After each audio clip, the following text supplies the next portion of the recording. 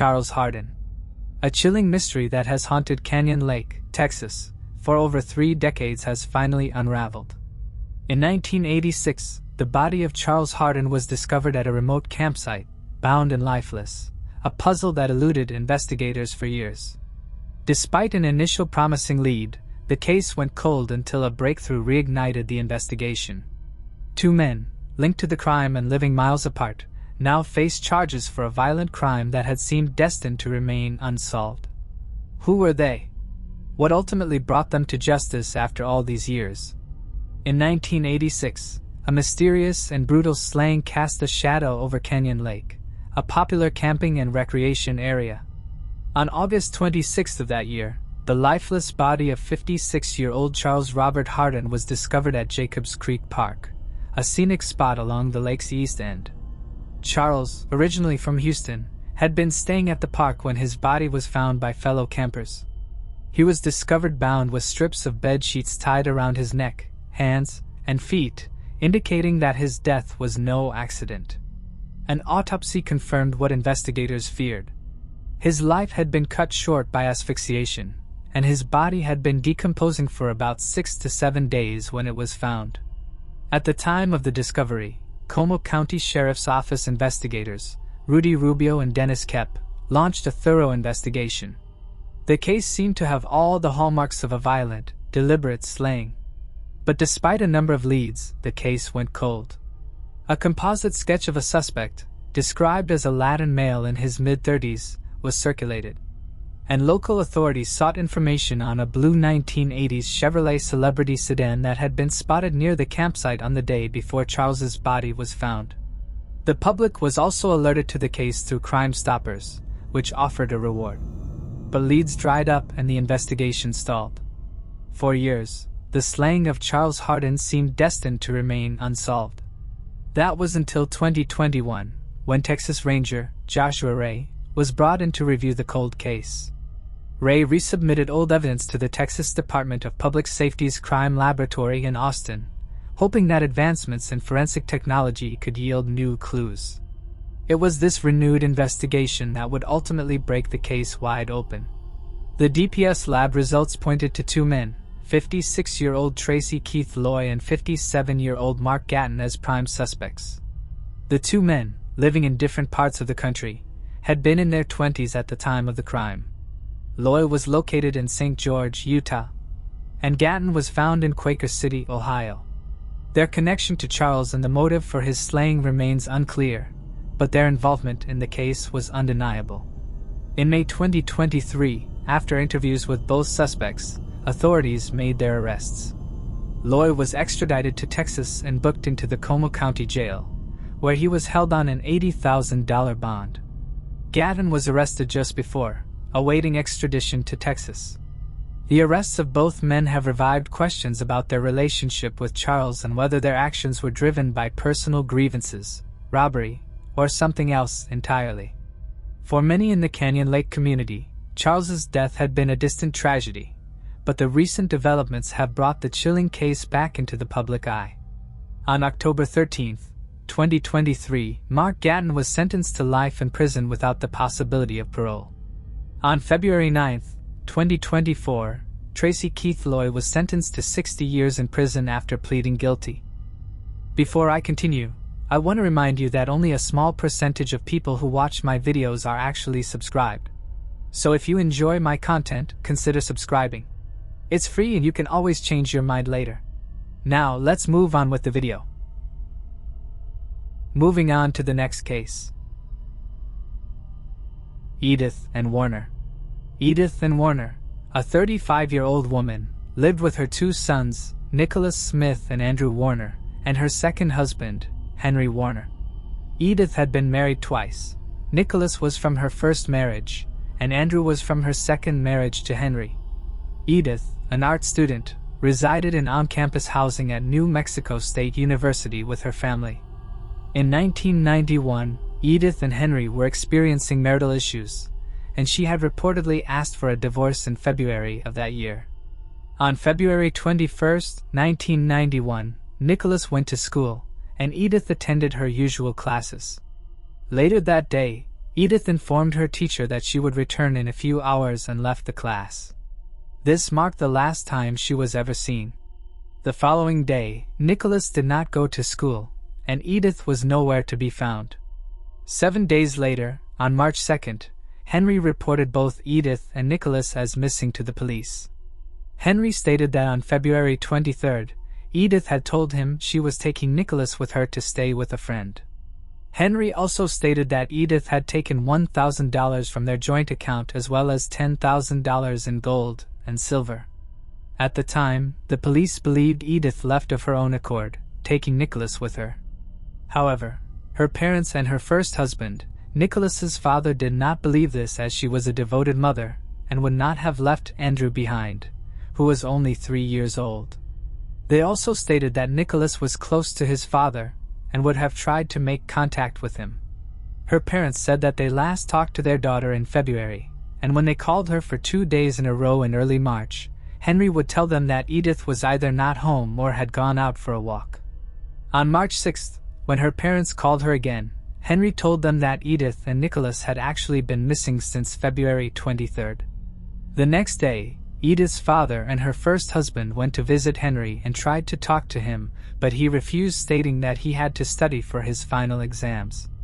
They visited the campus student housing of the New Mexico State University and met a woman who told them that she had seen Edith a week before her disappearance, leaving her house with a number of cardboard boxes in her station wagon. In hopes of finding any clues, they visited several rental storage facilities, but to no avail. Henry has refused to talk to Edith's parents and moved to Los Alamos. He divorced Edith in July of 1991 in absentia. In 2008, police considered the possibility that foul play may be involved in Edith and Nicholas's disappearance, but the case remains open and unsolved. Moving on to the next case. Elias Jr. Monroe. 2-week-old Elias Jr. Monroe was last seen on February 2, 1987, when his mother, Maria, took him to the LAUSC Medical Center for a routine checkup at the 2000 block of Marengo Street. While waiting in the reception area with Elias, Maria was approached by a young woman who struck up a conversation. The woman appeared friendly and warm, and Maria thought nothing was unusual. She assumed the woman was simply another mother, or a mother-to-be, also waiting to be seen. As they continued talking, Elias began to cry. The friendly woman offered to hold the baby while Maria went to find some baby formula.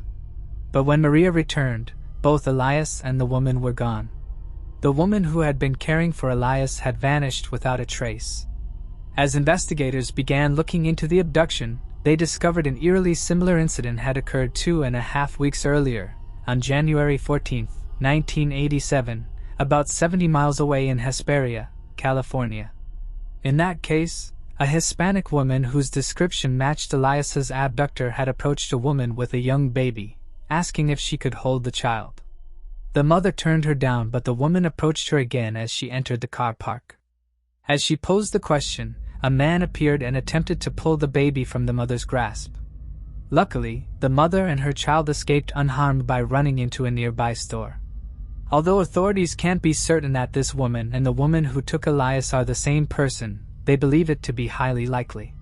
The woman is described as Hispanic and between her late 20s and early 30s, with a medium dark complexion and black hair frosted a lighter color.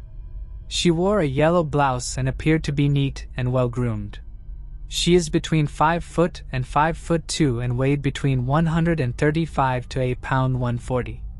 Investigators believe that Elias was taken by a woman who was desperate to have a child but unable to do so herself. It is possible he has been raised in another family with no idea as to his true identity. Elias was just 2 weeks old when he vanished from the LAUSC Medical Center in the 2000 block of Marengo Street in the company of a woman who was not his mother on February 2, 1987. Elias is a Hispanic male with brown hair and brown eyes. When he vanished, he was just 1'9", weighed a pound 8, and was dressed almost entirely in white. A white long-sleeved shirts, a white knit sweater, white knit pants, white socks, and a belt. He had been wrapped in a cream-colored blanket. If Elias is still alive, he will be 36 years old. This year, the National Center for Missing and Exploited Children created an age-progressed image of Elias at this age. It is the first and only image we have of him, as no photos were taken at birth. Forensic artists used images of his siblings and other family members to determine what he may look like today. If you have any information about Elias's disappearance, you can contact the LAPD at 877-275-273. Moving on to the next case. Hu Pham and Hu Tran. In the 1970s, Hu Pham and his wife, Hu Tran, built a new life in America after fleeing war-torn Vietnam. The couple had been together for 49 years, raised 5 children, and had been retired since 2004. For Mother's Day in 2005, their children gifted them their first vacation ever, a 7-day Caribbean cruise on the Carnival ship Destiny, traveling from Barbados to Aruba. The couple also planned to visit their home country, Vietnam, after the cruise. However, they never returned from the trip. On May 9, 2005, Hu Pham and Hu Tran boarded the Destiny along with their daughter, Sharon, and granddaughter, not knowing it would be the last time they were seen. On May 12, as they sailed towards Aruba, the couple ate dinner in the ship's dining room and then decided to go for a show. Just before midnight, the telephone in their cabin rang. It was the front desk letting Sharon know that there was something there for her to retrieve. She went to the reception desk and was handed a plastic bag. The plastic bag contained 2 pairs of flip-flops, 2 passports, driver's licenses, medications, and a man's wallet containing credit cards and several $100 in cash. Sharon confirmed that the belongings were of her father and mother.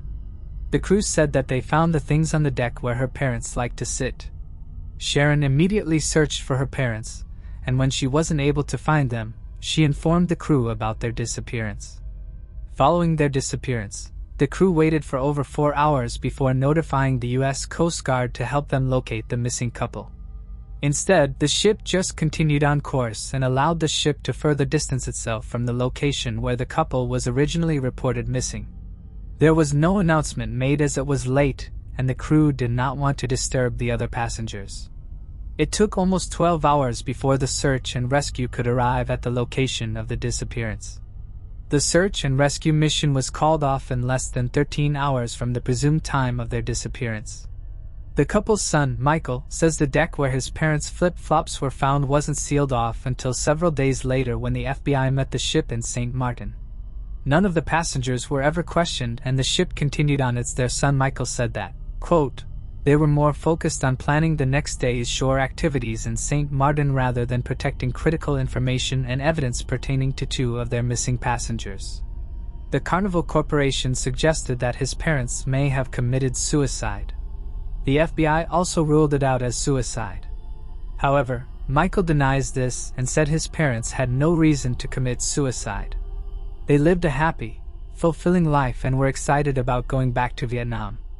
Michael Pham, along with his family, had been looking forward to returning to Vietnam after their long and fulfilling life in America. The couple was excited about the trip, but their disappearance left a devastating void. Unfortunately, the cruise line failed to offer any meaningful assistance or answers regarding their parents' whereabouts. In an effort to seek justice, the Pham children testified before Congress, pushing for improved safety measures on cruise ships. Despite their efforts, they have yet to receive any concrete answers about what truly happened to their parents during the cruise. Moving on to the next case. Jared Negretti. Jared Negretti's disappearance occurred on July 19, 1991, when the 12-year-old boy from El Monte, California, went on an overnight camping trip to Camp Taquitz in the San Bernardino National Forest. The trip included a hike up Mount Gorgonio, which stands at 11,503 feet.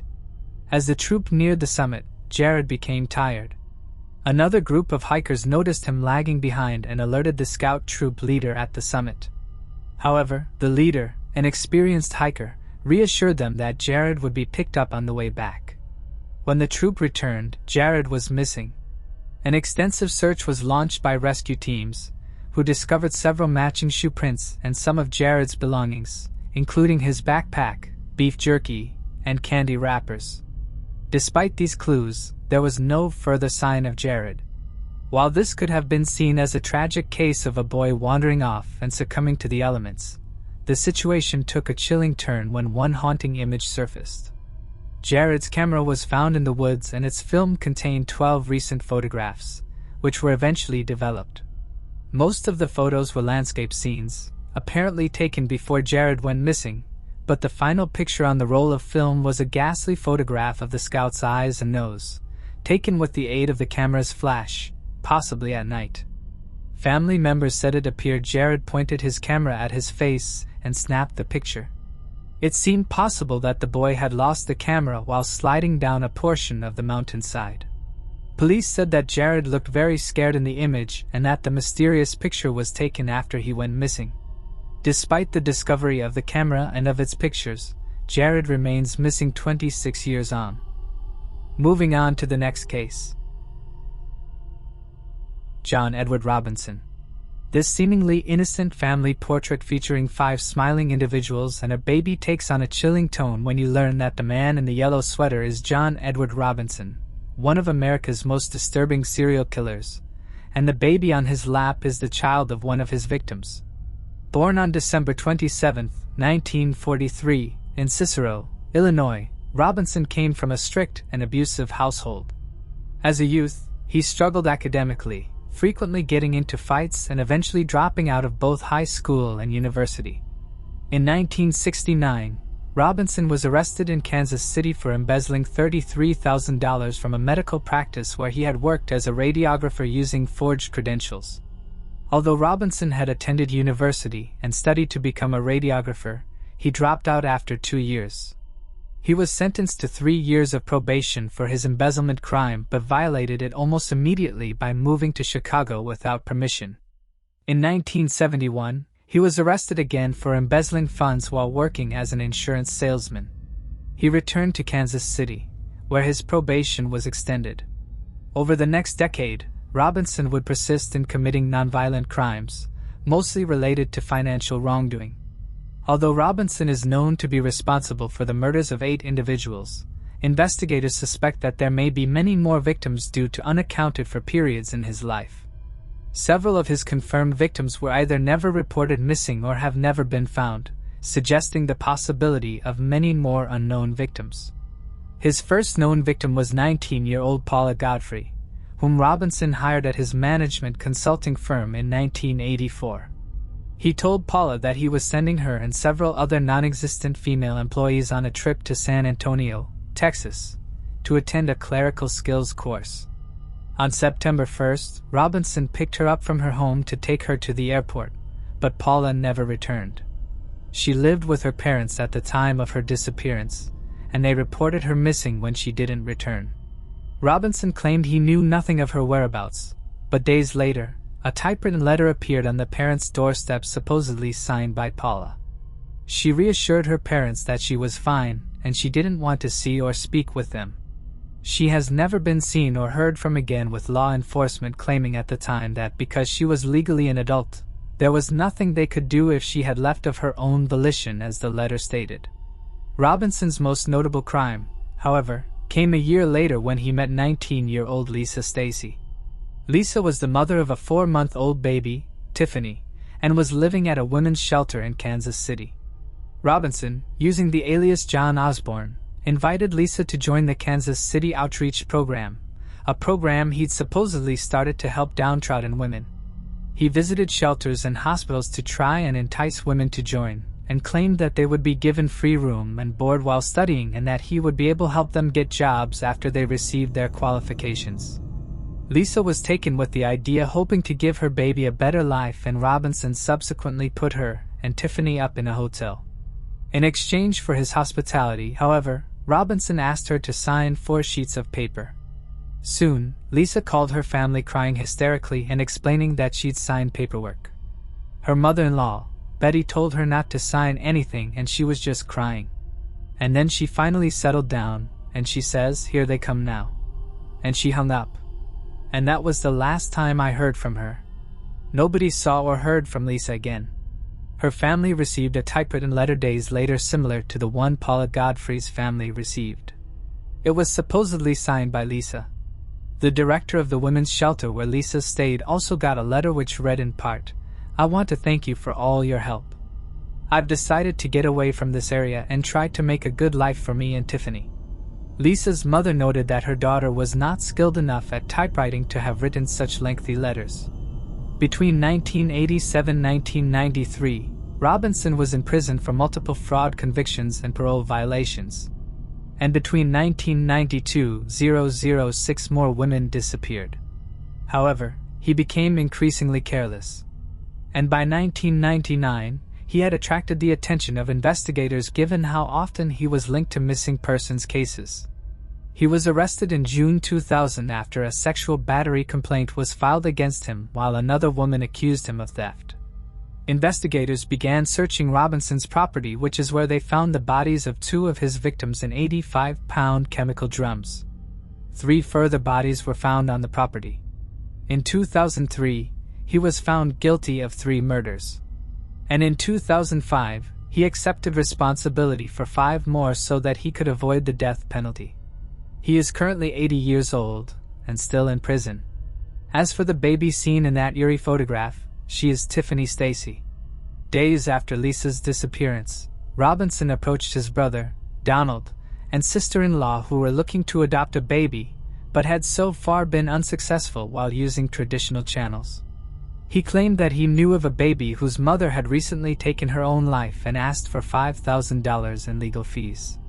Donald and his wife happily agreed to pay, and baby Tiffany was handed over and given the name Heather.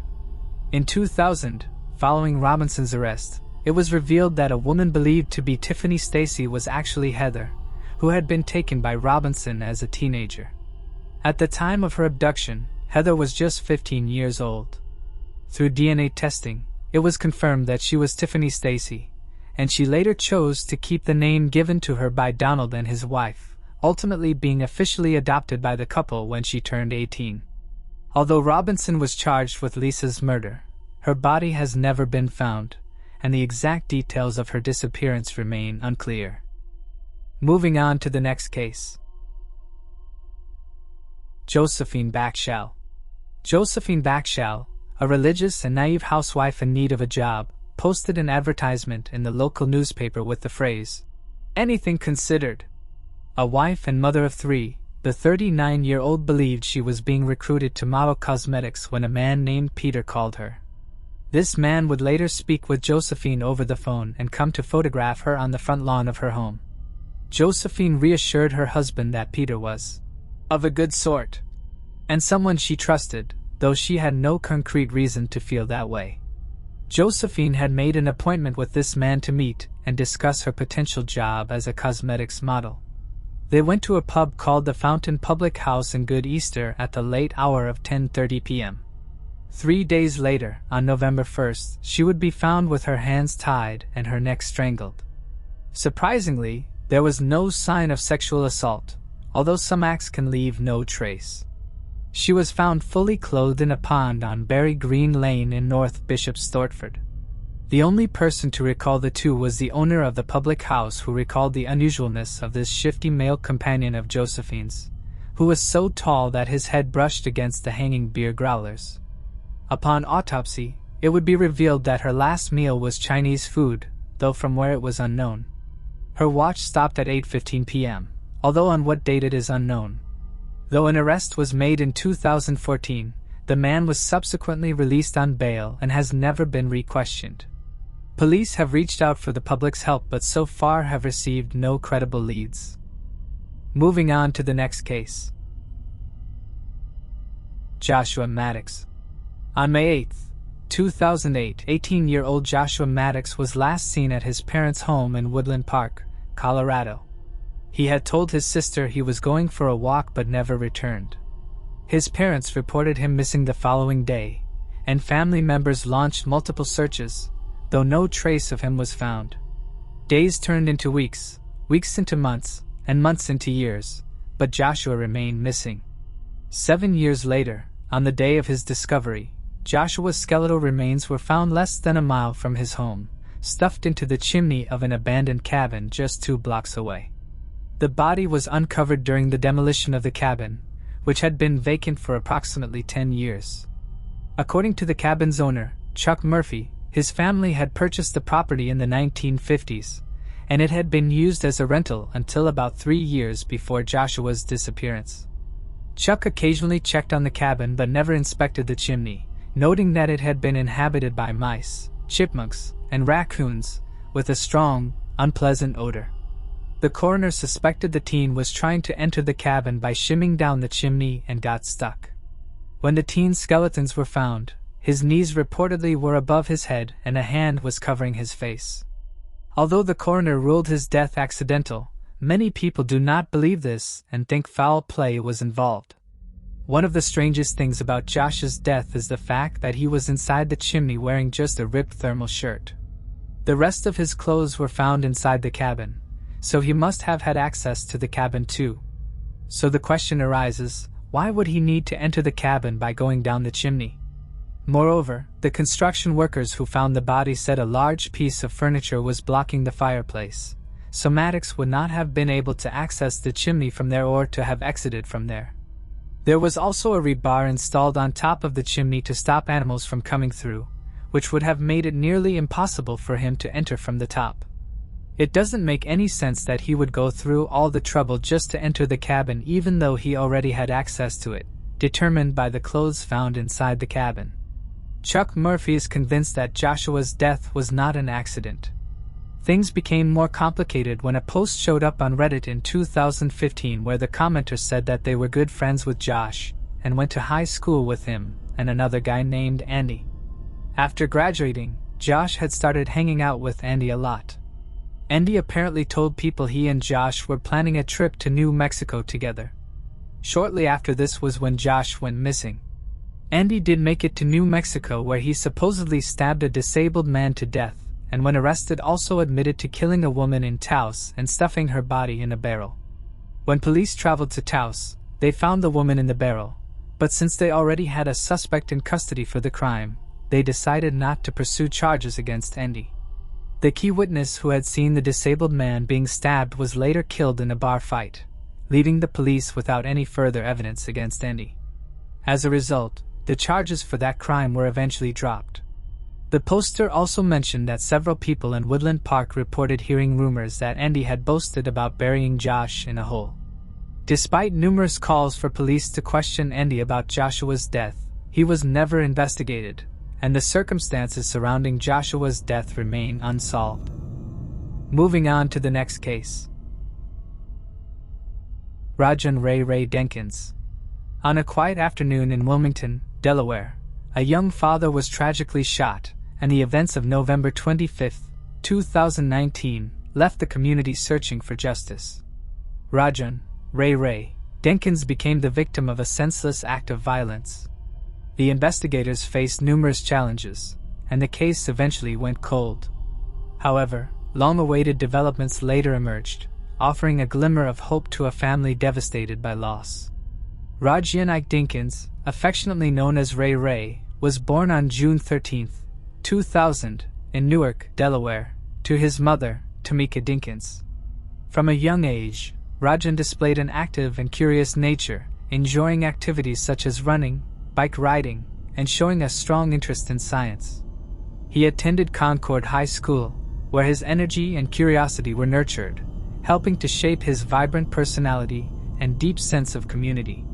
In 2016, Rajun met Amoni Hall, who would later become the mother of his only son, Aki Denkins. Their bond grew as they navigated the responsibilities of parenthood together, and Rajun was a devoted father to Aki. Rajun was involved in his community from an early age. He sang in the Police Athletic League's youth choir and served as a youth counselor at the Kids for Christ summer camp, where his enthusiasm and caring spirit made a positive impact on many young people. On November 25, 2019, officers were dispatched to the 2300 block of Washington Street following a 911 call made just before 4 p.m. Upon arriving at the scene, they found Rajun Denkins and another 20-year-old man suffering from injuries. Both men were quickly transported to a nearby hospital for treatment. Tragically, Rajun succumbed to his injuries and was pronounced deceased at the hospital, while the 20-year-old, whose identity was not released by authorities, was listed in stable condition. Despite the immediate response from law enforcement, there was little information available at the time regarding the events leading up to the shooting. The absence of key details left investigators struggling to piece together what had happened. As the hours turned into days, the case seemed to grow colder. And without any solid leads or witnesses coming forward, progress was slow. As time passed, the case gradually faded from public attention, joining the unfortunate ranks of cold cases that haunted the community. The investigation remained open, but the trail had gone cold, leaving lingering questions about who was responsible for the tragic loss of Rajun. In 2024, years after the case had gone cold, the investigation into Rajun's slaying was reassigned to the Wilmington Police Department's Cold Case Unit. With renewed focus and determination, detectives began to re-examine evidence, re-interview witnesses, and follow up on any new leads. Eventually, their efforts paid off when they identified two suspects, 21-year-old Akeem Henry and 19-year-old Romer Black. On September 23, 2024, a Newcastle County grand jury indicted both men in connection with Rajun's slaying. Following the indictment, Henry and Black were swiftly arrested in the days that followed. Authorities remained tight-lipped about what specific evidence had led them to identify Henry and Black as suspects in the long unsolved case. However, their arrest marked a significant breakthrough, bringing new hope to Rajun's family, who had been waiting for justice for nearly 5 years. Both Henry and Black were charged with multiple serious offenses, including first-degree slaying, first-degree attempted slaying, and 3 counts of possession of a firearm during the commission of a felony. In addition, they faced charges of first-degree reckless endangering, conspiracy, second-degree conspiracy, and illegal gang participation. Akeem Henry, in particular, faced an additional charge of possession of a firearm by a person prohibited, which further complicated his legal situation. Following their arrests, both Henry and Black were committed to the Howard R. Young Correctional Institution. Their bail was set at over $1,750,000 each, underscoring the seriousness of the charges they were facing. The case, once cold and stagnant, began to progress with renewed hope that the legal proceedings would bring some resolution to a family that had endured years of grief and uncertainty. This resolution not only addresses a tragic loss but also highlights the crucial role of dedicated law enforcement and community support in overcoming the challenges of cold cases and seeking justice. Moving on to the next case. Simon Montalvo. In a quiet suburban home in DeSoto, Texas, a family's nightmare unfolded behind closed doors, one that would take years to uncover. Simon Montalvo vanished without a trace, and it wasn't until a body was discovered outside his home, hidden beneath rocks, that the true horror began to unfold. What followed was a search for answers that stretched over 7 years and a pursuit that took authorities across borders. Maria Leonora Montalvo and Simon Montalvo lived in DeSoto, Texas, with their 2 young sons. The couple's relationship was reportedly troubled, with signs of domestic violence. In 2012, Maria was charged with misdemeanor assault after an incident in which she allegedly threw a metal pot holder at Simon's head. However, after completing a domestic violence intervention program, the case was dismissed.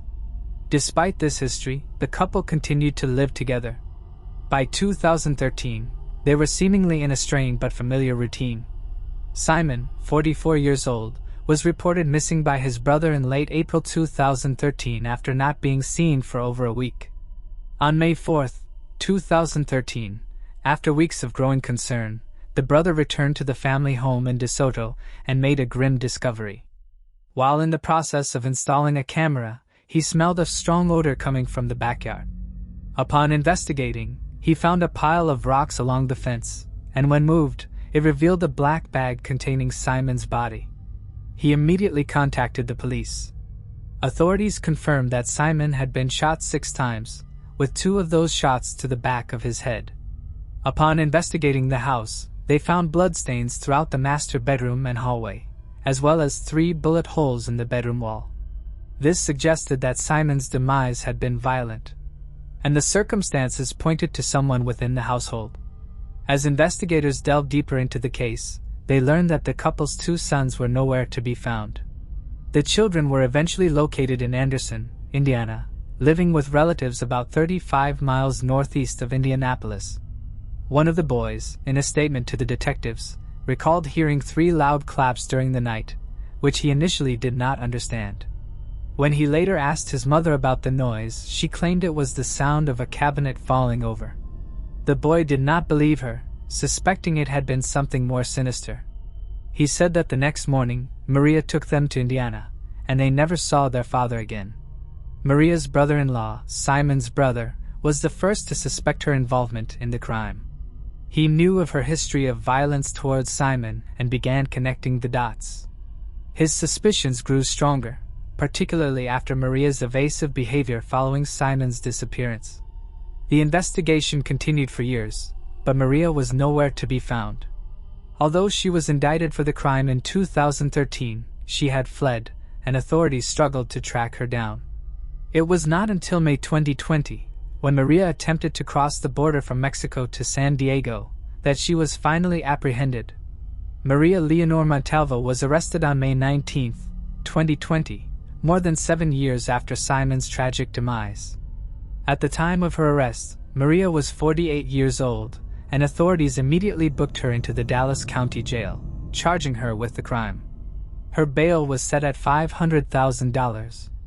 Maria had evaded justice for nearly a decade, but her capture brought a sense of relief to Simon's family, who had never stopped seeking justice. Maria's arrest was met with mixed emotions. While it brought a sense of closure to Simon's family, who had fought for years to ensure justice, it also highlighted the devastating impact of her actions on their 2 sons. The children had already been traumatized by the loss of their father, and their relationship with their mother was irreparably altered by the fact that she had taken the life of their father and then fled the country. The Montalvo family rallied around the children, taking on the responsibility of raising them after the tragedy. The case is a heartbreaking example of the devastating effects of domestic violence, not only on the victims but also on the children who are often caught in the crossfire. For Maria, her arrest marked the start of a long-awaited legal process, but the damage to her family had already been done. During her sentencing on February 4, 2023, the judge condemned her actions, calling them absolutely selfish and highlighting the pain she caused her children. Maria was sentenced to 25 years in prison. However, for Simon's family, true justice will come in the form of healing their lives, something that can never truly be restored after such a tragedy. Moving on to the next case. Suzanne Gloria Lyle. Suzanne Gloria Lyle, a 19-year-old sophomore at the State University of New York in Albany, was studying computer science and working part-time at Babbage's in Crossgates Mall in Guilderland, New York. Her job was just 2 miles from campus, and she typically took the bus to get there. On March 2, 1998, after completing her midterm exam, Suzanne headed to her part-time job at Babbage's around 4 p.m. The store closed around 9 p.m., and Susan left the mall to catch the bus back to her campus dormitory at approximately 9:20 p.m. A classmate of Suzanne reported seeing her get off the bus at Collins Circle around 9:45 p.m., just a 3 to 5 minute walk from her dormitory. However, Suzanne never made it back to her dorm and was not seen again. The following day, Suzanne's boyfriend, Richard Condon, contacted Suzanne's parents to inform them that Suzanne had not returned to her dorm and was not answering his calls. Richard and Suzanne had been in a relationship for 2 years, and despite attending different colleges in the Albany area, Suzanne would always call him after returning to her dorm from work. Her parents, Doug and Mary Lyle, immediately reported her missing. At first, the police did not take the case seriously as they believed she was an adult, and it was common for college students to take a trip without notifying anybody. Her parents told police that she was not the type of teenager to leave without telling anybody. Her father told the police, quote, "Susie was not a risk taker. She didn't party or use alcohol or drugs." Suzanne's roommates told the police that she never returned home on March 2nd as they usually heard her jingling keys whenever she returned. Still, police believed that she would reappear in a few days and did not launch a missing persons search. 2 days later, when Suzanne did not return to her dorm room and did not attend her other midterms or classes, the police officially considered it a missing persons case. It was later found that a day after Suzanne disappeared, her ATM card was used to withdraw $20 from her bank account. The withdrawal was made at a Stewart Shop convenience store in Albany at around 4 p.m. The store was approximately 2.5 miles from her college dorm room. It is unclear who withdrew the money as the area around the ATM was not covered by CCTV. It is worth noting that the person withdrawing the money did know the PIN as they'd put in the correct PIN on the first try. Her boyfriend stated that only Suzanne and he knew the PIN to her ATM card. The store clerk was questioned, but he did not recognize Suzanne. Her parents said that the Stewart's convenience store was not a part of the city that Suzanne would have gone to voluntarily. Suzanne's boyfriend, Richard, was questioned, and he said that he was playing games online with a friend the night that she went missing. His friend corroborated his alibi. Even though he is not named a suspect in her disappearance, Suzanne's parents feel that he may be involved. Her mother, Mary, said that their relationship was rocky and that Suzanne had tried to break up with him several times, but had agreed to stay when he got upset. Richard later stopped cooperating with the police, declined to take a polygraph test, and refused to answer any further questions without his attorney present. A coworker of Suzanne's later told authorities that Suzanne had mentioned being stalked by an unknown individual about a month before her disappearance. However, Suzanne seemed unafraid of this person, and it remains unclear whether they are connected to her disappearance. Since then, there have been no new developments, and the case remains open and unsolved. Moving on to the next case. The Bowles family. On August 13, 1965, James Bowles, his wife Darlene, and their sons Robert and Thomas moved into a cabin in Crestline, California. When an entire weekend passed without any contact from them, James' mother grew concerned. She began calling other relatives and James' workplace to check if anyone had heard from the family. It became clear that no one had been in touch with the Bowles family since the day they moved. Darlene's brother, Floyd, reached out to the construction company responsible for building the cabin and asked them to check on the family. However, Floyd never received any follow-up from them. Floyd then reached out to the San Bernardino Sheriff's Office to request a wellness check on the family. The Sheriff's Office assured him they would forward the request to the local substation. However, Floyd never received any updates. Growing increasingly worried, he decided to visit Crestline himself to check on his sister and her family. He asked one of his employees, who knew the area well, to accompany him. They arrived at the cabin around 5 p.m. Upon arrival, they noticed that the family car was not parked in the driveway. They walked up on the deck to look in the windows. Through the window, Floyd saw a family's dog on the couch covered in blood and not moving. Going into the cabin alone, Floyd headed past the empty living room and kitchen and discovered the 4 bodies of Bowles' family in the master bedroom. Each member of the family had been shot multiple times with .22 caliber bullets. At 5:10 p.m., Floyd notified the police. When the police arrived at the cabin, they found James lying on his back on the floor of the bedroom in a pool of blood. 13-year-old Bobby was found in a sitting position back to the wall. Darlene was found in a crouched position in the closet, indicating she had been shielding her youngest son, Tommy, at the time of their death. They also found blood smears in the living room and dinette area, which seemed to lead to the back bedroom. 35 .22 caliber shell casings were found in the cabin, 5 in the living room and 30 in the bedroom where the family was killed. Blood smears on the bedding in the master bedroom seemed to indicate that a weapon might have been wiped clean on the bed. Detectives were also able to find footprints in the size 11 in the cabin. Detectives searched outside the cabin for footprints, but it had rained on Sunday, the night before the bodies were discovered, so they had no luck. The wallet James carried was found in the cabin but contained no money. About 65 yards away from the cabin, their car was located and detectives staked it out for a while in case the suspect returned, but again, no luck. A local paper boat confirmed that the car had been there since at least 6 a.m. on Sunday, August 15th. A canvass of the area turned off very little clues, as most other cabins within reasonable distance were part-timers and had been empty for the weekend. The only exception the first day of canvassing was the Ogles, who had seen James on the evening of Saturday 14th. He seemed in good spirits, and they had chatted for a few minutes before they had said their goodbyes. The Ogles hadn't heard anything unusual, but said they probably wouldn't have, as there was a very large party happening a few streets away and they had been trying to ignore the noise. Another witness said the family ate dinner at the local San Moritz club Saturday evening, and James seemed visibly upset after making a phone call.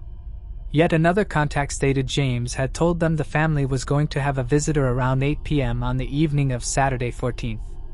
Several witnesses had spotted two unfamiliar cars parked in the family's driveway.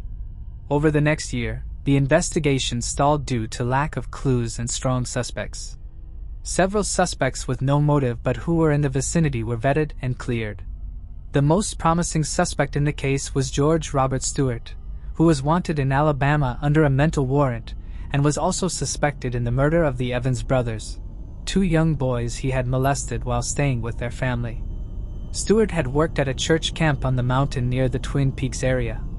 The church confirmed that it had been closed that particular weekend, leaving Stewart free to go wherever he wanted.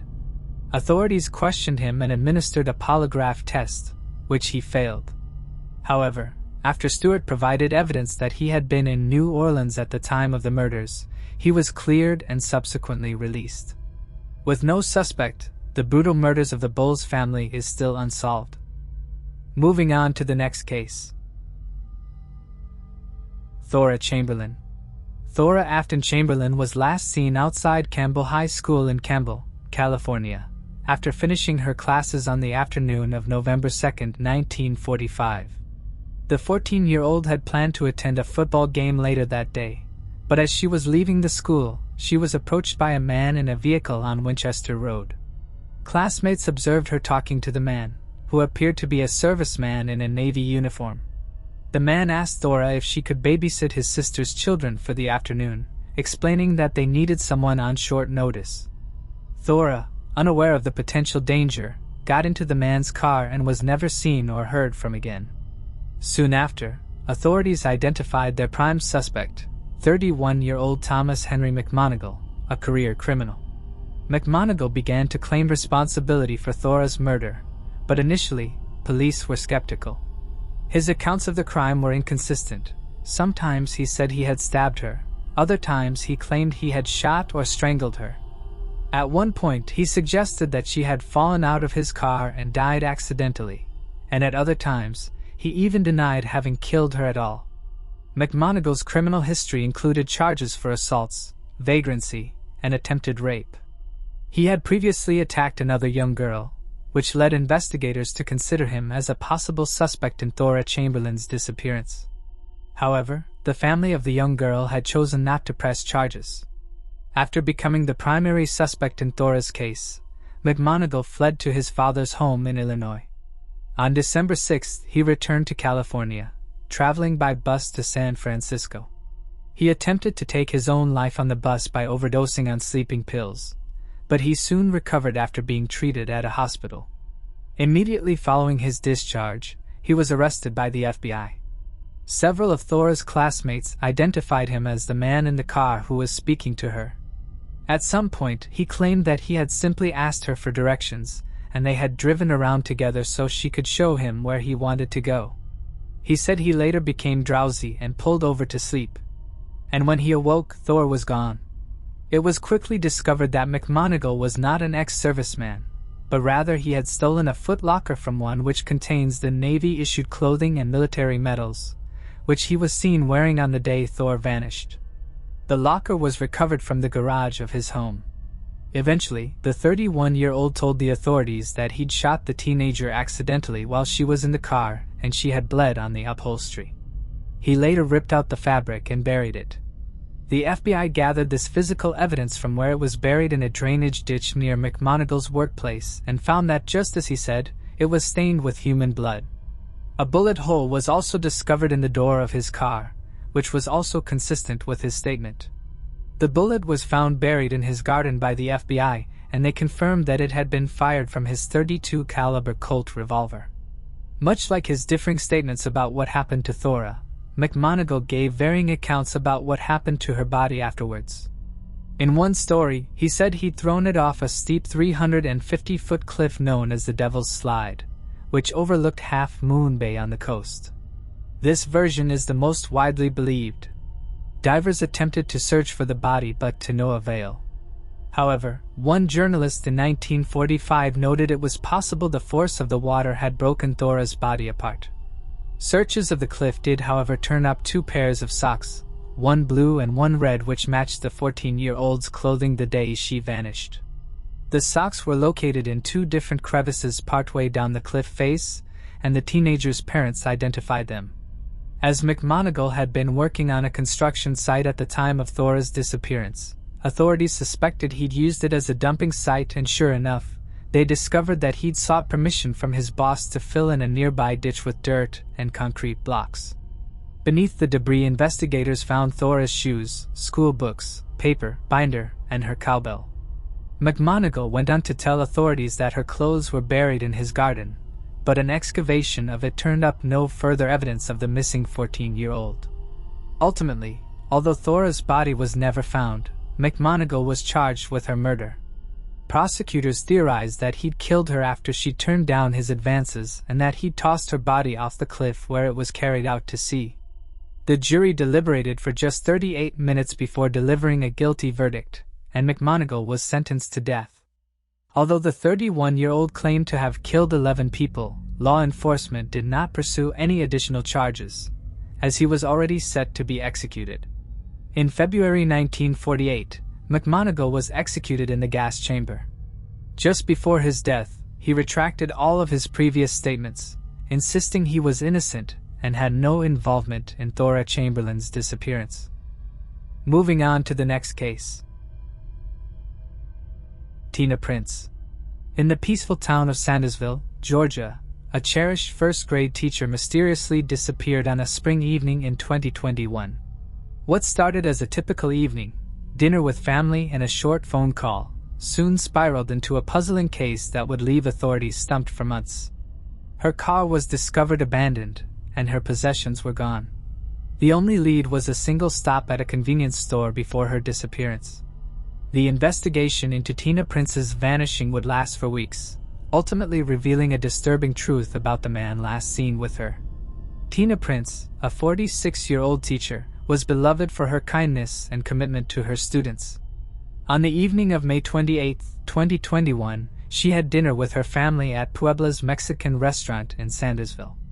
Witnesses reported that she stepped away from the table to take a phone call. A server, who knew Tina as a regular patron, remembered seeing her leave the restaurant and get into her car. That would be the final time anyone saw Tina alive.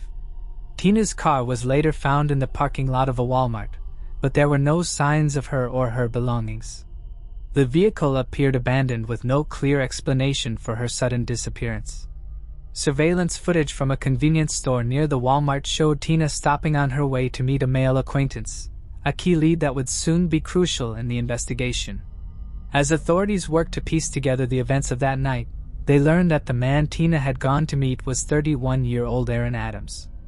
Adams was identified as a male acquaintance, who had known Tina for some time. Initially, Adams was said to be cooperative with the investigators. But as the investigation continued, and Tina's body was found in a wooded area in Washington County, it became clear that Adams' cooperation had been a lie. The Georgia Bureau of Investigation performed an autopsy on the remains, which confirmed the body was that of Tina Prince. The cause of fatality was later revealed to be an overdose, compounded by the presence of fentanyl and an antidepressant in her system. Investigators believed that Tina had overdosed and Adams had concealed her demise by dumping her body in the woods and lying about the circumstances of her disappearance. The investigation into Tina's slaying took months, with authorities trying to piece together the puzzle from the limited evidence left behind. Adams initially misled investigators, claiming he had no involvement in her disappearance. But his statements did not align with the evidence. Surveillance footage and witness testimonies pointed to his presence near the area where Tina's car was found. and eventually it became clear that he had tried to hide her demise after she overdosed. Investigators also discovered that Adams' lack of cooperation had caused significant delays in the investigation. Had he told the truth, the search for Tina's body might have been much shorter. Instead, his false statements only added more confusion to the already difficult case. It was not until nearly 2 years after her demise that Adams was arrested and charged with multiple crimes related to the concealment of her slaying. In June 2021, he was arrested and charged with 1 count of concealing the slaying of another and 6 counts of making false statements. He was initially charged in connection with the end of Tina, but denied any involvement in her actual slaying. After nearly 2 years of legal proceedings, Adams entered a non-negotiated guilty plea. This meant that Adams was not attempting to strike a deal with the state, but rather accepting responsibility for his actions. The plea was seen as a long-awaited step toward justice for Tina and her family. During his sentencing, on February 15, 2023, Adams was handed a 40-year prison sentence with 35 years to be served consecutively to an existing sentence he was already serving, which would end in 2027. His guilty plea brought some closure to a case that had left many questions unanswered. But it also left a lingering sense of grief for the family of Tina, who had been waiting for justice for so long. The closure of Tina's case has brought some sense of resolution to the community and her grieving family. Though the damage done can never be undone. District Attorney Tripp Fitzner, who oversaw the case, expressed his hope that the guilty plea would offer some peace to Tina's loved ones. He recognized that, although the criminal justice system could not undo the harm caused, the resolution of the case brought a sense of justice to the heartbreaking situation. Tina's loved ones continue to grieve her loss, remembering her not only as a victim but also as a devoted teacher who made a lasting impact on countless young lives. While justice has been served, the emotional weight of her tragic end will always affect those who were close to her. Aaron Adams, now serving a lengthy prison sentence, will spend the coming decades reflecting on the consequences of his actions. For Tina's family, the path to closure has been long and filled with pain. But with Adams' guilty plea and sentencing, they can begin to heal, knowing that justice was finally served. Moving on to the next case. Tracy and Bird. On March 7, 1983, Tracy and Bird, a 9th grader at Bensalem High School in Bensalem Township, Pennsylvania, was dropped off at school by her mother's boyfriend, Paul Greenwald. Unknown to her family, Tracy had been suspended and could not return to classes until her mother met with the principal, a fact she had kept hidden. After being dropped off, Tracy attempted to convince her friends to skip school with her, but they refused. This marked the last time anyone heard from her. At first, police suspected that Tracy had run away, as she had previously left home for one night following an argument with her mother. Before her disappearance, Tracy confided in a friend that she might be pregnant. Authorities were unable to confirm if she was indeed pregnant or identify the potential father, although her friend mentioned she had been dating 2 boys. Despite numerous unconfirmed sightings, Tracy's family and close friends do not believe she ran away, as they are certain she would have reached out to someone if that were the case. She didn't even attend her mother's funeral. 7 months after Tracy's disappearance, her mother, Jean Louise Bird, also disappeared. Jean's partially clothed, decomposed body was located on October 18, 1983 in Blackbird State Forest and County, Delaware. Heavy-duty tape had been wrapped around her mouth and her face, and the cause of death was asphyxiation. Jean had last been seen 11 days prior in her son's apartment complex in Bensalem Township. She had stopped seeing Greenwald before her disappearance. They had had a troubled relationship, and once in 1980, Greenwald kidnapped her at knife point. Greenwald was arrested in 1984 and charged in Jean's death. He pleaded guilty to manslaughter. Officials questioned him, hoping to elicit information about Tracy's disappearance, but Greenwald admitted nothing. Greenwald was never charged in connection with Tracy's disappearance. Greenwald committed suicide in his prison cell just a day before he was to be sentenced. Greenwald was long considered a suspect in Tracy's disappearance, but investigators no longer believe he was involved. Tracy's case remains unsolved and foul play is suspected in her disappearance. Moving on to the next case. Autumn Lane McClure. For 20 years, the people of Ormond Beach, Florida, were haunted by the unsolved disappearance of Autumn Lane McClure. The 16-year-old went missing in May 2004, leaving behind a trail of questions and a family desperate for answers. Initially treated as a missing persons case, the investigation took a disturbing turn years later when new evidence suggested foul play. Autumn was a lively and energetic 16-year-old student at Mainland High School in Ormond Beach. Known for her radiant personality and friendly smile, she lived with her grandmother. Autumn McClure worked part-time at the local Winn-Dixie grocery store, where she was a familiar face to many in her community before her mysterious disappearance. On May 10, 2004, her grandmother reported her missing after Autumn's boyfriend claimed he had dropped her off at the Volusia County Mall. In the early stages of the investigation, her grandmother received several letters and phone calls, allegedly from Autumn. The letters stated that she was fine and would return home once she turned 18, but Autumn was never seen or heard from again. Initial investigations centered on retracing Autumn's last known movements and speaking to those close to her. Autumn's boyfriend was among the first individuals questioned, but he was quickly ruled out as a suspect. Despite a continued search for Autumn, no significant leads or evidence emerged that could provide an explanation for her disappearance. Autumn's grandmother, who had been her primary caregiver, played a key role in keeping the case in the public eye, ensuring that her granddaughter's disappearance was never forgotten. Over the years, the investigation was marked by fluctuating periods of activity and frustrating lulls. However, investigators remained committed, periodically re-interviewing witnesses, gathering DNA from family members, and pursuing any new leads that emerged. One lead came in 2016 when Autumn's former boyfriend, previously thought to have dropped her at the mall, confessed to investigators that he had actually dropped her off at the Seabreeze Bridge. She was then picked up from there by her grocery store coworker, Jessica Freeman. Detectives learned that Autumn had been staying with Jessica and her boyfriend, Brian Donnelly, who at the time was 31 years old. The couple admitted that Autumn had stayed with them for a brief time because she was allegedly having problems at home with her grandmother.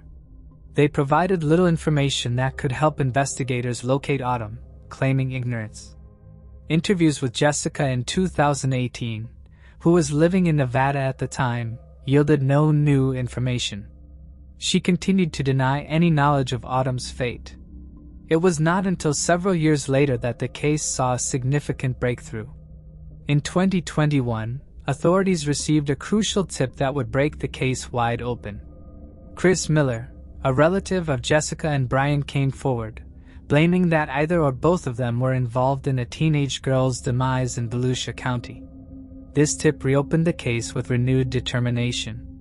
It led to a controlled call set up by the police. Jessica then admitted that she saw Brian Donnelly end Autumn's life.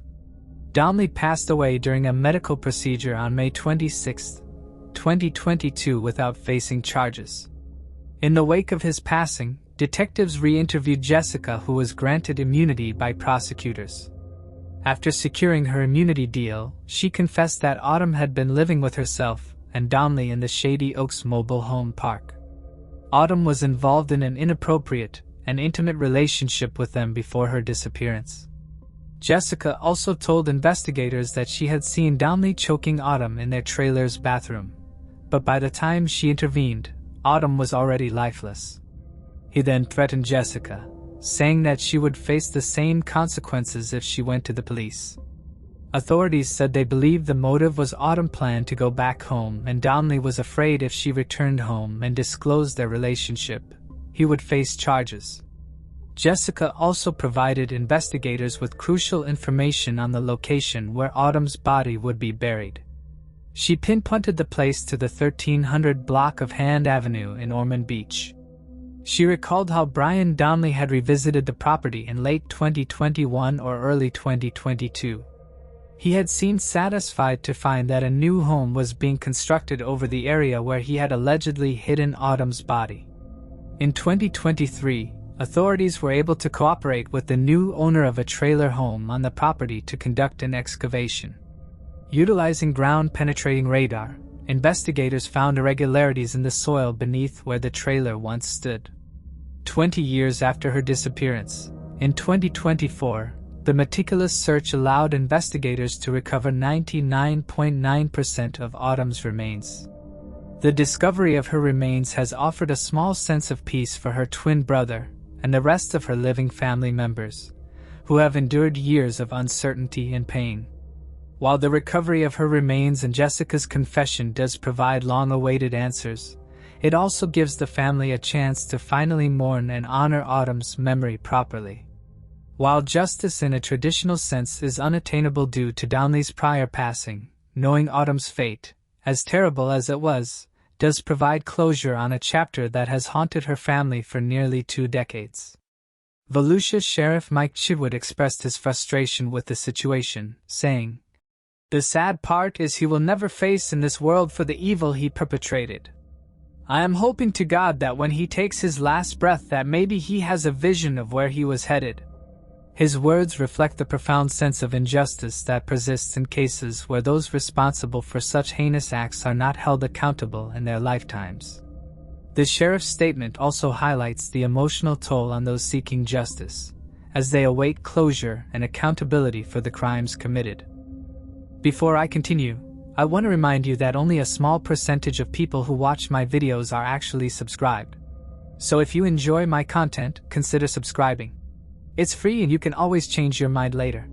Now, let's move on with the video. Moving on to the next case. Bryce Rhodes.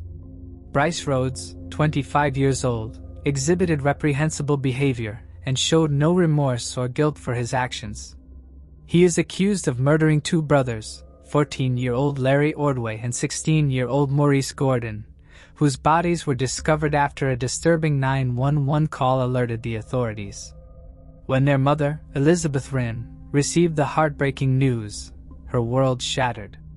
What intensified the pain was the horrific manner in which her sons were killed, stabbed multiple times in the chest before their bodies were set on fire. The brutality of the crime left many questions unanswered, including why Bryce Rhodes would resort to such horrific violence. According to Bryce, the boys had discovered a secret of his that had the potential to ruin his life. This secret, though never fully revealed to the public, seems to have been the trigger for the unimaginable act. The possibility of losing his freedom or facing exposure may have driven him to commit such a gruesome crime. The fact that 2 young lives were taken, and in such a violent manner, adds to the chilling nature of the case. It raises the question of whether the secret Bryce feared was truly worth the lives of the 2 boys. The 22-year-old girl's curiosity led her to a disturbing discovery. As she investigated the abandoned building on River Park Drive, she noticed signs of a recent fire. The building, which had appeared intact the day before, was now charred and damaged, suggesting that something violent had occurred. Her decision to investigate further would later be recognized as a key turning point in a chilling case that would unfold. Upon further investigation, it became clear that the fire was connected to a much larger and more horrifying series of events. It would soon be revealed that the fire had been deliberately set, and it was linked to the gruesome murders of Larry Ordway and Maurice Gordon. Their bodies had been burned beyond recognition, and the fire was part of a horrific attempt to cover up the brutal crime. The connection between the fire and the murders became a pivotal piece of evidence for law enforcement as they began to piece together the disturbing circumstances surrounding the boys' deaths. The fact that this discovery was made by an ordinary individual, simply out of curiosity, turned out to be a crucial development in the investigation. It highlighted the potential for the smallest details to help unravel a horrifying mystery. Amidst the mess of the burned building, she spotted something strange, a shape that seemed out of place. As she went closer, her heart pounded with fear as she discovered it was a dead body. But the surprises didn't end there. Not far away she had found another body, and both of them were badly burned. Feeling extremely scared, she quickly called the police for help. The area quickly became flooded with police officers working to unravel the strange events that had occurred there the previous night. The crime scene was so horrific that the police described it as the worst they had ever encountered. One officer, visibly shaken, had to pause, unable to contain his emotions as he covered the two lifeless bodies with a white cloth. The bodies were quickly transported to the hospital for an autopsy by pathologists. In the meantime, the remaining officers continued to search the scene meticulously for any potential clues to aid in the investigation. After the autopsies, it was revealed that the cause of death wasn't the fire, but something even more sinister. According to a document released from the coroner's office, both boys had suffered severe head injuries from blunt force trauma, as well as stab wounds to their chests. What's even more chilling is that they had already died hours before their bodies were set on fire and left at the scene. Now, to begin their murder investigation and gather clues, the police needed to figure out who the boys were and why someone would harm them in such a terrible manner. Despite the bodies being badly burned, the police had a stroke of luck as they managed to create sketches of the boys. The sketches were released to the public, accompanied by a plea for anyone who might recognize them to come forward and assist in their identification. However, the authorities didn't rely solely on the sketches. They also scoured missing persons reports from the days leading up to the discovery, hoping to find matches for the victims' descriptions. Unfortunately, their efforts led to no answers. As the days passed, and Monday arrived and departed, no one came forward to identify the two boys. The following day, on May 23, 2016, a worried woman named Elizabeth Wren rushed to the police station. She was visibly anxious as she told the officers the sketches they had released were of her sons, 14-year-old Larry Ordway and 16-year-old Maurice Gordon. Elizabeth was shocked when the officers delivered the heartbreaking news that her sons' bodies had been found completely burned. The police told her that they were suspecting foul play and believed it wasn't just an accident, but rather a carefully planned murder. Elizabeth desperately wanted to see her sons one last time, but the officers had to gently refuse her request.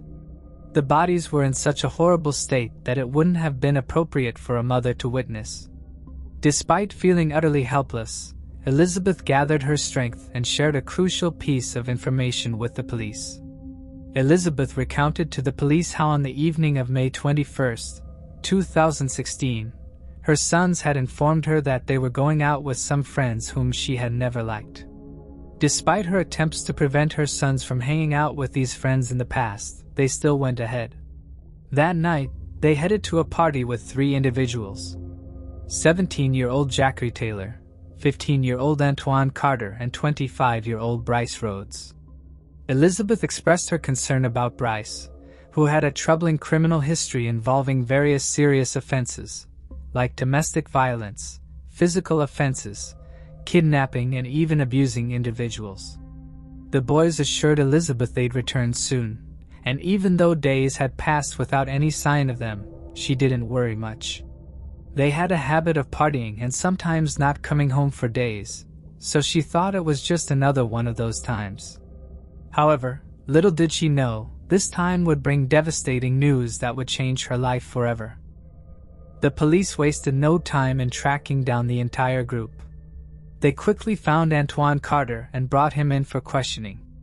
Meanwhile, they continued their search for Bryce, and by the next day, Tuesday, May 24, 2016, they had located him as well. Another member of the group, Jackery Taylor, was also apprehended on the same day, all within a short span of time.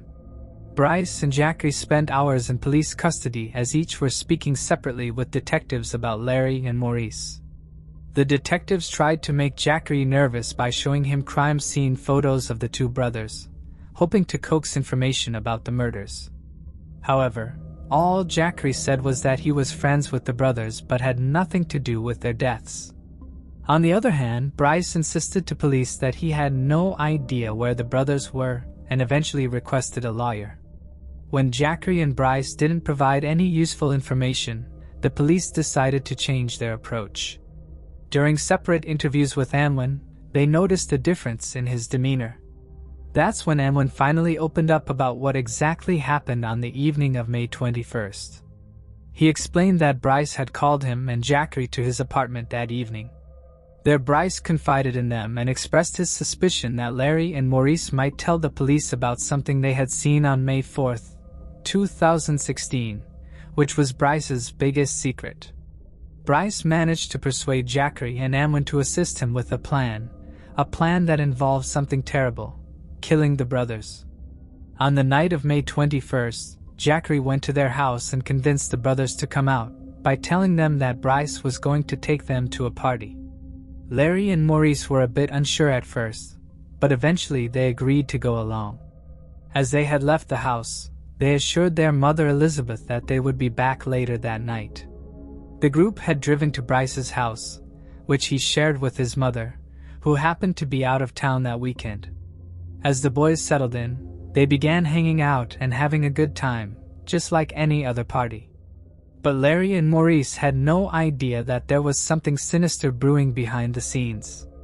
Suddenly, out of nowhere, an argument broke out among the group and ruined the fun atmosphere of the party. Anjuan told the police that Jackery accused the brothers that they had stolen money from Bryce. When Jackery confronted Maurice about the theft, he became furious. At that moment, Maurice felt threatened and could sense the danger, so he grabbed a knife to save him and his brother, which escalated the whole situation. Anwin stated that when Maurice pulled out the knife, Bryce quickly stepped in and took it away.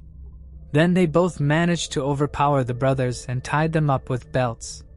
They separated Larry from Maurice so that both brothers wouldn't be able to fight back and left him in the bathroom, while Bryce brought Maurice to his knees in the living room. Maurice pleaded for their lives, but Bryce demanded that he beg for forgiveness. It was a tense moment as Jackery and Anwin watched Maurice tearfully beg for forgiveness, hoping to save himself and his brother from whatever was about to happen next. Bryce's cruelty knew no bounds. After laying a blanket on the floor under Maurice, he had covered his head with stockings and shoved a rag into his mouth. Then, in a shocking act of violence, Bryce began mercilessly beating Maurice and stabbing him over and over again in the chest. The other teens watching were terrified and shaken by the gruesome and horrific scene unfolding before them. Bryce, with his menacing demeanor, threatened the boys who were witnessing the horror and pressured Anjuan into stabbing Maurice once in the chest. Fearing Bryce's wrath, Anjuan reluctantly obeyed his command and stabbed Maurice. Anjuan continued his chilling account and revealed that once Maurice was dead, Bryce forcefully brought Larry out of the bathroom to the living room where his brother's blood was covering the floor. It was a heartbreaking moment for Larry as he realized his brother was now dead. Maurice's lifeless body was moved aside as Bryce turned his attention to Larry. And one vividly remembered Larry's painful voice when he pleaded with Bryce to spare him, but it was all in vain. Larry was subjected to the same horrific treatment as his brother. Anwin still heard Larry's desperate pleas before Bryce had stabbed him a shocking 20 times in the chest. Once again, Bryce threatened Jackery and forced him to stab Larry once. With both Maurice and Larry now dead, Bryce loaded their bodies into the car and called another friend to help dispose of them. As Bryce and his friend drove off with the brothers' lifeless bodies in the back seat, Anjuan and Jackery were left behind at the apartment as Bryce instructed them to clean up the gruesome scene. Anjuan continued his confession by revealing that Bryce drove their lifeless bodies to an abandoned lot and set them on fire. As the flames engulfed Maurice and Larry, their bodies burned that fateful night. However, by some stroke of luck, their bodies hadn't turned to ashes. After Anwin's interrogation, the police finally uncovered the horrifying truth about how Larry and Maurice met their tragic end. However, there were still lingering questions in their minds. What was the brothers' connection to Bryce? And what was the secret that led to such a dreadful fate for the siblings? Larry and Maurice were just regular teenagers who enjoyed life, and even though they were stepbrothers, they shared a strong bond. But things took a turn when they met Bryce in 2015, and his cool personality caught their attention right away. Bryce was a rapper, and he had a bunch of music videos online that made him seem super successful and rich. Larry and Maurice were impressed by his lifestyle and charisma, and soon found themselves drawn into his world. When they all became close, Bryce introduced them to one of his friends, 17-year-old Jackery Taylor. As the three boys hung out with Bryce more and more, they met a fourth teenager, 14-year-old Ammon Carter, who also joined their group in 2015. They all used to spend a lot of time with Bryce as he would drive them around, buy them clothes and food, and even give them money to spend as they pleased. In an interview with the police, Jackery revealed that Bryce used to promise them that they would become famous if they followed in his footsteps. As time went on, the boys seemed to embrace Bryce's gangster lifestyle more and more. They even appeared in some of his music videos, giving off the impression that they were adopting his mentality. Elizabeth noted a change in their behavior during this period. Their social media accounts started to fill up with pictures of them posing with fake weapons, showing off stacks of cash and smoking cigars, along with images of women. They also began attending parties regularly and would sometimes stay out for days. On May 4, 2016, they were returning from one such party late at night, around 12:30 a.m. Maurice was driving Bryce's car with Jackery in the passenger seat and Bryce and Larry in the back, while Ammon was following behind them in a truck. Suddenly, brakes of his car when he spotted a man walking on the sidewalk of the 800 block of South 41st Street in Louisville, Kentucky. As he strained to remember where he knew him from, it soon clicked that he was Christopher Jones, the 40-year-old man that local gangs were after. But Bryce made a serious mistake. He wrongly identified Christopher, thinking he was someone else trying to collect the reward placed on his head. It was such a mistake that it changed everything in an instant. In a moment of panic, Bryce quickly pulled out his gun and shot Christopher in the chest from the car window. As Christopher fell down, all the teens were stunned by witnessing a murder in front of their eyes. Without even stopping to think, they drove away from there as fast as they could, feeling scared and full of adrenaline. After the shooting, Christopher was rushed to emergency surgery, but sadly, he didn't make it and died during the operation. Bryce had driven the boys home and warned them not to breathe a word about what happened that night. But over the next 2 weeks, Larry and Maurice couldn't shake off the horror of what they had seen. They started avoiding Bryce more and more as they felt uneasy about being around him. Meanwhile, Bryce was feeling anxious too. He worried that the brothers might spill the beans about the shooting to everyone, and he would be in serious trouble. So he made a decision to end their lives on the evening of May 21, 2016. In a short period, Bryce made a grave decision to take the lives of 3 people, all to protect himself. But now the consequences of his actions are closing in on him. Following the interrogations, both Jackery and Ammon admitted guilt to 3 counts of aiding in murder and tampering with evidence. Because they were under 18 years old, they were sentenced to serve 10 years in juvenile detention centers, with the remainder to be served in adult prisons once they turned 18. As part of their agreements, they were also required to testify against Bryce during his trial. Ever since Bryce was arrested, he made a mess of the court hearings. The victims' families thought he did it on purpose. They believed he was trying to cause chaos because he knew the prosecution wanted the death penalty.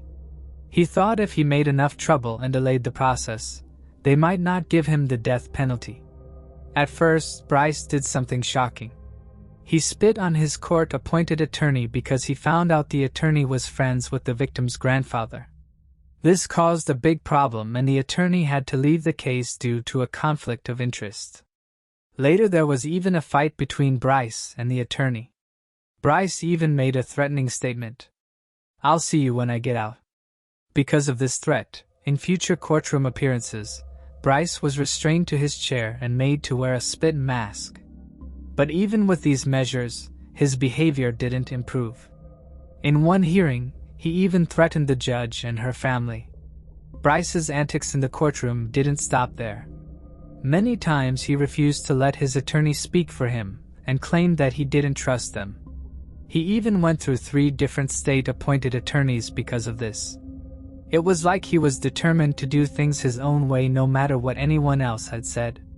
After this courtroom appearance in 2017, Bryce also tried to escape from prison by digging a hole in his cell. However, officers found the hole and also uncovered a threatening note he sent to Jackery. The note read, "Rats get exposed. Show me that you're not a rat." This showed Bryce's determination to manipulate even from behind bars. In another shocking incident captured on court video, Bryce displayed shameless behavior as he was seen in the video blowing kisses at the mother of the victims. It was a disturbing display of his lack of remorse or guilt for his action. The trial kept getting postponed over and over again, and Elizabeth was becoming increasingly frustrated. Not only with the delays but also with Bryce's attitude in the courtroom. During one hearing, her emotions overwhelmed her and she had to be removed from the courtroom. Later, when talking to journalists, she revealed that despite trying to find forgiveness through her faith, she couldn't shake the pain of losing her 2 boys to this monster. She described Bryce as sick and a demon, which highlighted the depth of her anguish and anger towards him. After 6 long years of Bryce's senseless behavior and intense courtroom drama, justice was finally served in 2022. Bryce Rhodes was convicted of stabbing and burning the bodies of teenage brothers, murder charges. Along with the 3 murder charges, the jury also found Bryce guilty of tampering with physical evidence and 2 counts of abuse of a corpse. For the murders, the jury recommended a life sentence without parole. Additionally, they suggested 5 years for tampering with evidence and 1 year for each count of abuse of a corpse. While he wasn't eligible for the death penalty, Bryce's sentences will run concurrently, which means he'll spend the rest of his days behind bars unless his defense wins an appeal. After the verdict, the teen brother's grandmother Deborah Wren was emotional while sharing her memories. During the trial, the jury had to think about Bryce Rhodes' mental state when deciding what punishment he should face. The defense brought in Rhodes had an intellectual disability. They also noted that he had ADHD and bipolar disorder, but they believed he hadn't received the necessary support or education to cope with these challenges. Despite these points, the jury ultimately sided with the prosecution and the victim. What are your thoughts on the case? How do you think the absence of positive adult role models contributed to the vulnerability of the teenage boys involved? What steps can be taken to prevent similar incidents involving manipulation and violence among vulnerable youth in the future? Moving on to the next case. Carlina Renee White. Carlina Renee White was born on July 16, 1987, in New York City to Joy White and Carl Tyson. On August 4, 1987, when Carlina was just 19 days old, her parents brought her to the hospital because she had a fever. At the hospital, a woman dressed as a nurse approached the parents and offered comfort, but she was not an actual hospital employee. Her name was Petway. Petway had devised a plan to pose as a nurse in order to abduct a baby. After experiencing several miscarriages, Petway came to the painful realization that she could no longer conceive. At 2:30 a.m. on the morning Carlina's parents brought her to the hospital, Petway removed Carlina's foreline and abducted her. Although the hospital had video surveillance, it was not operational at the time, leaving the only description of the abductor to come from Carlina's parents, Joy White and Carl Tyson. A security guard reported seeing a woman matching the description leaving the hospital around 3:30 a.m. While no infant was visible, it was possible that the baby was concealed. The abduction of Carlina White became known as the very first known infant abduction from a New York hospital. Carlina was raised as Nedra Nady Nance by Petway in Bridgeport, Connecticut. This was about 45 miles from where her parents lived. Carlina attended Thomas Hooker School and graduated from Warren Harding High School. Petway and Carlina later moved to Atlanta, Georgia. Karlina did grow suspicious in her teens that Petway was not her biological mother because she was not able to provide a birth certificate. In 2005, Karlina was pregnant. She asked Petway to give her the birth certificate so that she could apply for health insurance. Petway then obtained a forged Connecticut birth certificate. When Karlina attempted to use it, the officials told her that it was a forged document. When confronted by Karlina, Petway finally confessed that she was not her biological mother. Petway did not tell the entire truth, however. She told Karlina that she had been abandoned by a drug addict. When Karlina was 23 years old, she used websites such as the National Center for Missing and Exploited Children. There, she found images of the kidnapped Karlina White that resembled infant photos of herself as Nedra and those of her daughter, Simone. Karlina decided to call the center's hotline and was able to get into contact with her birth family. In January of 2011, DNA tests confirmed that she was the missing Karlina White. After the confirmation that Nedra Nance was really Karlina White, the Federal Bureau of Investigation began a search for Petway. Petway turned herself into the FBI office at Bridgeport on the morning of January 23, 2011. Petway confessed and told federal investigators that she kidnapped Karlina after enduring several miscarriages because of the stress over whether she would ever be able to be a parent. On July 30, 2012, 50-year-old Petway was sentenced to 12 years in prison. The judge said that she was selfish and inflicted a parent's worst nightmare on a couple. Petway served her sentence in the Federal Correctional Institution, Aliceville in Alabama, until she was released on April 14, 2021. Karlina's reunion with her parents was not so smooth. There were conflicts about money, the fact that Karlina still wanted to be called Nettie, and her love for Petway. But with the last public updates, it does fortunately seem like Karlina made peace with her parents, and they are all on good terms. Moving on to the next case. Michelle Missy Jones. 18-year-old Michelle Missy Jones lived in Fontana, California, in 1980. She was well-liked and active in her community, helping to start a yearbook club at Park West Continuation School before graduating. Afterward, she landed a job as a dispatcher for the Claremont Police Department. On the evening of July 4th, Michelle was last seen by her siblings as she prepared for a family gathering. However, she never arrived at the event, and her sudden disappearance remains a mystery. The case has continued to haunt her family and the local community. The next morning, on 5th, her parents started to worry when they noticed she had not returned home after going out the previous evening. They started calling her friends, but no one knew where Michelle was. Her parents then had to report her missing. The police received an anonymous tip about a body in a grapefruit grove at Live Oak and Santa Ana Avenue. They found Michelle's body there. She had been assaulted before her life was taken. Evidence was collected and leads were investigated, but the case went cold. Early in 2020, the case was reopened. DNA samples collected by detectives decades ago were reanalyzed. Detectives also conducted more interviews. Some of Michelle's family members felt that a man by the name of Leonard Nash should be looked into. Leonard was the boyfriend of Michelle's sister Melissa at the time her life was taken in 1980. A DNA sample was then taken from Leonard and it matched the DNA of the suspect and was found at the crime scene. On September 8, 2020, 66-year-old Leonard Nash, who now lives in Las Vegas, was arrested. Melissa had this to say after hearing of the arrest: "I'm angry I didn't go to walk free for 40 freaking years. And my sister was at the start of her life. She never did anything to hurt anyone." On September 19th, Michelle's family members gathered around her gravesite. They shared stories and passed around old photos of her.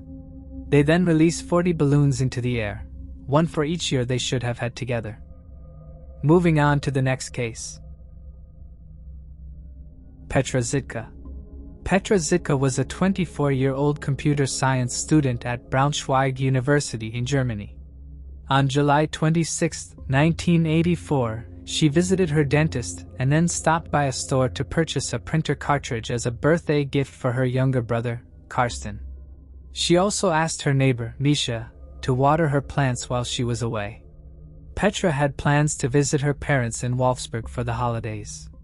She told her parents how excited she was to spend time with them, complete her school assignments, and care for her younger brother. Petra's family eagerly anticipated her return home, but sadly, she never arrived. Initially, they assumed she had stayed longer at the university, but there was no trace of her there. 2 days later, when she failed to attend Karsten's birthday party, her parents reported her missing. A large-scale police search was launched, and her case was even featured on television, but no leads surfaced. There was not much to go on for the police, and the case went cold. In 1985, a 19-year-old carpenter's apprentice, simply known as Gunter K., confessed to ending the lives of both Petra and a 14-year-old. The police did not believe his story, however, and found that he had nothing to do with Petra's disappearance. In September of 2015, 31 years after Petra disappeared, there was finally a breakthrough in the case. The police were called to an apartment in Dusseldorf belonging to a 55-year-old woman by the name of Petra Schneider. She wanted to report a burglary. The police wanted to see her ID, and only then did she tell them the truth. She then admitted that she is the girl that went missing 31 years ago. She said that she carefully planned her disappearance. Even after being found, she wants no contact with her family. Since her disappearance, she had been living in various places across Germany under the name Petra Schneider. She had no passport, Schneider. She had no passport, identity card, bank account, doctor, dentist, or insurance. Petra saved up 4,000 Deutsche Marks, equivalent to $2,000 to fund her disappearance. She avoided everyone and kept to herself mostly. If it wasn't for the burglary at her apartment, the case may never have been solved. Her family is devastated. Her father passed away a few years ago, but her brother and mother were in shock and in tears when they heard the news. The police tried to arrange a reunion between Petra and her family, but she is adamant about never wanting to see them again.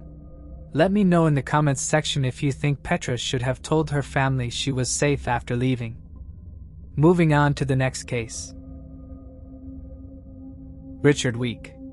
In October 1993, 2 hunters discovered partial skeletal remains of an unidentified individual on an old vacant lot near Apopka, which had once been used as a vegetable farm in Orlando, Florida.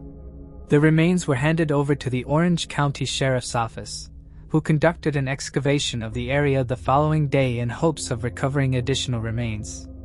Upon examination, it was determined that the remains belonged to a white male, aged between 45 and 55 at the time of his death.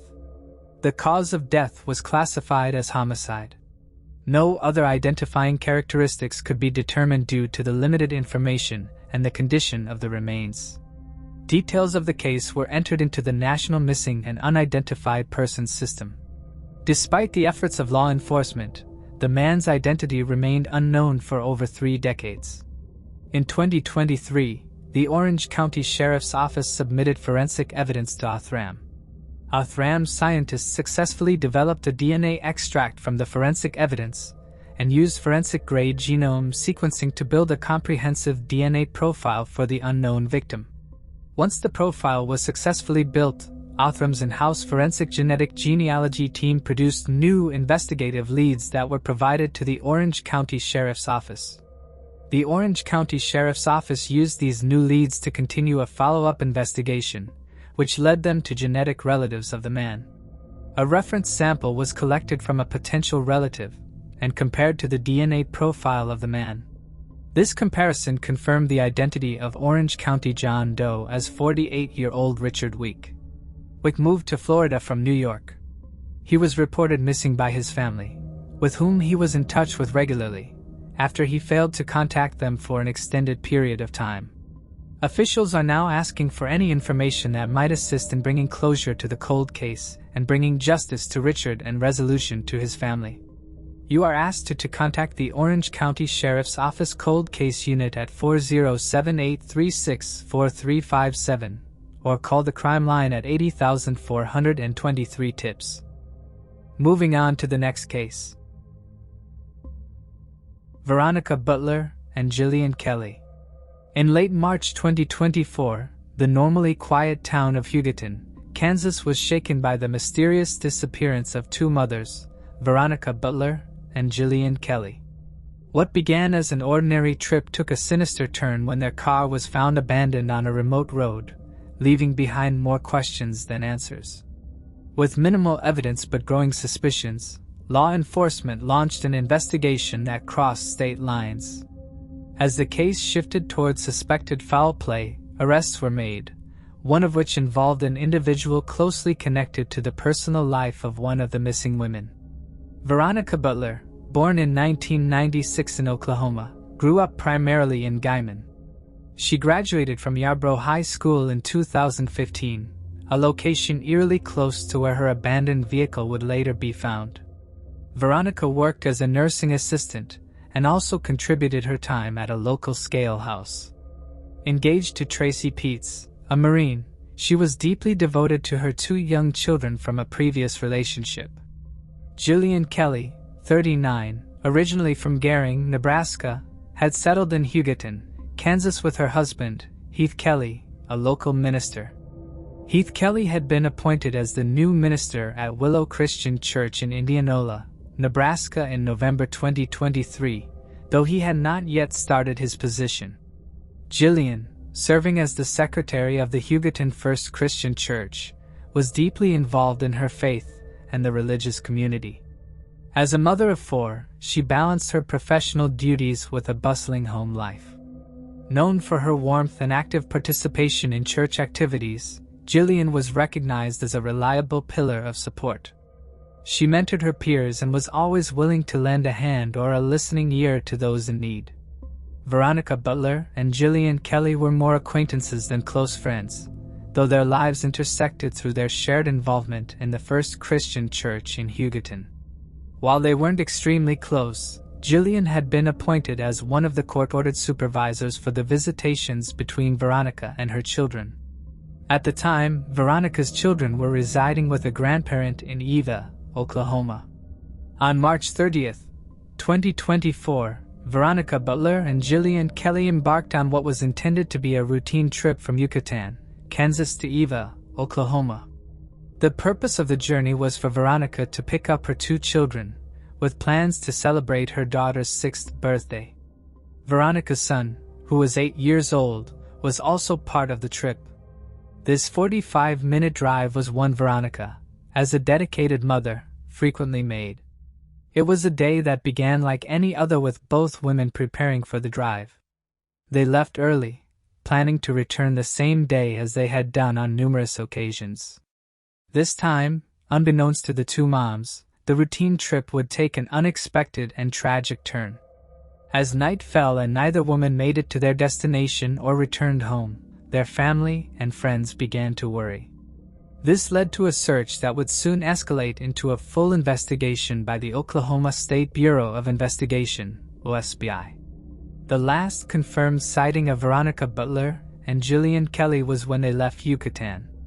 Their phone records showed that their devices were still active and transmitting signals until around 9:42 a.m. After that time, both phones ceased transmitting and were no longer detected by the networks. Later that same day, their car was discovered abandoned on a dirt path, about 1,000 feet off Oklahoma State Highway 95 and Road L, south of Elkhart, Kansas. This location was not far from Yarborough School, where Veronica had graduated. The school was closed on Monday, April 1st out of an abundance of caution and reopened but remained on lockdown Tuesday, given the unknown nature of the missing persons incident. The school's superintendent said Butler was part of the class of 2015 and was a class of one that year, meaning she was the only senior graduating. The superintendent wrote, "I joked about her being the top of her class and, well, the bottom also." Location was remote, an open area that rarely saw much activity. The abandoned car stood out to passerby. Inside the vehicle, the scene was disturbing. A small amount of blood was found, suggesting that violence had taken place. Outside the car, separate pools of blood were also discovered, indicating that whatever transpired occurred both inside and outside the vehicle. The doors of the car were left open, implying that the occupants may have been forced out abruptly or had fled in haste. Veronica's glasses were also found in the roadway near a broken hammer. A pistol magazine was found inside Jillian's purse at the scene. No pistol was found. The area surrounding the car was vast and open and offered no immediate clues or witnesses. This isolation only heightened concerns about what might have happened to Veronica and Jillian. From the very beginning, authorities deemed the disappearance suspicious and ramped up their efforts. Search teams scoured fields and forests, while investigators canvassed the surrounding area in search of any clues that could illuminate the women's final known movements.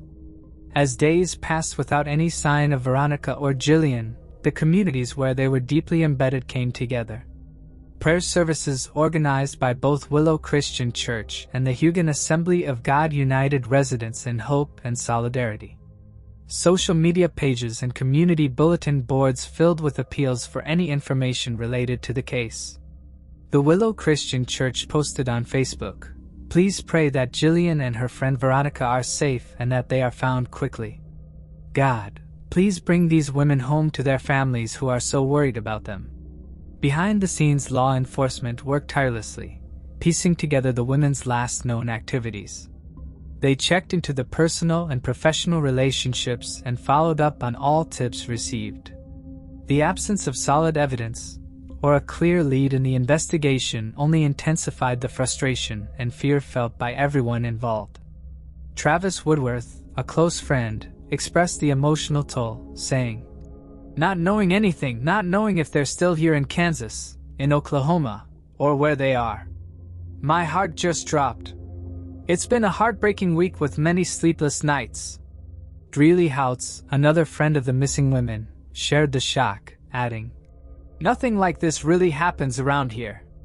So, it was a shock. It was her of all people. Kelly also said that Veronica lights up a room and always shared a smile, and that everyone must pray for her family and fiancé, Tracy.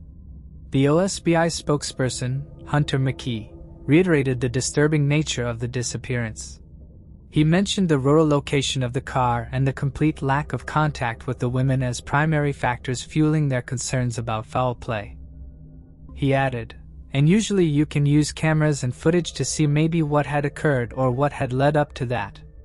On April 13, 2024, the investigation led to the arrest of 4 people in connection to Veronica and Jillian's disappearance and demise.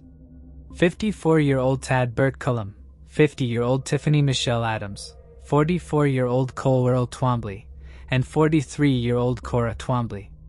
Eventually, a 5th suspect by the name of Paul Grice was also arrested. Although they had yet to find their bodies, the evidence collected from the scene was instrumental in establishing foul play and aiding in the quick arrests of the suspects involved. Hunter McKee said that the evidence that was discovered inside of that abandoned vehicle and around it were able to help our investigators determine that there was foul play involved. What was in the vehicle and around it, we cannot discuss. The loved ones had to be held back from attacking the suspects as they entered the courtroom, the first time they had been seen in public since their arrest. The 4 individuals were charged with 2 counts of slaying, 2 counts of kidnapping, and conspiracy in the end of Veronica and Jillian. They were booked into the Texas County Jail. The day after the arrests on April 14th in a secluded area of Texas County, Oklahoma, the search for the 2 missing mothers ended with a grim discovery. Authorities including the OSBI, the FBI, and the Texas County Sheriff's Department announced that they had located 2 bodies. The remains were then transported to the office of the Oklahoma Chief Medical Examiner to undergo investigation processes and autopsies. Officials said that all children involved are safe. It is unclear where the children were at the time of the slayings. The investigation into the disappearance of Veronica and Jillian led authorities to a rural property less than 10 miles from where the women were last seen. This location became a focal point after investigators uncovered evidence linking the suspects to the area. According to court documents, 2 burner phones associated with the 4 suspects had pinged near a recently disturbed plot of land on the property. A hole had apparently been dug, then refilled, and discreetly covered with hay. The property owner, Jamie Beasley, provided chilling details to the investigators. He talked about his interactions with Tad Bird Cullum, one of the arrested suspects. Cullum had allegedly requested to use a skid steer to perform what he harmlessly described as dirt work to bury concrete. Just 2 days before Veronica and Jillian vanished, Cullum had approached property owner Jamie Beasley. He asked about using the heavy machinery to remove a stump and participate in other digging activities. Following the women's disappearance, Cullum, feeling the pressure of the investigation, warned Jamie that law enforcement considered him a person of interest. He noted that the skid steer tracks might look suspicious. Jamie was advised by Cullum to simply assert that the suspect had been carrying out general land maintenance if questioned. As the investigation continued and officials began piecing together not only the how and who behind the crime, but also the way, they uncovered a detail that would shock the entire community. One of the suspects had a surprisingly close connection to Veronica Butler. Tiffany Adams was Veronica's mother-in-law, making her a relative by marriage and the grandmother to Veronica's children, the grandmother with whom the children stayed in Eva. During the investigation, Adams told the OSBI that on March 29 her son and her grandchildren spent the night elsewhere. She had planned to pick them up the following morning prior to meeting up with Veronica. Court documents show that Adams contacted Veronica at 9 a.m. on March 30 to confirm their appointment. According to Adams, Veronica told her she was not going to make it because something came up. Phone records confirm that the conversation happened, but that Veronica was actually on her way to pick up Jillian at the time. Wrangler Rickman, the father of Veronica's 2 children, had legal custody but was in a rehabilitation facility at the time. This meant that the children were living with Adams at the time of the disappearance. The potential motive in the case seemed to be tied to the ongoing custody battle over Veronica's children that began in February 2019. The contentious legal battle consisted of frequent court appearances and crucial hearings, hinting at the high stakes for all parties involved. 10 days before Veronica went missing, she filed for more visitation and was seeking full custody. There was an upcoming court hearing on April 17 that was poised to potentially grant Veronica an unsupervised visitation rights. OSBI interviewed the person who usually supervises the visits, and she said she was available to supervise that day, but Adams told her to take a couple weeks off from visitation. Adams wanted to question her grandchildren about how Veronica's approved visitation supervisors were. Tiffany Adams sometimes resisted handing over the children to her own son, despite his legal custody rights. The fact that law enforcement has also been called to intervene in the custody issues was a clear indication that there was a volatile family dynamic. Recordings also indicated that Adams and her boyfriend, Tad Cullum, who was also one of the 4 suspects arrested, had made threats against Wrangler. Wrangler's grandmother reported in February 2024, he told her they did not have to worry about the custody battle much longer because Adams had it under control. Adams knew the path the judge walked to work, and we will take out Veronica at drop-off. Wrangler was confirmed to be in a rehabilitation facility in Oklahoma City at the time of the disappearance. After obtaining a search warrant for Adams' phone on April 1, OSBI agents discovered searches related to tasers, gun shops, prepaid phones, and methods to lure someone from their home. A search of local gun shops showed Adams had purchased 5 stun guns on March 23 and 3 prepaid cell phones from Walmart. The cell phones were traced to areas significant to the investigation, including where Veronica's car was found and their last known location. On March 30, between 10:16 and 10:35 a.m., 2 of these phones were tracked to a remote pasture where evidence of recent soil disturbance was apparent. A buried hole covered with hay was found roughly 8.5 miles from Veronica and Jillian's last known spot within a time frame consistent with the disappearance of the 2 mothers.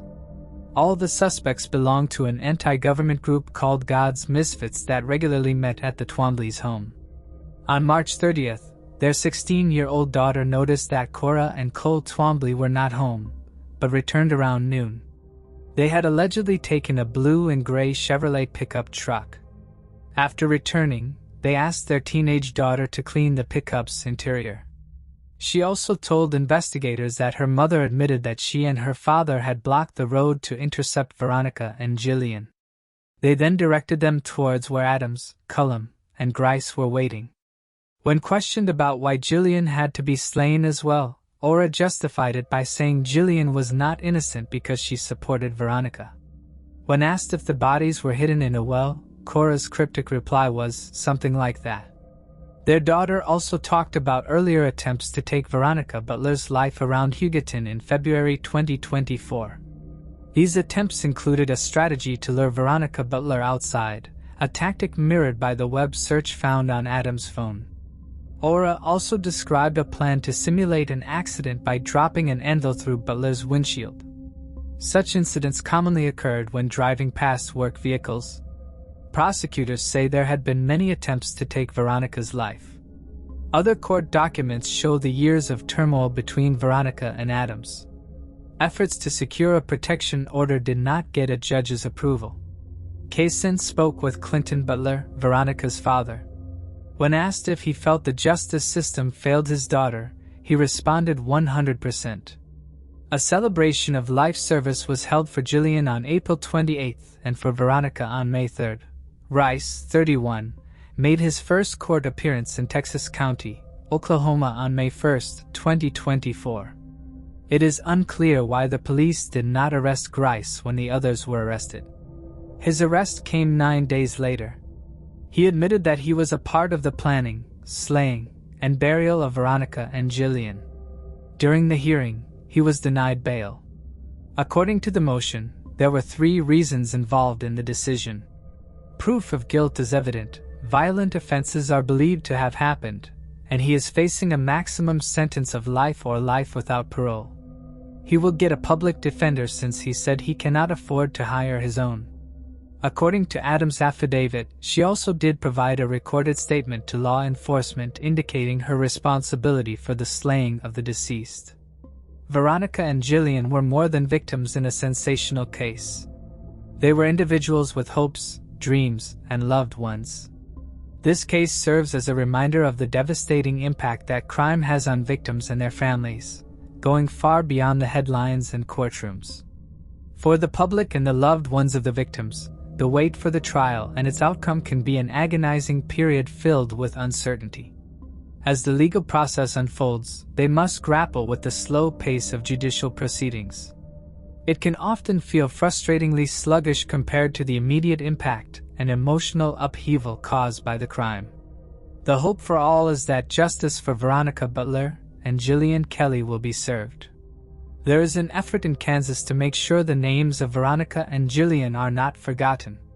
Hamlin and Beth Beard, co-owners of Maine Revelation, a small business in Yucatan, have launched a t-shirt campaign to support the families of Veronica and Jillian.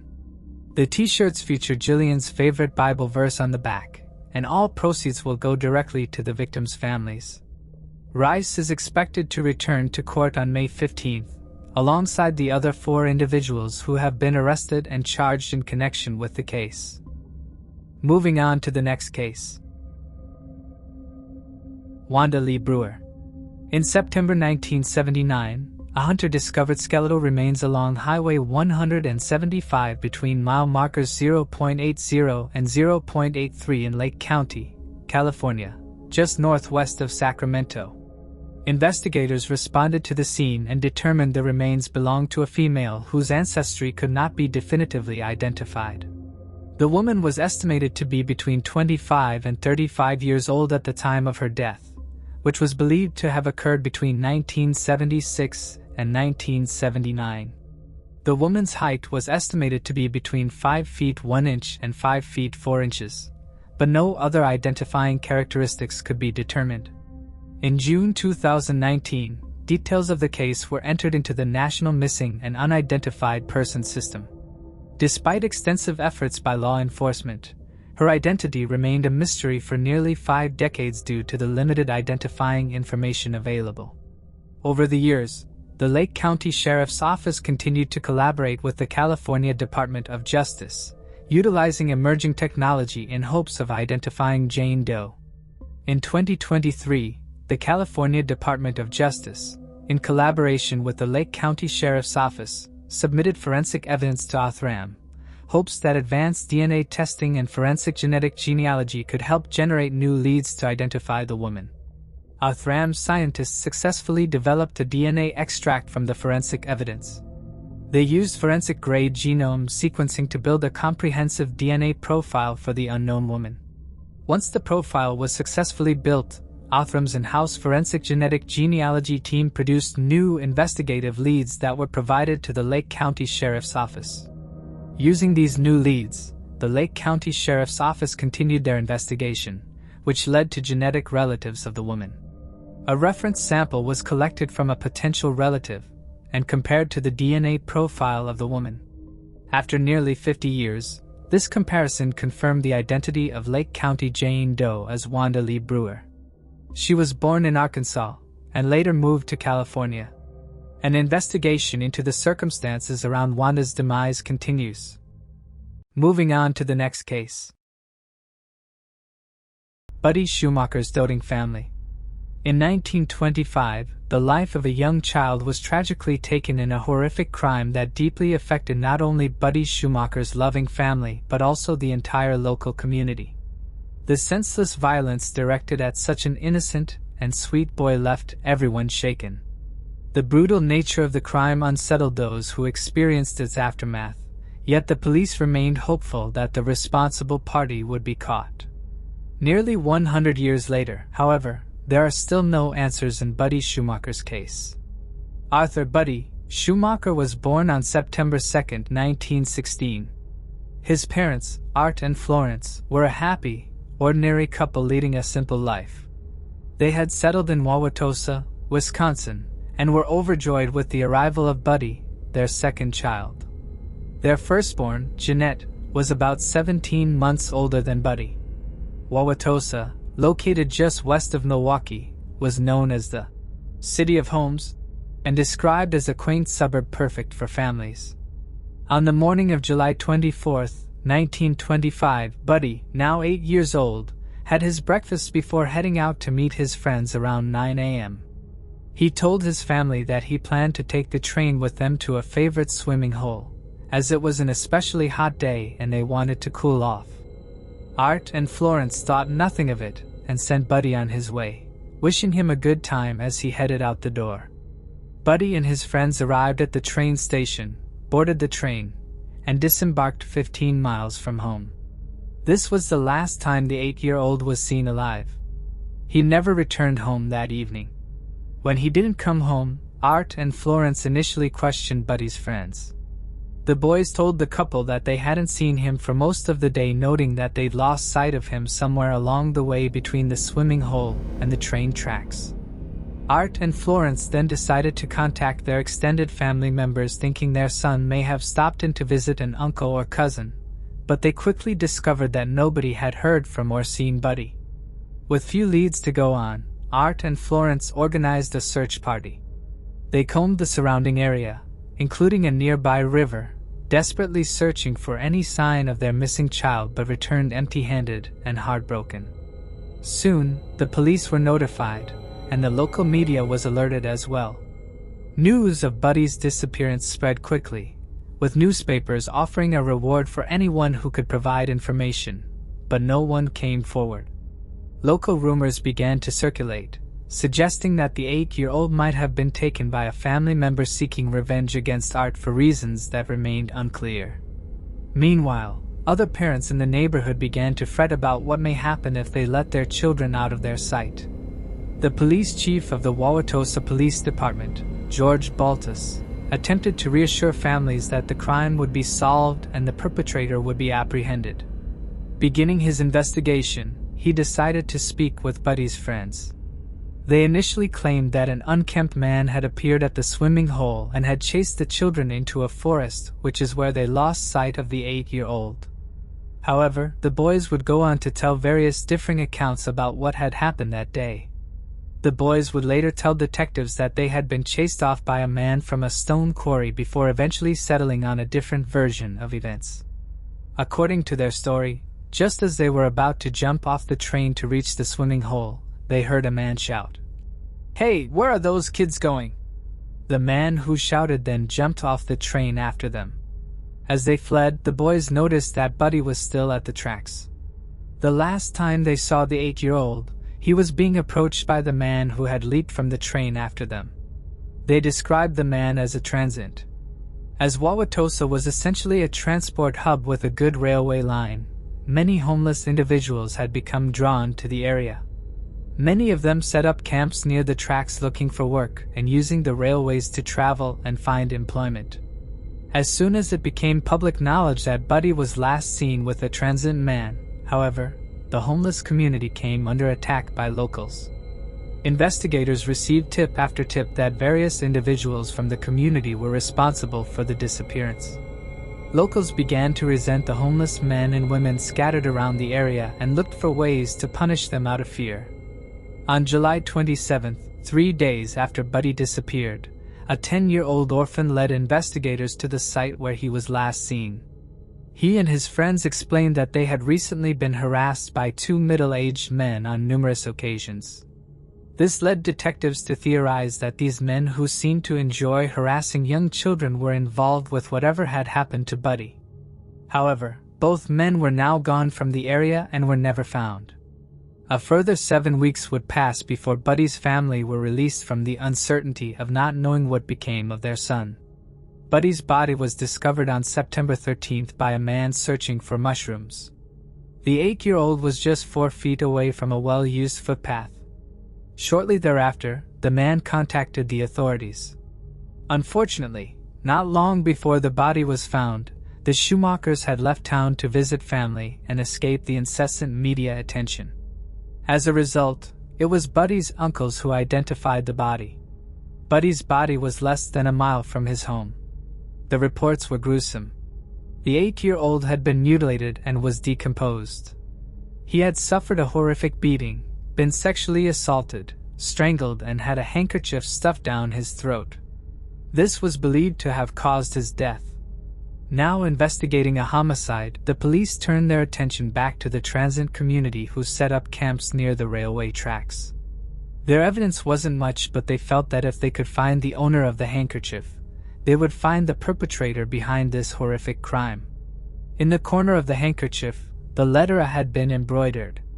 Both Art and Buddy had already been ruled out as being the A. A description of the item was circulated among the public via newspapers. Investigators hoped that somebody would recognize the handkerchief and come forward to help solve the case. As the police continued to investigate, they set their sights on one particular member of the homeless community, a man named Edward Vreeland. Detectives had noticed this individual earlier on before Buddy's body had been recovered, but they had stopped questioning him when the 8-year-old's friends failed to positively identify him. After questioning, Vreeland had been sent to a correctional facility to serve time for vagrancy. In the weeks following the discovery of Buddy's remains, however, authorities approached the young boy's friends again and asked them to look at a police lineup which included Vreeland. 2 of Buddy's 3 friends identified the man as the one who'd chased them from the train. For detectives, this was it. This was the man behind the horrific murder of 8-year-old Buddy Schumacher. They had solved one of the most sensational cases of the 1920s. And so, having decided that Vreeland was guilty, the police began building a case against him, gathering evidence which fit the narrative they created. Within weeks, 2 boys had come forward to the police to inform them that Vreeland had taken the 2 for a walk and, quote, mistreated them. Vreeland denied the accusations. And in the meantime, the authorities returned him to the correctional facility where he was still serving time. On September 22nd, Vreeland arranged a meeting with lead investigators working on Buddy's case. Here, he confessed that he'd been kicked in the head by a horse when he was younger and as a result, often suffered memory blackouts. He claimed that it was possible that he had in fact slain Buddy and simply couldn't remember it. Reunited was described as a deeply religious man who slept with a Bible under his pillow. It's possible his faith is what prompted him to reveal this information to investigators. Adding further fuel to the fire was the fact that a woman in Wauwatosa, Emma Abel, had remembered washing the handkerchief later used to suffocate Buddy, stating that she had returned it to Vreeland after cleaning. It truly seemed that the authorities had their man. Vreeland's tale of memory lapses quickly leaked to the press, who ran stories labeling him as nothing short of guilty. Meanwhile, over in Illinois, word of Vreeland's guilt reached his brother, Charles. Determined to prove his siblings' innocence, Charles traveled to Wisconsin and hired a local attorney to represent Vreeland. Soon, however, things began to go awry. The handkerchief that had been used to suffocate Buddy was found to be missing. Investigators practically dismantled the police station looking for it, but were unable to find it. It was eventually found a few days later in the district attorney's safe. It had been placed there unknown to officials. Upon finding it, investigators brought in Mrs. Abel, the same woman who had recalled washing the handkerchief, and asked her to positively identify it. Much to their surprise, however, Mrs. Abel said she couldn't. She had previously contacted the police with the memory of washing the item, but now that it was in front of her, she couldn't say whether it was the one she'd returned to Vreeland or not. Further worsening the situation was the fact that Buddy's friends had suddenly recanted their identifications of Vreeland. 2 of the 3 boys had identified Vreeland from a lineup, but having spoken with the man himself while he was imprisoned, they told investigators that actually this was not the same man that they'd seen speaking with Buddy on the day of his disappearance. They stated they had felt pressured by the police to point to Vreeland. As forensic techniques were limited at the time, law enforcement had very little to go on. While they had initially been confident in their apprehension of Vreeland, things were quickly taking a turn for the worse. With so much of the case falling apart, the authorities had no choice but to release the man, and he was returned, yes again, to the correctional facility to finish his sentence for vagrancy. Still, this wasn't the end of Buddy's case. A month later, in mid-October, a prison warden in Stillwater, Minnesota, contacted the Milwaukee police in regards to an inmate recently convicted of the slaying of an 11-year-old boy. 21-year-old William Brandt was given life in prison for taking the life of Francis Pialati. The prison warden felt there were similarities between the deaths of Buddy and Francis. Both boys were mutilated, and both boys had handkerchiefs stuffed down their throats. Although Brandt was interviewed by detectives, he denied any knowledge of Buddy's death. And yet, 5 weeks later, he was quoted in a newspaper after speaking with a reporter, having told them, quote, "I guess I killed that boy in Milwaukee. I do not remember killing him, but I remember being with him, and I remember hiding the body." Notably, Brandt suffered from epileptic seizures, which led to him having memory blackouts and reportedly spells of brutal violence. Of course, this drew investigators back to Brandt for further questioning. While initially the police were hopeful that found their man, the 21-year-old's answers fell short of accurate. He claimed that Buddy was covered in blood following his death when the 8-year-old had been found fairly clean. Brandt also stated that he'd stuffed the boy's overalls down a drain pipe, but in fact, Buddy was wearing them upon his discovery. Additionally, Brandt said he'd removed the corner of the handkerchief with the on it in order for it to avoid identification, something that we know is untrue as the handkerchief was intact. Furthermore, Buddy's friends were unable to identify Brandt from a photograph. Ultimately, Brandt walked back his confession. Towards the end of 1925, in December of that year, another confession came. This time from a man named Frank Stencil, who was awaiting sentencing in Ohio for breaking into a New York Central Railroad station. Stencil claims to have killed Buddy by strangling him, but authorities, noting their track record, were much more skeptical this time around. Stencil changed his mind and recanted his confession when he was interviewed, telling the authorities that he'd read of the 8-year-old's death in the newspapers. The press at the time labeled both of these men as, quote, morons. They were known to have limited mental capabilities. With no more suspects and no new evidence to go on, Buddy's case came to a standstill. The local community had nothing new to offer, while the transient community had no interest in cooperating with the police given the treatment they received from them as well as from the residents of the town. The case was eventually forgotten by newspapers and the public alike. Another tragedy left forever unsolved. Buddy's grave rests in Wauwatosa Cemetery, alongside the graves of his parents. 2 years after his death, Art and Florence moved to a new home, where they also took in their nephew, raising him as a surrogate son.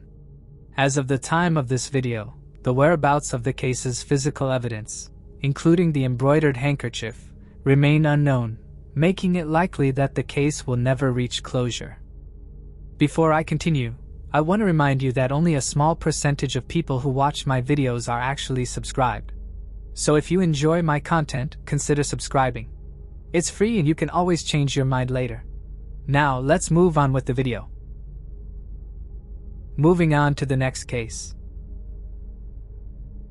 Diana Criswell.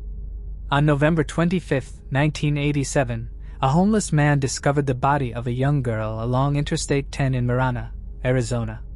After walking to the local police station to report the grim find, authorities arrived at the scene and noticed tire tracks, suggesting that the girl had been killed elsewhere and then transported to the location where she was found. A medical examiner in Parma County conducted an autopsy, revealing that the girl had been dead for at least 2 weeks. The circumstances surrounding her death and the identity of the girl remained a mystery for years. Her estimated age was between 17 and 21, about 5 foot 6 inches tall and thought to be European American. She was shot 5 times with .22 caliber firearm. In 2010, a forensic facial reconstruction was done. The idea was that people who knew the young woman would recognize her. In 2015, a man and a woman named Ellen and Donald Criswell came forward, claiming that they recognized the young woman. They went onto a website and found the picture titled Palma County Jane Doe, and thought it looked similar to their missing niece, Diana Criswell. It was especially the gap between her 2 top teeth had helped them recognize her. On February 11, 2015, Diana Lee Criswell's DNA was matched to the young woman's DNA. After 27 years, it was finally known who she was. Her family members covered at the cemetery she was buried and replaced the Jane Doe 19 gravestone with Diana Lee Criswell gravestone. Diana was born September 20, 1971 in Washington. After her parents divorced, she became estranged from her family and would often run away. When she was 16, she began a relationship with 36-year-old Bill Ross Knight, and they moved to Tucson, Arizona a few months before her body would be found. Bill owned a .22 caliber pistol. 9 days before Diana was found, he was prosecuted for robbery. In 2005, the man passed away from liver complications while serving time in prison. Authorities believe he was responsible for the death of 16-year-old Diana, though the case remains tied to the mystery of her tragic demise. Despite his passing, questions surrounding the case linger, as the exact details and motivations remain unclear. The investigation into Diana's death continued to uncover unsettling connections, but without definitive proof, the case was left unresolved. Moving on to the next case. Janelle Matthews. On the evening of December 20, 1984, 12-year-old Janelle Matthews, a member of the Franklin Middle School Choir in Greeley, Colorado, performed in a holiday concert at Intra-West Bank of Denver. Her family was not at the concert. Her father was attending her other daughter's basketball game instead. After the concert, Janelle was never seen again.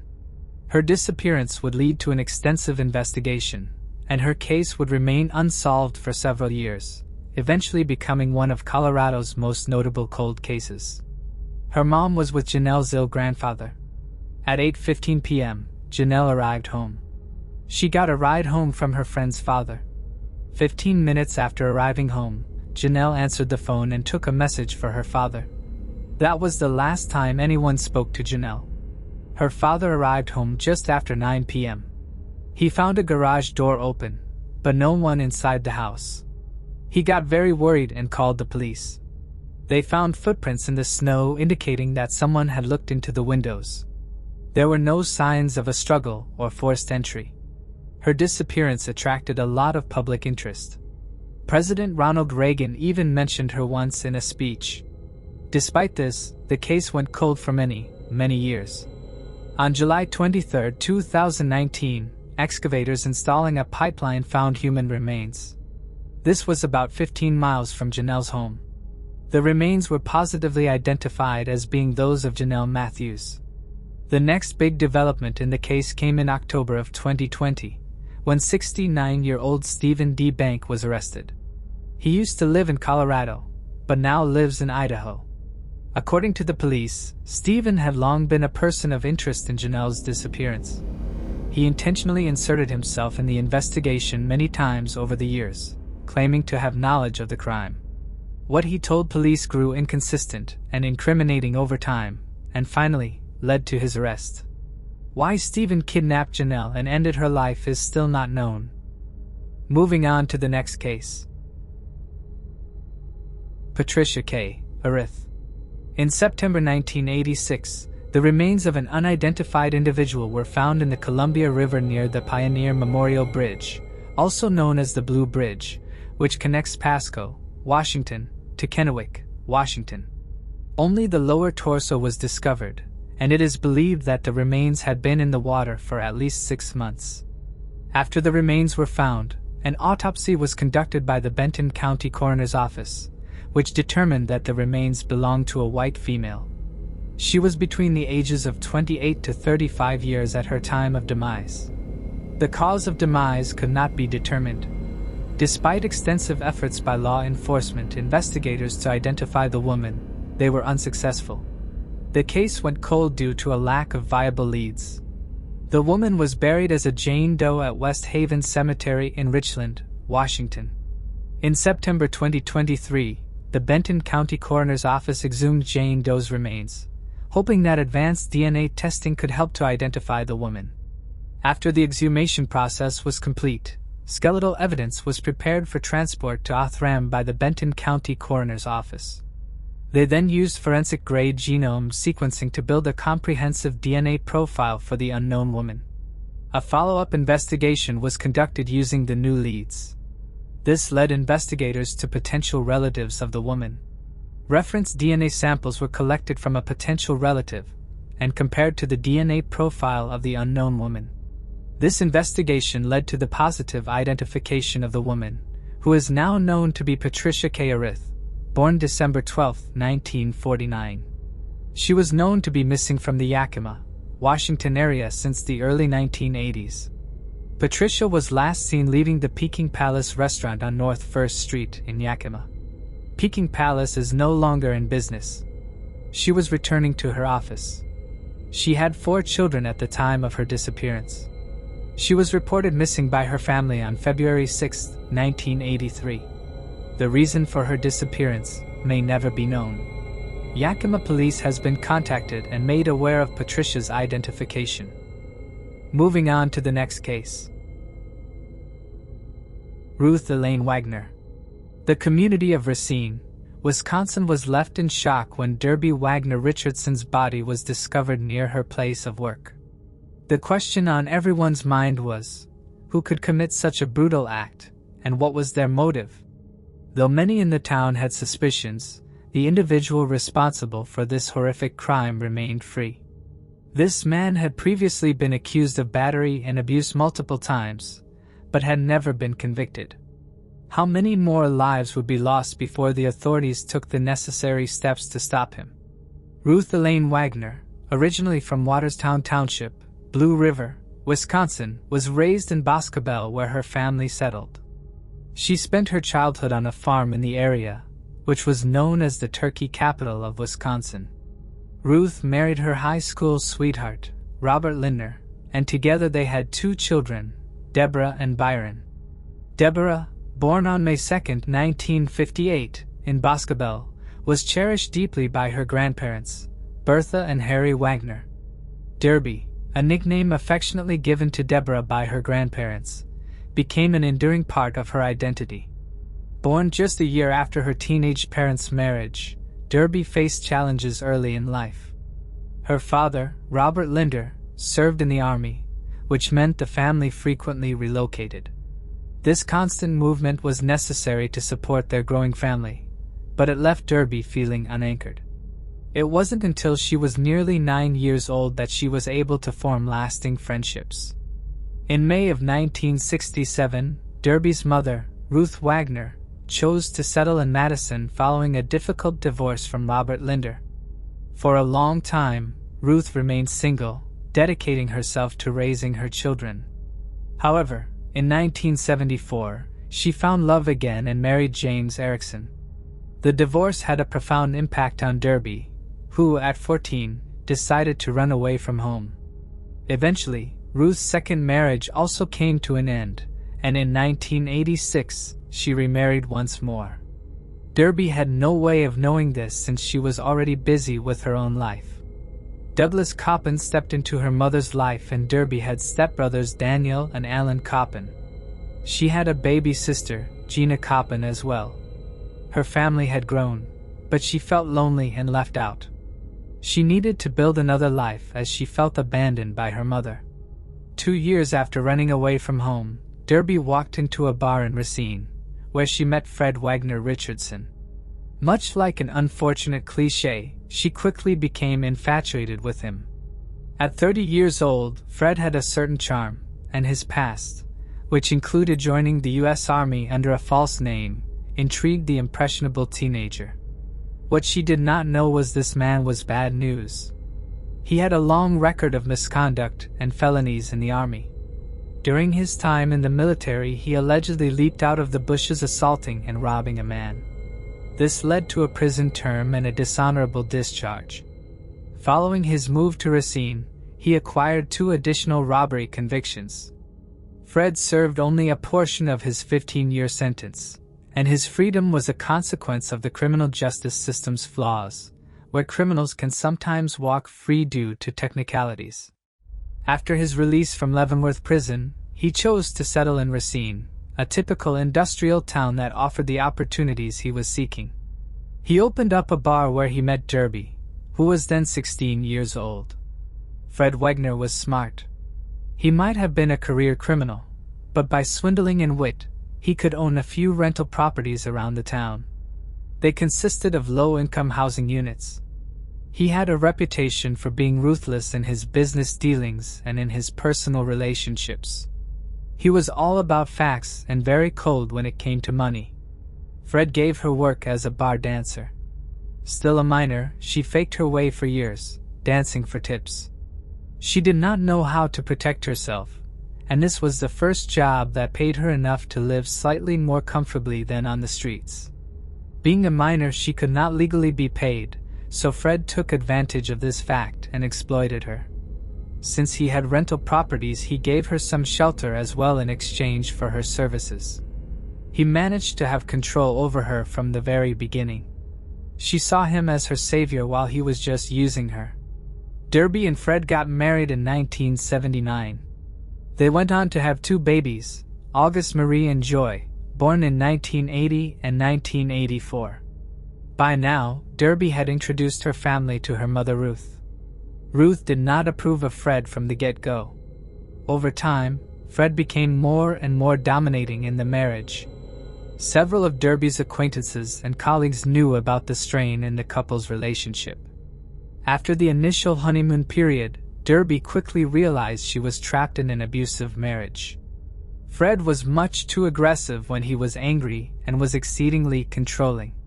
Since she was a teenager when she married him, she endured the abuse until she could build up her own strength. Her friend and colleague, Kelly Williams Cherry, would often babysit the couple's young girls. Kelly was among the people whom Derby confided in about the mistreatment she endured from Fred. In June 1986, Derby gathered the courage to walk out on Fred. She ran away after enduring a rocky marriage for several years. Derby was also quick about legal proceedings after being advised by friends and lawyers. Despite Fred's aggressive response, she stayed her ground and did not budge. She initiated divorce proceedings in December 1986. The couple shared significant real estate assets in Racine, which needed to be divided. Fred faced the prospect of losing a considerable portion of his earnings. This included an alleged 50% of the properties and 25% of rental income amounting to an estimated $250,000. Derby could not bear the violence any longer and was terrified that Fred was on the brink of harming her. He was not one to stay quiet in money matters. Things got ugly very fast. Since it was all still very fresh, Derby was not sure how the custody arrangement was going to be. So she agreed to let Fred take the girls every other weekend. But Fred was vindictive. He had something else in mind. On January 21, 1987, Derby was preparing to send the girls off to their father. Fred showed up and beat Derby in front of the little girls, 3 and 7 years old. They were scared out of their little minds. He strangled Derby till she fainted. 5 days later, she filed a temporary restraining order against him. He was also convicted of battery a few weeks later. Things were escalating fast. She knew she had to get away and save her life. Derby was working very hard to turn her life around. She was working very hard to provide a good life for her girls. She was only 28 years old, so she had a lot she could plan for her future. Derby held down a lot of jobs. She served as a secretary at the Visiting Nurse Association of Kenosha and worked as a security guard for Guardian Protective Services. She also acted as a fitness counselor at the Racine YWCA over the weekends. She had recently applied for the role of Deputy Sheriff of Racine County. She wanted to work for Racine County Sheriff's Office and aspired to become part of law enforcement one day. She wanted to help teenagers that were caught in helpless situations, perhaps also help women out of abusive marriages. On March 21, 1987, a meeting occurred between Derby, Fred, and their respective attorneys. It ended in a manner that made Derby feel like her life was in danger. Her attorney concurred and notified the police to request police protection for Derby. Barb Smith, who served as a victim witness specialist at the Racine County District Attorney's Office, guided victims through the legal proceedings. She vividly remembered helping Derby when she sought a temporary restraining order. Smith explained that it was a time before domestic violence cases required mandatory arrest policies. This meant that the police had the discretion to decide whether to arrest the alleged abuser. In 1987, victims had to physically visit a police station to file criminal complaints. When Derby reported her battery, obtaining a temporary restraining order was a separate process. Smith expressed frustration with temporary restraining orders.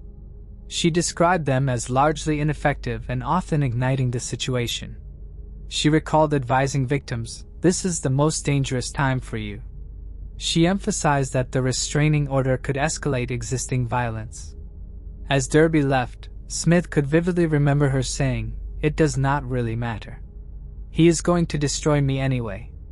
In that particular meeting on March 21st, the pair were dividing multiple rental properties that they owned together, including rental income. Reportedly, Fred cried and said, "I am very hurt. I am very hurt." Fred Wagner Richardson pointed a threatening finger at her and said, "I do not like being hurt." He was incredibly upset that he would lose money from his rental properties as a result of the divorce. Derby worked as a night shift security guard at Steiberg Engineering, 1600 Gold Street. She patrolled the inside of the locked building surrounded by a fence topped with barbed wire. As usual, on the evening of March 21, 1987, she left her girls with Kelly, her friend who babysits her children. Derby would always make her promise that if Fred ever showed up, she would not let him near her girls. Kelly was the only one she trusted with her girls as she went off to do multiple jobs to make ends meet. This was about 12 hours after her hair-raising meeting with her soon-to-be ex-husband. Despite being emotionally shaken, Derby had to go on. Derby usually checked in with her firm at 1 a.m. She failed to do so that night. The firm grew concerned when they realized she was not responding and was nowhere to be seen. The management of Steiberg Engineering called authorities around 1:30 a.m. when they could not locate her. Investigator Alphelian responded to the scene that morning in his capacity as a patrolman. Officers proceeded to Stuyberg and initiated a search for her and her Pontiac Sunbird, but they were unsuccessful in locating her. 7 hours later, around 8 a.m., an officer spotted Derby's car. It was parked in an alley at 1546 Layard Avenue, just north of Stuyberg Engineering. This was all fine, except for one unsettling detail. Blood was dripping from the drainage holes in the trunk of her car. The blood ran down the pavement. Inside the trunk, police recovered Derby's lifeless body. She was completely naked and her mouth had been gagged with white duct tape. Her throat and wrists had been slashed brutally. She was nearly decapitated, such was the aggression of her neck wounds. Over the next 24 hours, her clothes were recovered scattered along the street. Her tan uniform, her security badge, and a shoulder patch from her uniform, along with a brown shoe were found. A man living on Island Avenue found some of her papers and her ID. In the early hours of the next day, a newspaper carrier found her appointment book on Spring Street and Highway H. Investigators also recovered a pair of black and red bolt cutters from the scene of the crime.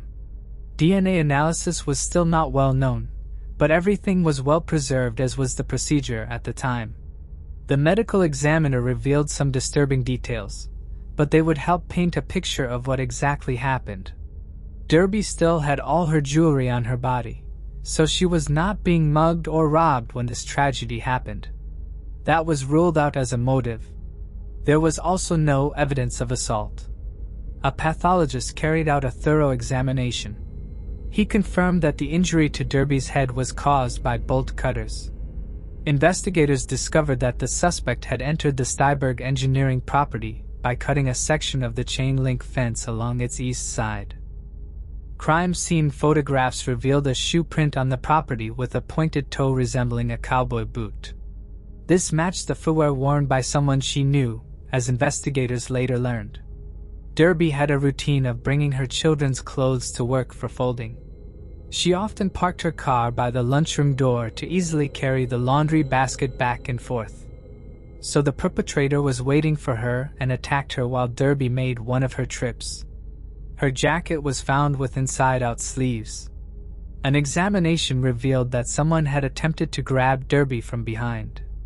She managed to squirm away and flee towards the nearby office, as marks on the door indicated that Derby locked herself inside. They could see denim marks on the door. It looked as if someone repeatedly pushed against the door with their shoulder, wearing a denim jacket. The assailant struck her unconscious, then proceeded to tape her mouth with white duct tape. Then she was transported to the trunk of her car. The presence of duct tape suggested premeditation. According to experts, Derby's personal items were scattered around town to mislead investigators. It seemed plausible that the perpetrator feared becoming the prime suspect. Investigators deduced that the assailant drove Derby to another location where she was stripped and subsequently lost her life. He then drove the car back to her workplace, perhaps because the perpetrator needed to retrieve their own vehicle. This was vengeance, a hateful crime against Derby. So 3 things were certain. Number 1, the perpetrator was probably someone with a personal vendetta against Derby. Number 2, it was someone she knew because they were familiar with her workplace routine. And number 3, Derby had struggled and fought till the end.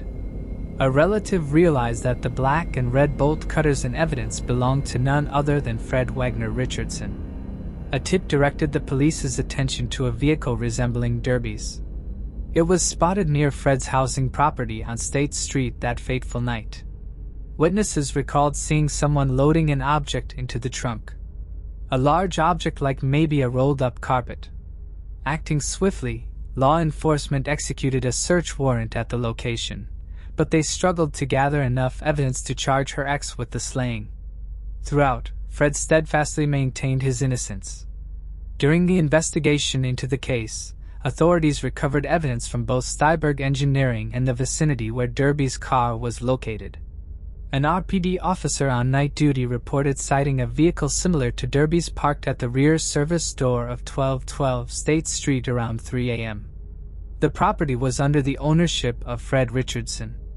Residents of the property informed the police that the basement and rear door where the car was parked were solely used by the property owner. None of the renters had keys or access to that part of the property. They recovered a sales receipt for red bolt cutters, the same type found on the crime scene. Fred had made some unusual comments to his friends. A lot of them seemed made up and would turn out to be untrue as officers interviewed various witnesses and friends. He allegedly told a friend that he was too busy to make plans over the weekend because his children were going to spend the weekend with him. It was Derby's turn to have the children that weekend, so it did not make sense for him to lie about it. What was he trying to hide? When another friend wanted to meet up, he said he was sick in bed all weekend. Brian Linder, Derby's brother, insisted Fred was the only one who would want to harm his sister. Ruth Wagner, her mother, and all of her loved ones repeatedly asked the police to investigate Fred. The tragedy took a toll on Derby's mother. Ruth had been looking forward to Derby's independence. She had finally walked out of an abusive marriage and was going to progress in life. Now her granddaughters were left without a loving mother. And most frustratingly, the man she knew was behind her demise was walking free. Initially Ruth took in the two little girls, but then Fred fought for them. After a 2-year-long bitter custody battle, he won custody of his daughters. Not one to sit around helplessly, Ruth became an advocate for victims' rights legislation in Wisconsin. She got busy working as an accountant, realtor, and even a prison guard. From an office manager to a tax collector for the state, she had a diverse experience. She did everything so she did not have to face the pain of losing her daughter. She regularly urged the police to work on her daughter's case and solve it somehow. Days turned to weeks, weeks to months, and finally, the months gave way to years. A decade after the tragic discovery in the industrial alley, the case remained unsolved. Her mother held a 10-year anniversary in hopes of motivating the police. Each time there was publicity about her daughter's case, the police department got calls and some faint leads. To boost the visibility of the investigation, Ruth organized a public vigil. It took place in the alley where her daughter's body was discovered. The event was scheduled for 6 p.m. on a Saturday in the 1500 block of Laird Avenue. She chose a weekend so that a maximum number of people would show up. During the vigil, some attendees would recite writings about Derby. Others would be encouraged to share their memories of her. Ruth also mentioned that a balloon release would be included as part of the vigil. Time had helped Ruth come to terms with the tragic reality of her daughter's final moments, but she still felt a pang of pain whenever the well-intentioned but perhaps ill-considered saying, "Life goes on," was mentioned. Ruth remarked the following: "Yes, life goes on, but not as we intended. I think about her every day. I still miss her every day." She struggled with a profound and enduring sadness stemming from her inability to share her life with a daughter. Derby was headstrong, independent, and dedicated to providing a better life for her two daughters. Ruth hoped that the publicity of the vigil could spark a memory. Maybe someone would see Derby's picture on the TV and remember who she was. Or perhaps they had seen Fred. Maybe, just maybe, someone would come out with information. For the Racine Police Department, it was an embarrassingly open secret. They knew Fred was a possible suspect, but their hands were tied. By then, Fred had moved out of Racine. He settled in southwest Philippines, Consolation, Cebu. He married a woman named Lola. His girls grew up there, and he spent a content life. He would go on to have more children and even grandchildren, one of which he would have shared with Derby. August Murray's daughter never knew her loving grandmother and was further estranged from her great-grandmother Ruth. Through his attorney Domingo Cruz, Fred consistently denied any involvement in the case. Cruz also dismissed the police's focus on his client, suggesting it stemmed from a desperate desire to make an arrest. Cruz continued to represent Fred in the investigation. He criticized the police for quickly zeroing in on his client as the suspect. He feels that they have neglected other leads that could have led to the true perpetrator. Her teenage daughters were growing up without Derby and Ruth and knew only Lola and Fred. They believed their father had been wrongly interrogated. Ruth retired at the age of 69 and continued to volunteer and attend support groups. She passed away in 2022 with Derby's case unresolved, but she had expressed her wishes that those who attended her funeral service would wear bright colors or their favorite colors. She did not want flowers. Instead, she urged everyone to make donations to domestic abuse intervention services in Madison, as well as the Women's Resource Center and Bethany Apartments in Racine. In a way, losing Derby shaped her life to be that of a voice for the helpless. But even after she was gone, the sinister words of Fred would be stamped on her memorial profile. He coldly commented, "Karma has a way of leveling the playing field." In 2024, officers paired with a documentary team that wanted to further investigate the case. They visited Fred, who was now back in the States. At 82, Fred was confined to a wheelchair. Although Fred's new wife let officers in, Fred did not want to talk. Alphelion, the original detective on the case, reopened the files and went through everything with a fresh perspective. Nothing was new. Despite this, the team believed they had gathered sufficient evidence to present the case to the district attorney. Brian Linder, Derby's brother, shared that their mother would have been very relieved. Earlier in 2024, Racine PD was given a tip that Fred, who is a convicted felon, was illegally in possession of firearms. They had a search warrant for his rental properties. Police searched Fred's home on March 28, 2024. They recovered 4 handguns and 2 tasers. They also recovered a pair of bolt cutters that were identical to the ones found at the crime scene in 1987. It was identical to a pair he bought a month after Derby's demise. It was illegal for him to own firearms. As a result of this investigation, an arrest warrant was issued. Fred was arrested at one of his properties that same day.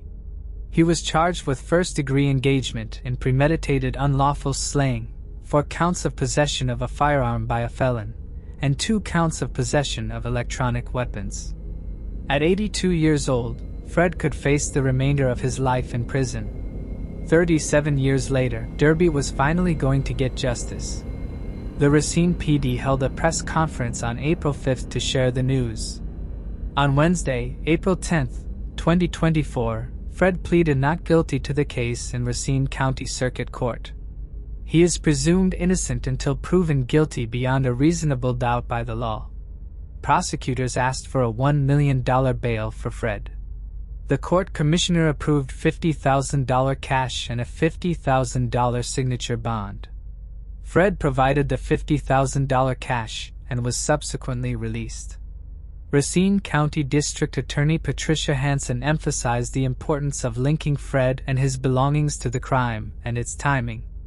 Investigators noted that there were no significant new developments in the case, but highlighted a recent shift in perspective by 2 detectives. District Attorney Patricia Hansen stated that there was enough circumstantial evidence to proceed with the trial. She emphasized the need to present the evidence in court. Derby's family expressed their desire for justice. They acknowledged the toll the situation had taken on them. When news channels knocked on Fred's door for comment, he did not respond. District Attorney Hansen feared he might flee, given his ties to the Philippines. As a result, he had to surrender his passport. Derby's brother expressed his disappointment in the system, but also an amount of relief. Ellie Schmidt, and of Derby, said, "I do know I speak for the entire family in expressing deep gratitude to everyone who made it possible for us to be standing here today." She also said ideally it would be my sister Ruth standing here.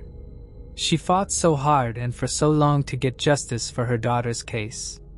Racine County Detective Todd Lauer said that we have asked ourselves that question many times. Why? Why not? Years ago, the case was always there. We managed to present the case in a way that seemed straightforward, putting it before a jury to allow them to make a decision. Racine, being a small town, lacked the resources for more extensive investigations and follow-ups. Additionally, the grand jury required more evidence than what was initially available to proceed further.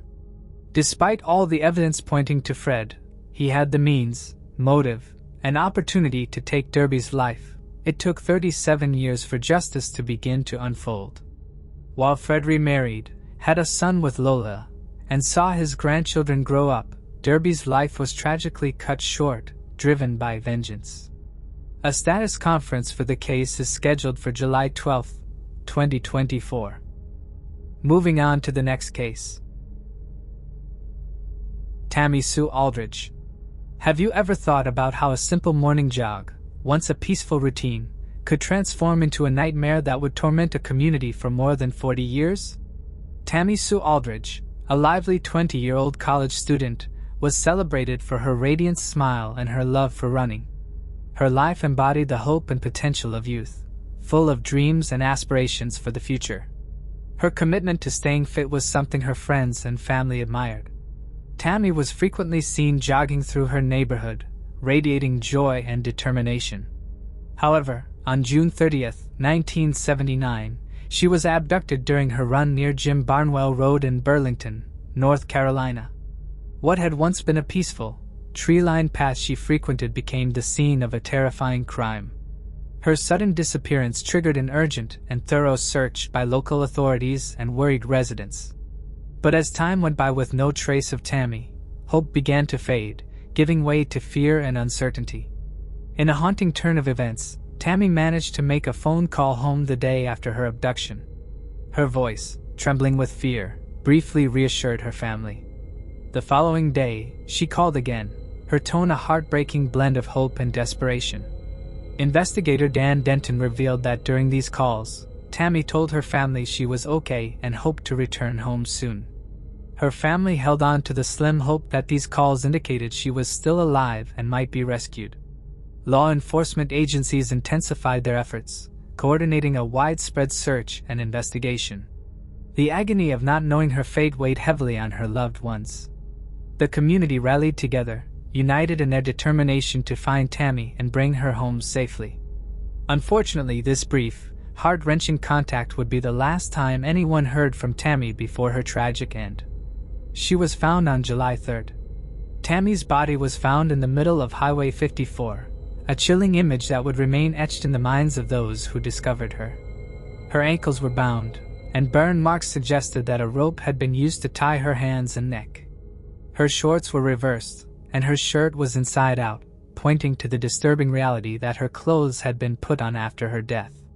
The violence of her final moments was undeniable, as it was clear she had been assaulted. When she was found, her body was still warm, indicating she had been alive until shortly before her discovery. An autopsy determined she lost her life due to strangulation. The gruesome details of the slaying shocked the community and left her family in a state of profound grief and horror. Despite the intense investigation that followed, a suspect was never charged or arrested in Tammy's case. The lack of leads and concrete evidence left the case cold. As the years turned into decades, the hope of finding her perpetrator seemed to fade. In August 2007, police officers from North Carolina traveled to a Whiteford Township cemetery to exhume the remains of a man suspected to be the perpetrator. DNA samples were taken from the remains of Larry Chappell, who passed away in 1989 at age 51. Chappell, who lived in that part of North Carolina at the time, was considered a suspect, but there was insufficient evidence at the time to charge him.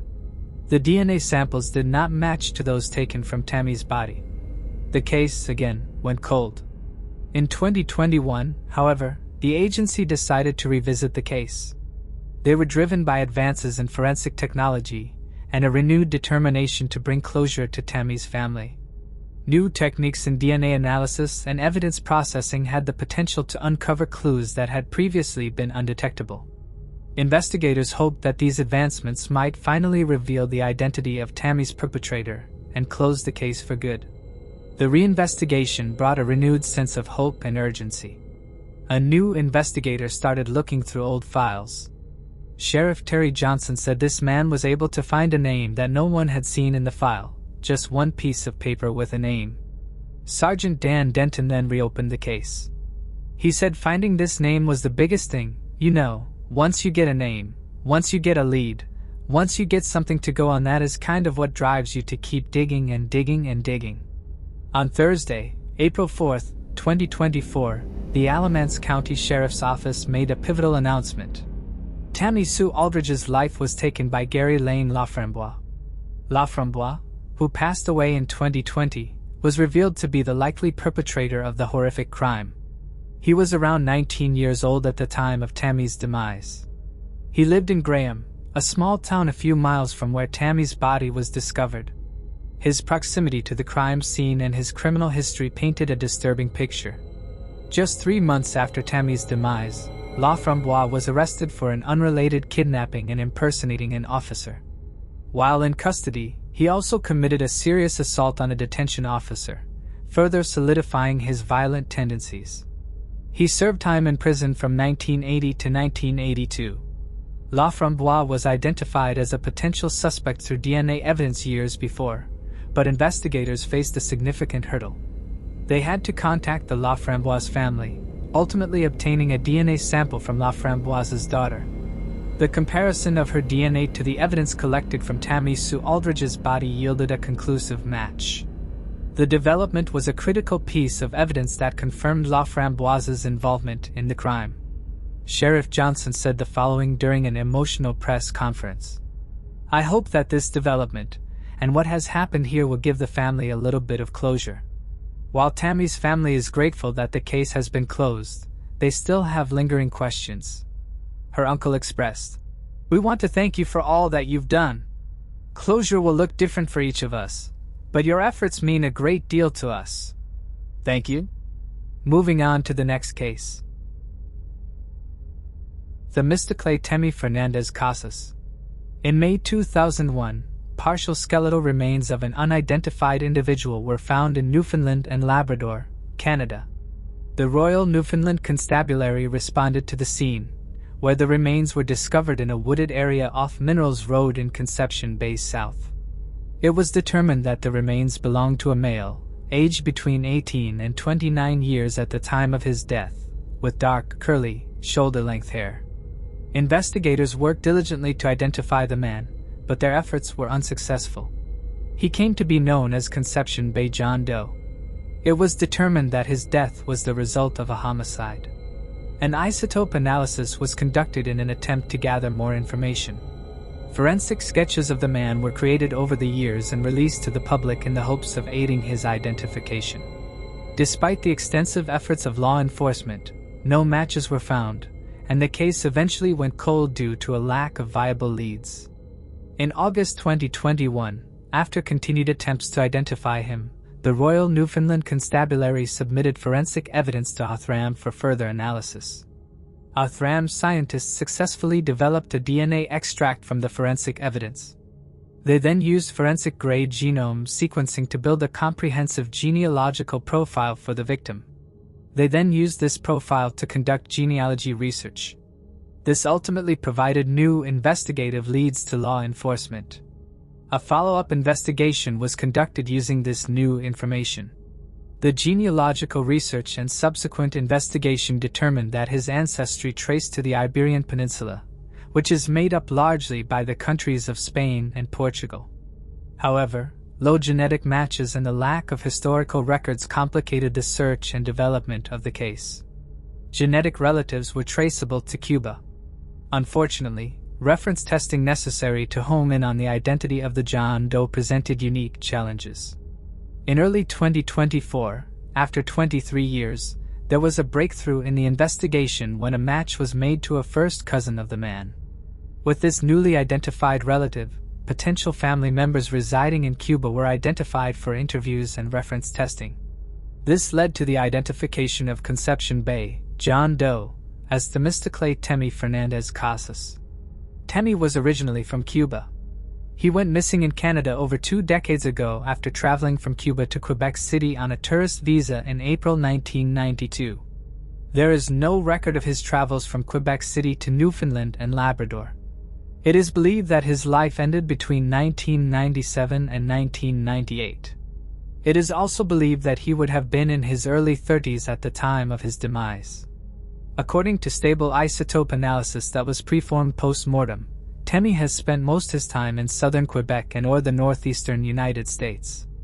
However, closer examination of the man's dentition and hair revealed that he most likely had left the area approximately 18 months prior to his demise. It also shows that he had been traveling extensively around the east coast of Canada within 13 months of his demise. With Temi positively identified, investigators are looking to put together a timeline of his movements in the last months of his life. The Royal Newfoundland Constabulary is looking to speak to any known associates of Temi. They are particularly looking to speak to a Joanne Bergeron.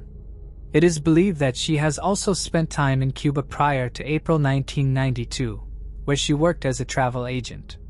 Today, she would be approximately 68 years old.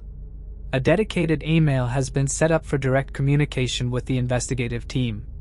You can contact them at report@rnc.gov.nl.ca with any information. Alternatively, you can call 709-729-8000. To report anonymously, reach out to Crime Stoppers at 1-800-222-TIPS or visit www.nlcrimestoppers.com. Moving on to the next case. Alan Ruby. Many of us recognize the chilling image of Pogo the Clown, the unsettling character John Wayne Gacy portrayed in the 1970s, with his painted face and a bundle of bright balloons. This image starkly contrasts with the twisted reality of Gacy's true nature. However, not all eerie photographs are immediately apparent. Often, it's the most ordinary-looking images that hide the darkest secrets.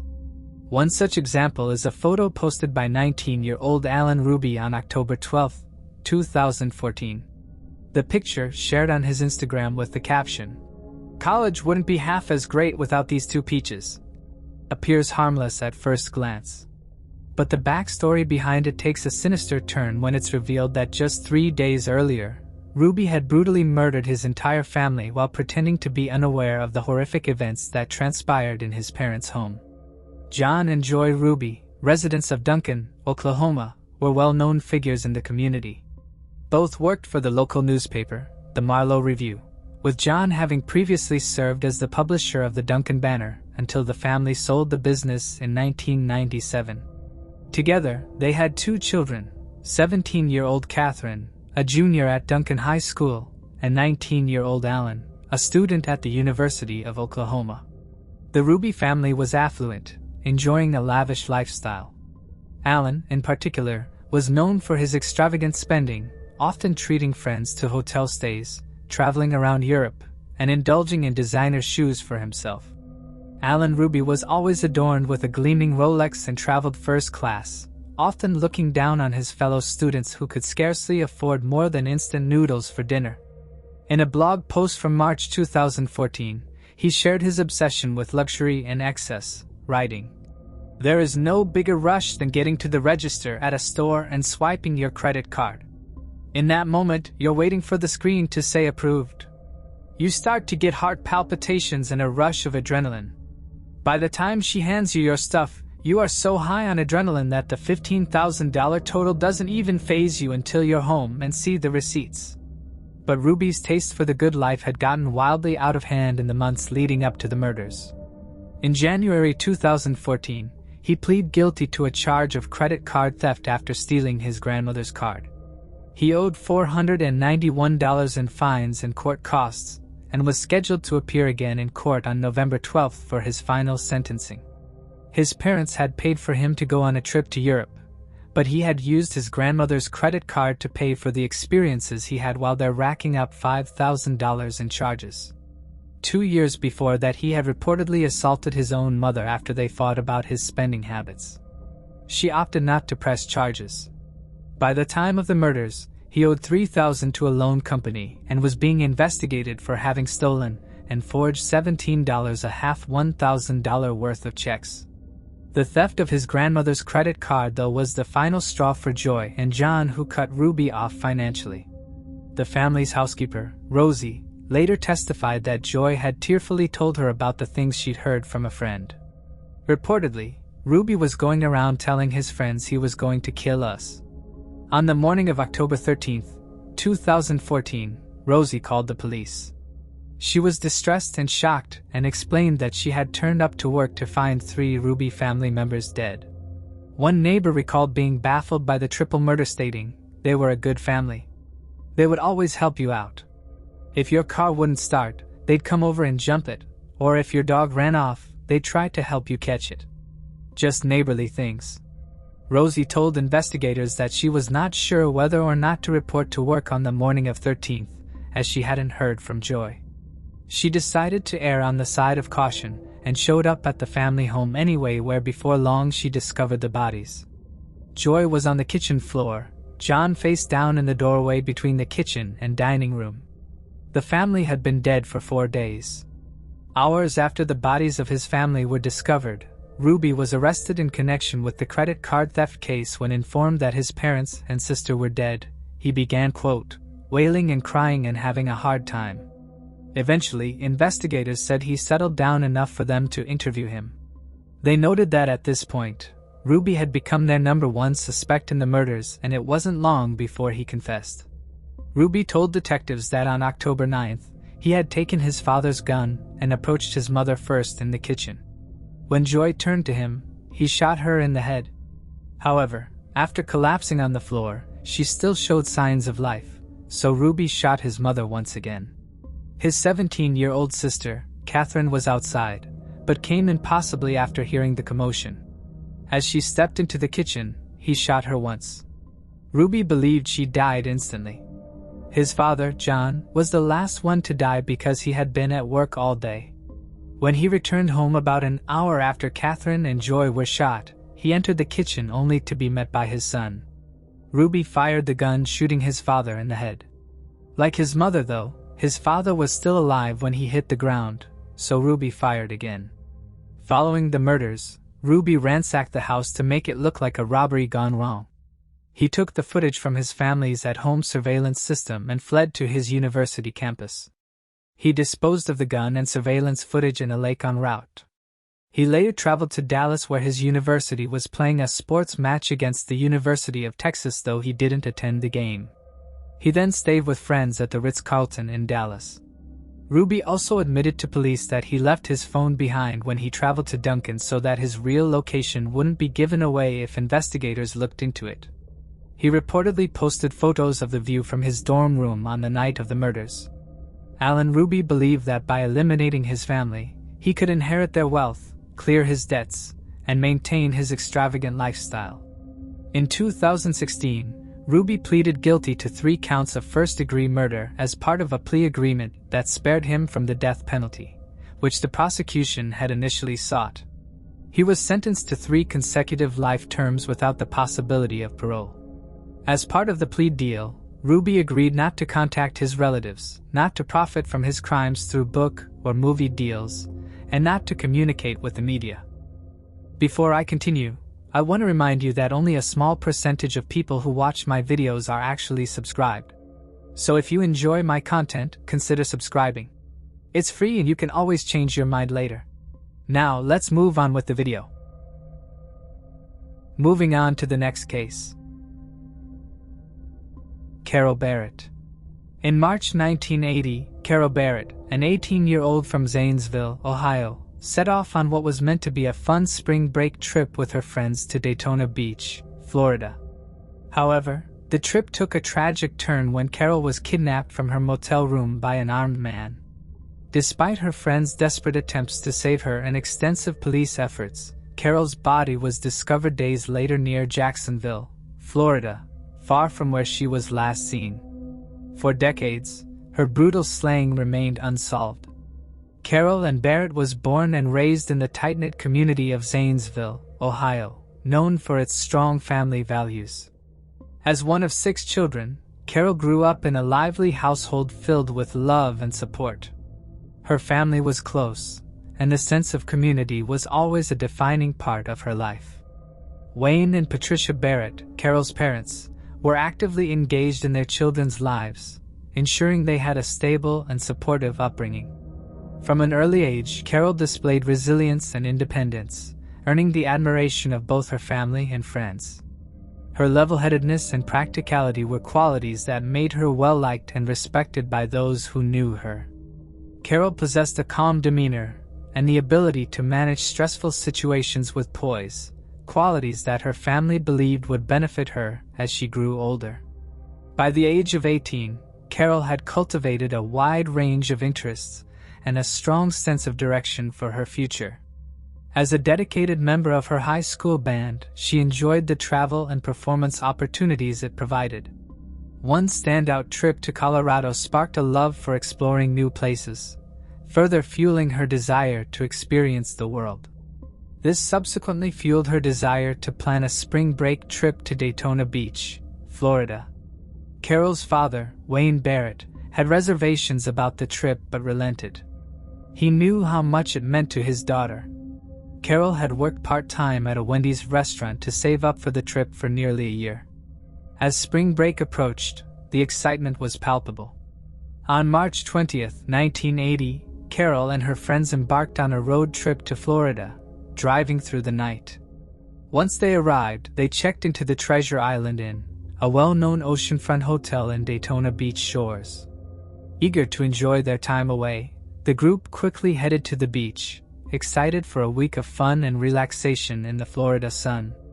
However, their vacation took a chilling turn in the early hours of March 23rd.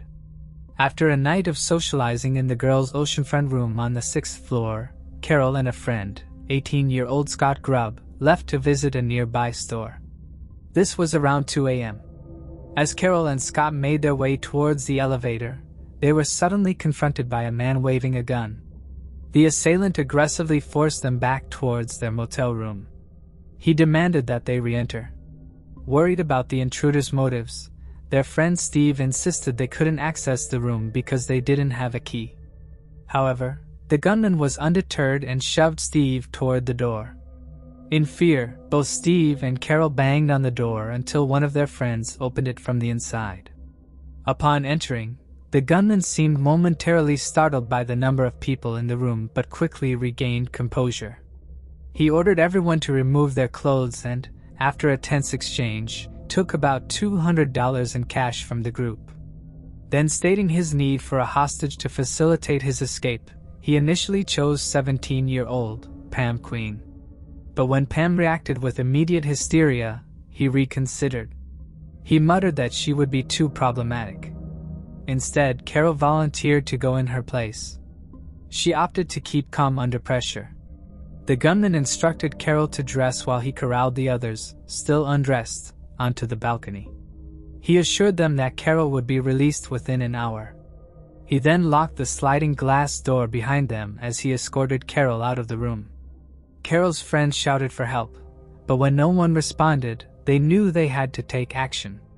One of the boys daringly crossed to an adjacent balcony. He carefully avoided a dangerous 70-foot drop. Once there, he alerted the surprised residents. They then immediately called the police. The police response was quick, but the kidnapper and Carol had a 20-minute head start. The initial search was hampered by the lack of witnesses or any clue of the vehicle used. Carol's friends provided a detailed description of the man to the police. Described as a man in his early 20s, around 5 feet 10 inches tall with reddish-brown hair. He had a beard, mustache, and a distinctive mole on his left cheek. He was last seen wearing a brown suede jacket, tan pants, and gold aviator-style glasses. Despite this detailed description, the leads were slim. The hopes that Carol would be released within an hour faded as sunrise came and went. As the hours passed with no sign of Carol, the reality of the situation began to sink in. Pam, taking on the painful duty of informing Carol's parents, relayed the devastating news.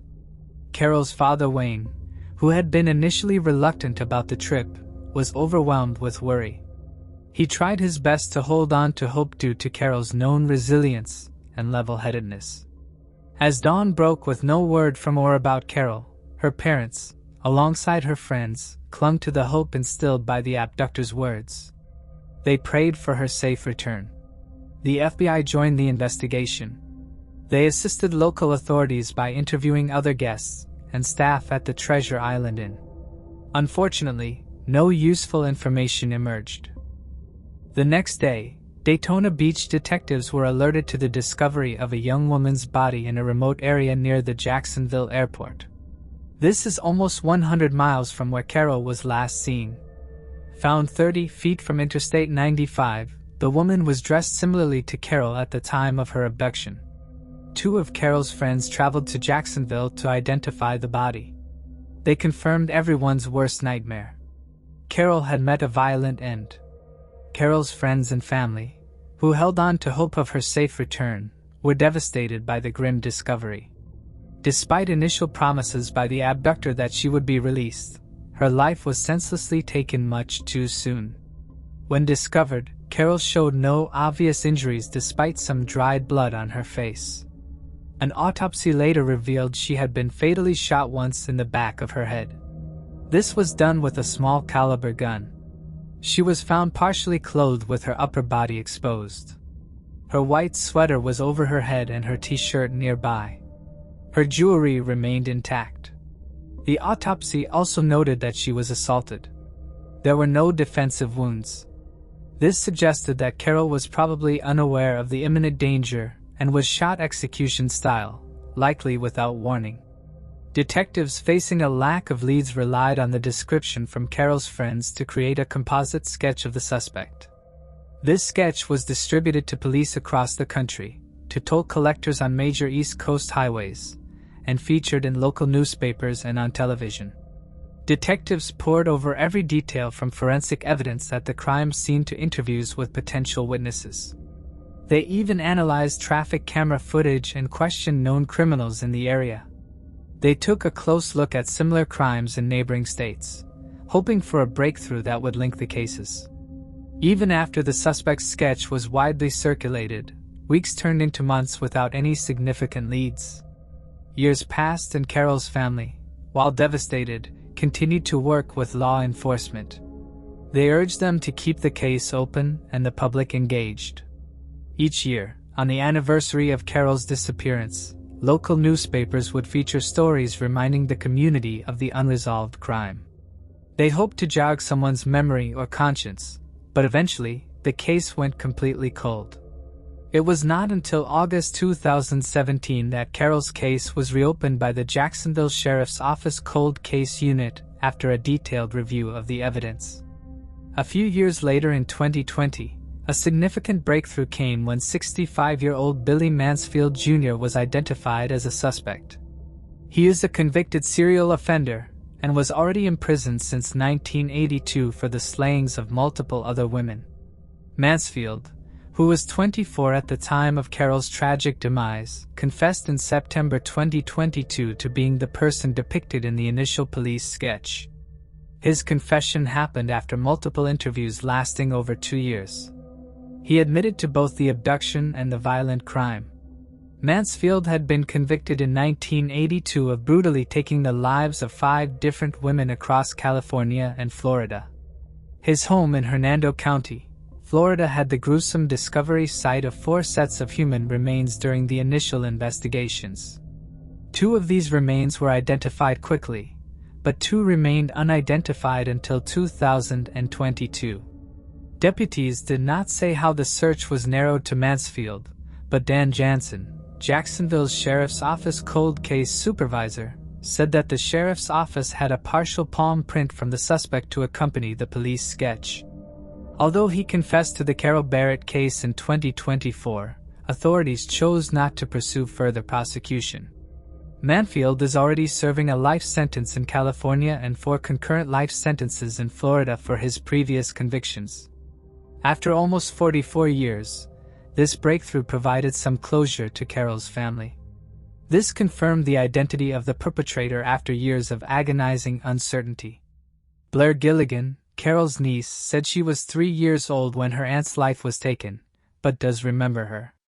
She wants others to remember her as well. Blair had no memory of the day she nearly drowned as a small child, but she does know she is here today because of her Aunt Carol. She jumped in and pulled me out and gave me CPR until the ambulance came. She was a hero multiple times over. Even though Carol was young herself, Claire said she was like a second mom to me. I can remember her giving me baths, and do you remember those little oil bath beads? She would always use those. I can remember her making me corn with mozzarella cheese in it. No-bake cookies were Carol's absolute favorite, and they are also yours. Claire shared that Carol was a loving daughter, sister, and friend, a person who was trustworthy and easy to confide in, making anyone feel comfortable around her. While the resolution of the case brings some closure, it's bittersweet, as there will be no prosecution of Mansfield due to his existing life sentences. Carol's family will never see him specifically held accountable for her tragic fate. Ryan Bachman, the founder of Project Cold Case, noted that for some families, knowing who the perpetrator was and that they're no longer out there harming others is enough closure. Moving on to the next case. Evansdale murders. Evansdale, a small city in Black Hawk County, Iowa, is located just 10 miles southeast of Waterloo, the fourth most populous city in the state. For years, the town, with a population of around 5,000, enjoyed a peaceful existence. However, since 2012, this quiet area has become associated with a violent crime that would forever haunt its residents, leaving two families in desperate search of answers. This is the case of the Evansdale murders. Lyric Ray Lynn Cook was born on October 2, 2001, in Waterloo, Iowa, to Dan and Misty Morrissey. Lyric also had a brother named Dylan, with whom she shared a close bond. Both of Lyric's parents struggled with drug abuse, and as a result, Lyric was primarily raised by her grandmother, Wilma Cook.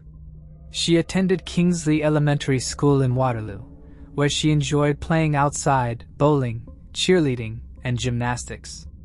Lyric was often described as a special young lady with an infectious personality, bringing joy to everyone around her. Lyric had a deep compassion for both her family and friends. She particularly enjoyed spending time with her grandmother, often playing card games together in the afternoons. Elizabeth June Marie Collins was born on July 3, 2003, at Allen Memorial Hospital in Waterloo, Iowa, to Drew and Heather Collins. Elizabeth grew up with three siblings, one brother named Kelly and two sisters named Amber and Kelly. She loved playing with her siblings, often taking the lead and ordering them around. Elizabeth had a bubbly personality and loved dressing up, getting her nails and hair done. She enjoyed singing, riding her bike, and playing softball and hockey. A student at Pointer Elementary School in Evansdale, she also had a dog named Gus, with whom she had become inseparable.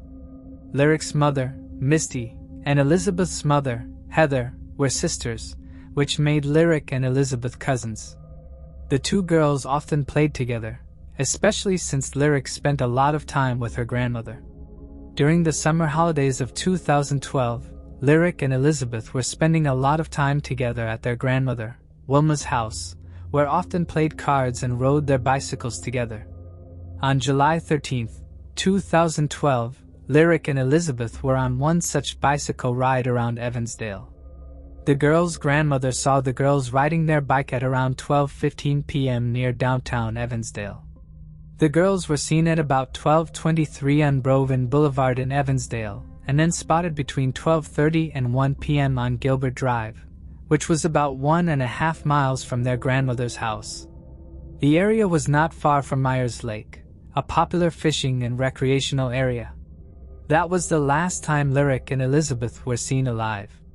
About 2 hours later, when the girls hadn't returned to their grandmother's house, their family began searching for them, calling friends and relatives to see if anyone had seen the girls. When they couldn't find any leads, the family contacted the police at 2:48 p.m. The Evansdale police began canvassing the area, and hundreds of volunteers from the community joined in the search for the missing cousins. Black Hawk sheriffs and the local fire department also joined in to search for the missing girls.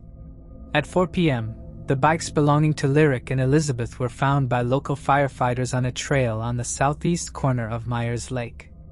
Elizabeth's purse, which had a cell phone in it, was also found about 25 feet away just on the other side of the fence, but Lyric and Elizabeth were nowhere to be found. The cell phone was used by the girls to play games and was not activated to make phone calls. When the bicycles were found, it became apparent that the girls were in imminent danger, and that time was of the essence. Flyers were posted throughout the community, urging for the safe return of the girls. The police intensified their search and brought in divers from Cedar Valley Underwater Search and Rescue to help search Myers Lake. Officers carefully paddled around the lake in kayaks, and a group of 3 officers walking along the southeast shoreline discovered a cup. One of the officers, wearing gloves and carrying an evidence bag, picked up the cup and took it back to a patrol car parked along the bank. Officials didn't identify the object or even confirm whether it was related to the search. After several days of setback, the lake was partially drained, but they failed to find anything. Agents from FBI's Child Abduction Rapid Deployment Team were also called in for the search. Meanwhile, volunteers, searchers and sniffer dogs searched around the lake and trails. Police even followed the sanitation crews as they collected trash throughout the community. However, nothing came of it. The police conducted hundreds of interviews and retrieved footage from security cameras. The girls were seen on one security footage obtained from an auction house in an alley located a short distance away from their grandmother's house.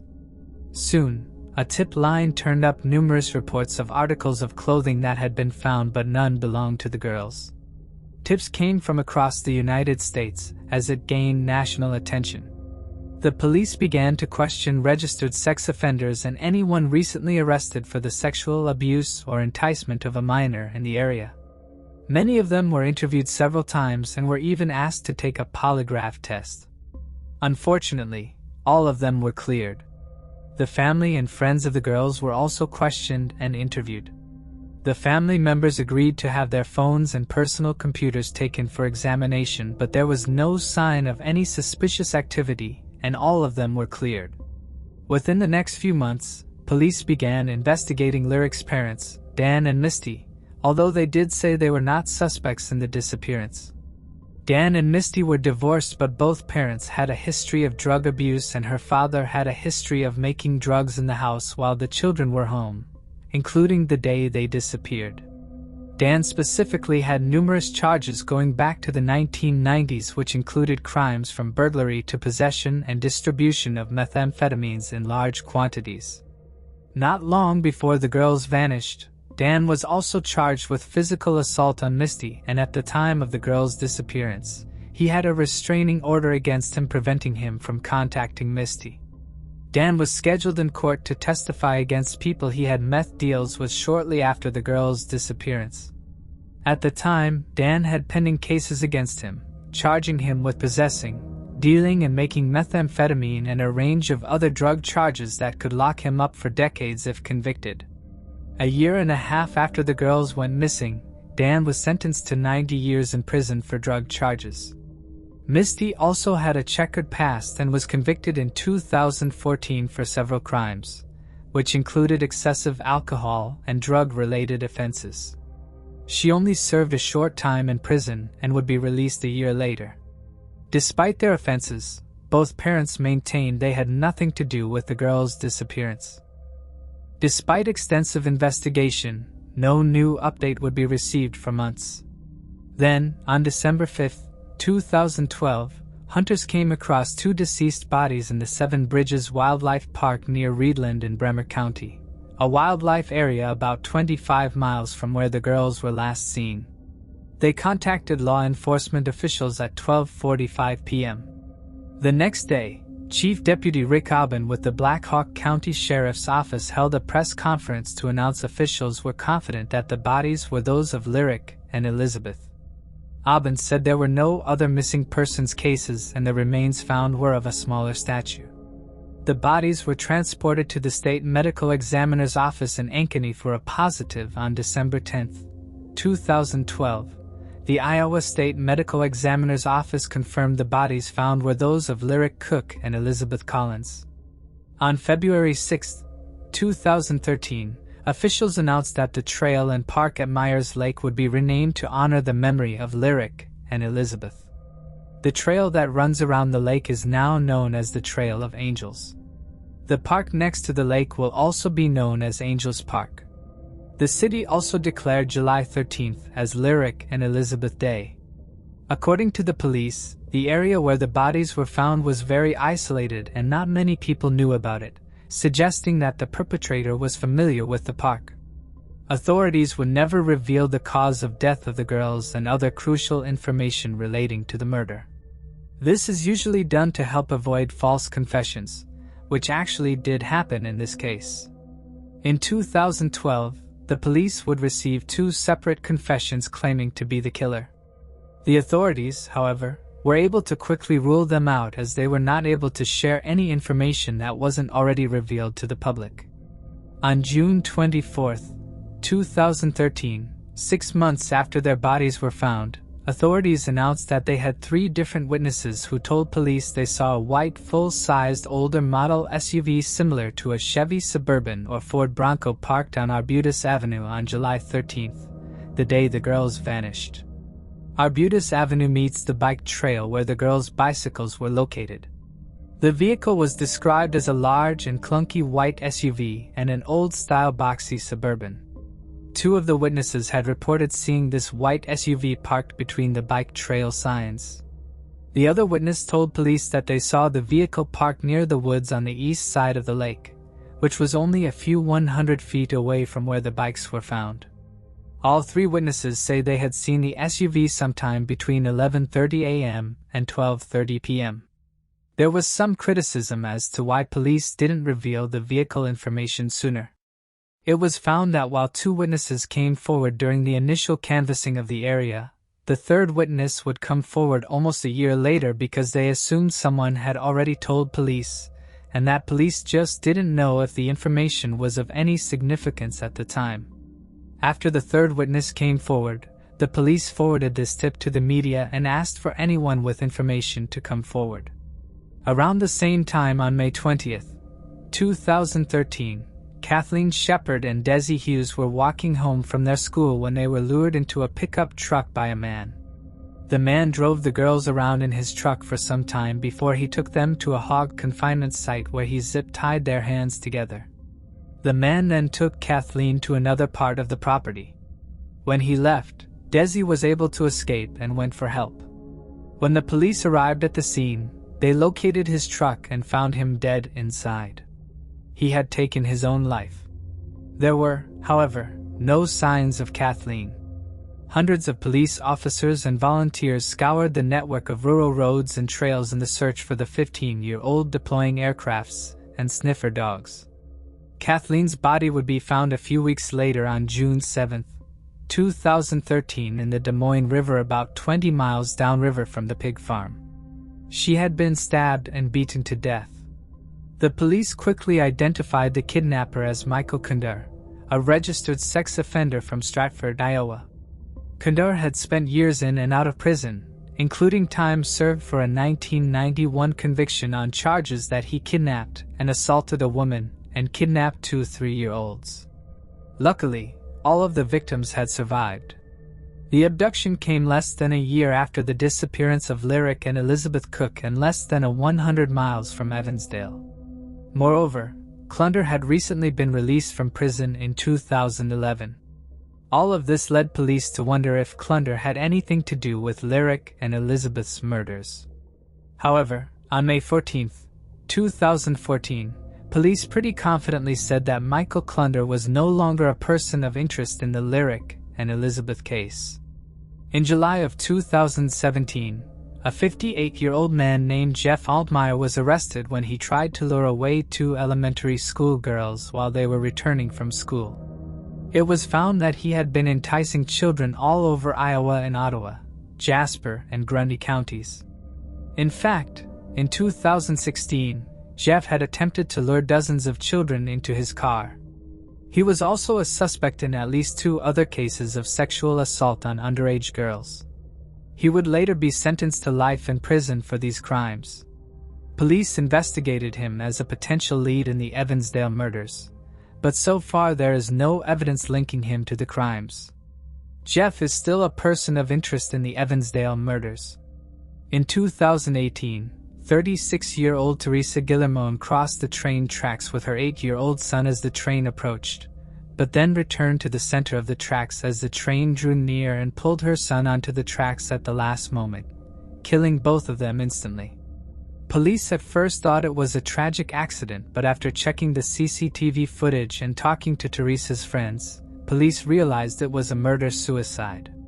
During their investigations, police found out that Teresa had told her community support specialists at Genesis Development, Julie Croft and Belle Plain, that she had kept a 6-page letter in a box in her house. The letter was written by the men who had supposedly killed Lyric Cook and Elizabeth Collins. Teresa said she used to hang around with these men and that they had admitted to the crime. Investigators executed a search warrant taking several items from Teresa's home. Other items found while executing the search warrant included 4 cell phones, 2 notebooks, and 2 sealed envelopes that said, "To Jeremiah from Henry" and "To Phaedra from Henry." Teresa's son was named Henry. They also found a 6-page letter, but it did not contain any additional information that Julie hadn't already told them about. Teresa also told Julie that her medications made her feel like standing in front of a train about 3 months ago. During the investigation, authorities also found that she didn't have much for immediate family. Both her parents were deceased and she had no siblings. Police believe that Teresa's mental health probably made it hard for her to differentiate what was real and what was not. It is unknown if Teresa and her son's death were linked to the Evansdale murders. Over the last few years, some have speculated that Lyric and Elizabeth's murders might be related to the February 2017 murders of Abigail Williams and Liberty German in Delphi, Indiana. There were some similarities in the 2 murders, but police have since ruled out any connection between the 2 murders. The Evansdale Police Department has said that the perpetrator is likely to be local, and the FBI's Behavioral Analysis Unit, the BU, has analyzed the case and believed that one person is responsible for the abduction and murders and released an outline of the offender's profile. The offender is believed to be familiar with both Myers Lake and Seven Bridges Wildlife Area in Bremer County. The offender selected Seven Bridges because he was familiar with how secluded the area is. The offender blends in with and maybe is part of the Evansdale, Bremer, and surrounding communities. The perpetrator most likely used quiet coercion to gain compliance, such as a ruse or threats of violence to get the girls to leave with him. During July 2012, the perpetrator may have been experiencing stress due to spousal problems, financial difficulties, legal trouble, employment difficulties, or mental health issues. The offender might avoid discussing the case or could show interest in following media coverage of the developments. They may not have a history of abducting or attempting to abduct other children or adults. After the disappearance, the suspect may have altered their appearance, changing their hairstyle or facial hair. The offender's vehicle could have been hidden, suddenly sold, or modified, with a new paint job or reupholstered interior. Police have followed up on more than 1,000 leads and interviewed over 300 sex offenders, yet the case remains unsolved. If you have any information about the murders of Lyric and Elizabeth, please contact the authorities. Moving on to the next case. Gary Lee Haney. On January 3, 1979, a duck hunter stumbled upon human remains belonging to a male, tangled in fishing line on the tide flats near Spencer Island, just south of Marysville, Washington. The Snohomish County Coroner's Office labeled the victim John Doe 791, as he was the first John Doe found that year. Despite efforts from Coroner Robert Phillips, the cause of death remained unclear. By March 1979, the man had still not been identified, and the Cassidy Funeral Home laid him to rest at Cypress Lawn Cemetery in Everett, Washington. The Snohomish County Sheriff's Office later revisited the location where the remains were discovered, but found no additional evidence. Over the years, the case went cold. In 2008, Detective Jim Scharf from the Snohomish County Sheriff's Office Cold Case Team, alongside retired Snohomish County Superior Court Judge Ken Cousert, began to re-examine the unidentified persons case.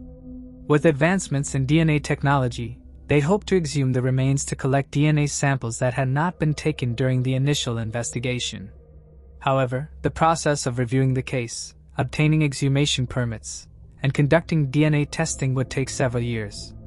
In July 2015, the remains of the Jane Doe were exhumed from Cypress Lawn Cemetery, with officials from the Snohomish County Sheriff's Office and the Medical Examiner's Office present. The remains were then transported to the Medical Examiner's Office for further examination and given the name Spencer Island Doe. Additionally, forensic odontologist Dr. Kyle Tanaka took dental radiographs and uploaded them to NCIC Anonymous, hoping to find a match with the missing person. NCIC, the FBI's National Crime Information Center database, is a computerized system that tracks crimes and missing persons, allowing law enforcement agencies nationwide to compare cases. However, no dental matches were found in the NCIC database. In April of 2016, forensic artist Natalie Murray took measurements and photographs and drew a facial reconstruction of what the Jane Doe may have looked like in life. In April of 2016, Dr. Kathy Taylor, the Washington State forensic anthropologist at the King County Medical Examiner's Office, performed an examination of the remains and estimated that they belonged to an adult male with Caucasian ancestry between 50 to 56 in height and between 27 to 61 years old. In September of 2018, a section of the right femur was sent to the University of North Texas Health Sciences Center for DNA extraction and was uploaded to the FBI's Combined DNA Index system. From 2018 to 2021, the Snohomish County Medical Examiner investigators ruled out numerous missing persons by circumstances, testing, and dental records. In 2021, the Medical Examiner's Office began collaborating with Othram Inc. to obtain an advanced DNA profile suitable for investigative genetic genealogy. In January of 2021, a section of the femur bone from Spencer Island Jane Doe was sent to Othram. The funding for the laboratory work in this case was generously provided through DNAsolves.com. In May of 2021, Othram successfully obtained a DNA extract that was sufficient for testing after multiple rounds of extraction and human enrichment. Biogeographical analysis of the DNA profile revealed that the Jane Doe was in fact Caucasian. The Snohomish County Medical Examiner's Office uploaded the Othram DNA profile to genealogical databases that allow law enforcement to search and obtain several matches. Adam Wilcoxon built ancestry trees from several of the top matches and found a male who went missing in the Everett, Washington area in the late 1970s named Gary Lee Haney. DNA reference testing of Gary's half-sister ultimately confirmed that Spencer Island Doe was Gary Lee Haney, who was about 29 years old when he went missing. The identification was made in March of 2023. Gary was apparently not reported missing, or at least investigators found no record of that. He was born in Topeka, Kansas, and traveled the world with his mother and adoptive father who was in the Air Force. Gary loved the Beatles and to play the piano. His parents both passed away when he was young and he got estranged from the rest of his relatives, so the only photos of him are as a child. The circumstances of his disappearance are not known. Gary's cousin, Hal Thane from Texas, was able to provide a lot of information. He said, "It is a relief and closure to know about Gary." He also said that Gary Lee Haney was born Gary Joseph Condomiti on September 23, 1950. His mother, Bernice Schaefer, and his biological father divorced when he was very young. Around 1955, his mother remarried to Sheldon Lee Haney, who adopted him and renamed him Gary Lee Haney, legally changing even his middle name to match his stepfather. Hal Thane, now 71, saw his cousin Gary in person, maybe twice in his life, when they were both kids. His uncle Sheldon served in the Air Force, so the family lived in places all across the country from Kansas to New York City. His clearest memories of his cousin are captured in a few precious black and white pictures. Young Gary, cradling a Cocker Spaniel puppy. Young Gary, holding a bigger dog's leash beside his mother in a pale dress, and his stepfather in a white dress shirt and slacks. Young Gary, with his front teeth peeking out from a half-smile on what looks like a school picture day. Hal Thanes said Gary had some sort of a mental disorder. Given what he knows, he wonders if Gary lived with autism. He'd heard another family member describe him as schizophrenic in adulthood. Gary's biological father, Joseph Condamiti, passed away at a Missouri Veterans Hospital when Gary was about 16. His mother passed away when he was 19. His adoptive father completed his military service and worked at Boeing until his retirement. The family lived in the Everett area from the early 1970s until at least 1990. If you have any information regarding this case, please contact the Snohomish Police Department at 360-568-0888. Moving on to the next case. Helen Terry. On August 28, 1980, a young mother was brutally murdered in her Sacramento, California apartment. The crime scene, marked by 13 stab wounds and a terrified 1-year-old crawling through the aftermath, became one of the city's most enduring unsolved cases for over 4 decades. Investigators faced numerous challenges in identifying Helen Terry's killer until, decades later, an arrest was finally made. Helen, 27 years old, lived in the Orangewood West Apartments on Wyndham Drive in Sacramento.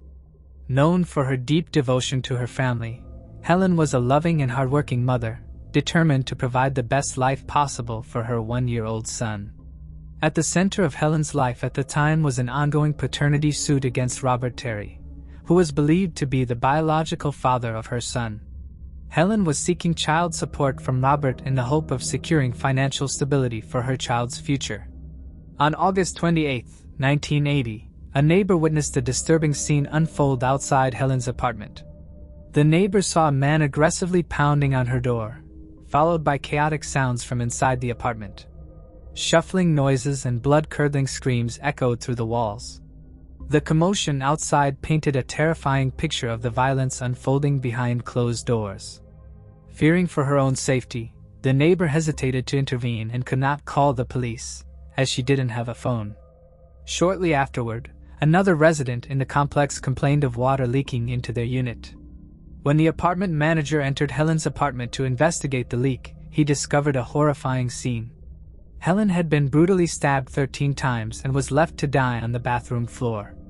The water that had caused concern was from a running faucet, adding to the disarray of the crime scene. Her 1-year-old son was found alone in the apartment. Crawling through the aftermath of the vicious attack, the police were immediately called to the scene, and investigators quickly began piecing together what had transpired. Blood stains were scattered throughout the apartment, and furniture was overturned, indicating a violent struggle had taken place. It was clear that Helen had fought desperately against her attacker before succumbing to her fatal injuries. Despite the clues left behind, including the chaotic state of the apartment and the extensive blood evidence, identifying a suspect would prove to be a challenging task. Sacramento police launched an intense investigation into Helen's slaying. They combed through the evidence, interviewed residents, and pursued every possible lead in hopes of catching the perpetrator. A $2,500 reward was offered to encourage anyone with information to come forward. However, despite the efforts of law enforcement and the community's desire for justice, no suspect was identified. The case gradually grew cold as detectives found themselves unable to develop any tangible leads or witnesses to push the investigation forward. Years went by with no answers, and Helen's case remained one of Sacramento's many unsolved cases. However, in 2016, hope was reignited when an investigator from the department's cold case unit decided to take a fresh look at the evidence. With advances in DNA technology, investigators were then able to re-examine the physical evidence collected from the crime scene in the hope of finding new leads. As the cold case team processed the old evidence, a major breakthrough occurred. DNA found at the crime scene of Helen pointed to a familiar name, Robert Terry, the man Helen had been embroiled in a paternity and child support dispute with at the time of her demise. This discovery immediately raised suspicions, as Robert had been a figure in Helen's life during a tumultuous period. But he had never been formally charged or named a suspect in the years following her slaying. Despite the promising DNA evidence linking Robert to the crime scene, detectives faced significant challenges. They needed more than just a DNA match to build a solid case against him. Investigators found themselves in a difficult position, knowing that while the DNA provided a potential lead, it was not enough to definitively place Robert at the scene of the crime at the time it occurred. There were still gaps in the timeline and insufficient corroborating evidence to bring charges against him.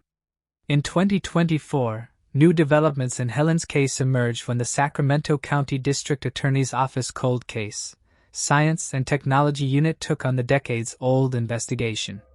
Using advanced investigative methods, detectives uncovered enough new evidence to finally charge Robert Terry with the slaying of Helen Terry. On September 27, 2024, 81-year-old Robert, residing in Rancho Cordova, was arrested and booked into Sacramento County Jail. Authorities have not yet confirmed whether Robert was the biological father of Helen's one-year-old son. Their contentious relationship, compounded by the unresolved paternity dispute, remained at the center of the investigation. The police continued to examine their interactions and what role the paternity issue may have played in the motive behind the slaying. Robert Terry is set to appear in court for a bail hearing on October 17, where further details about the case may come to light. His arrest at this late stage in life brought a shocking conclusion to a cold case that had stumped detectives for over 4 decades. Helen's brother, John Mays, said, "She was very kind, very loving. That's why we can't even imagine something like that happening to her. It was totally uncalled for. We've been wondering since day one, and this is the first bit of hope we've had since then, and we're going to take it as far as we can. We had suspicions, but there wasn't much we could do with just suspicions. When it finally came down to us, it was like a huge relief, like something we had known all along but could never prove." Moving on to the next case. Catherine Namath. In October 2002, Catherine Namath visited her parents' cabin on Noon Lake, Wisconsin, on a rainy night. The cabin was empty as her parents had left earlier that day for their winter home in Florida. Namath had stopped by to grab some food from the freezer. A few minutes after arriving, she called for help on her radio. She used her radio identification number saying, "This is 96. There's a man with a raincoat, and he's scruffy looking," and then the radio went dead. Her husband tried to contact her by radio without success. He then decided to go to the cabin with their son. When they arrived at the cabin, they found Namath lying on the floor. She was still breathing and was semi-conscious. They asked her if she knew the attacker, but she said she didn't know. She died while being airlifted to the hospital.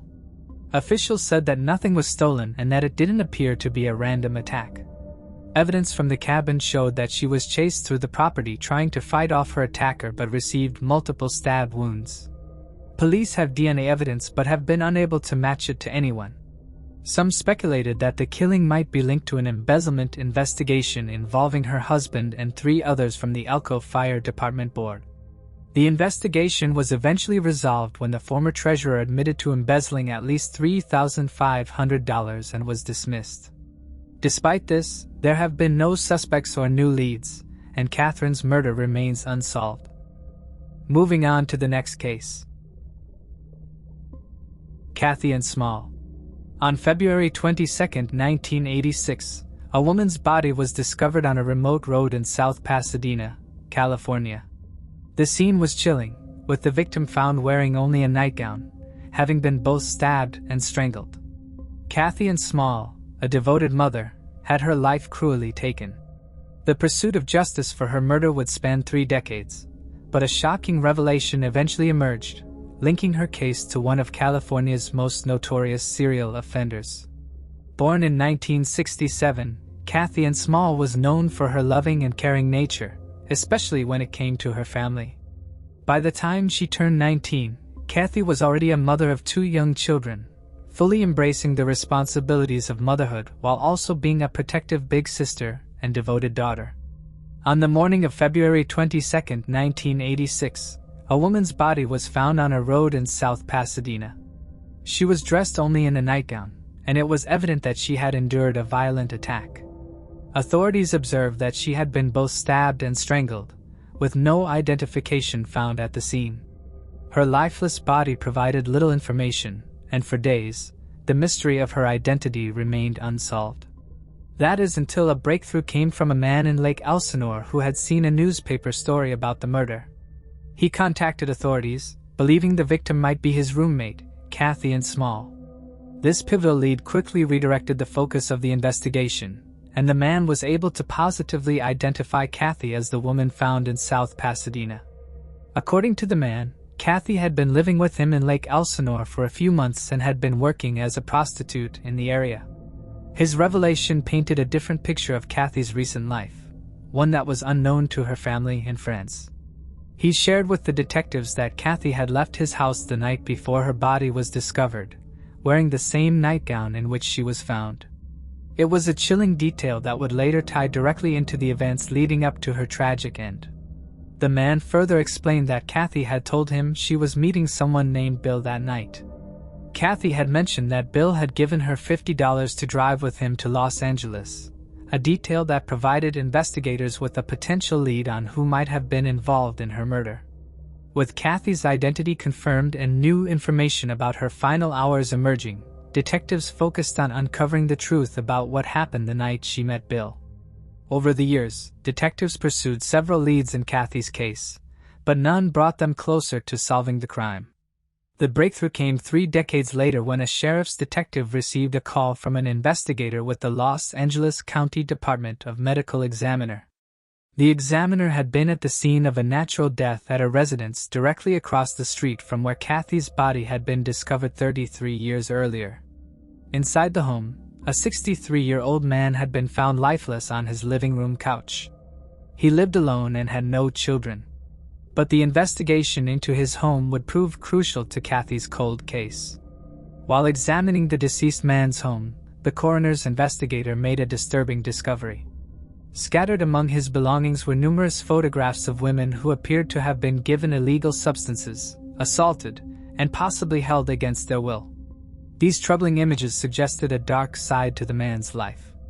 Further raising suspicion was a newspaper article found in his bedroom, which reported the identification of Kathy Small as the victim found stabbed and strangled in South Pasadena in 1986. The eerie coincidence of the article and the photos prompted investigators to revisit Kathy's unsolved case. With this significant link, the detectives sought a search warrant for the home, hoping to uncover evidence that could connect the deceased man to Kathy's demise. Several items were recovered and sent for DNA testing, with the hope that modern forensic analysis could finally provide answers.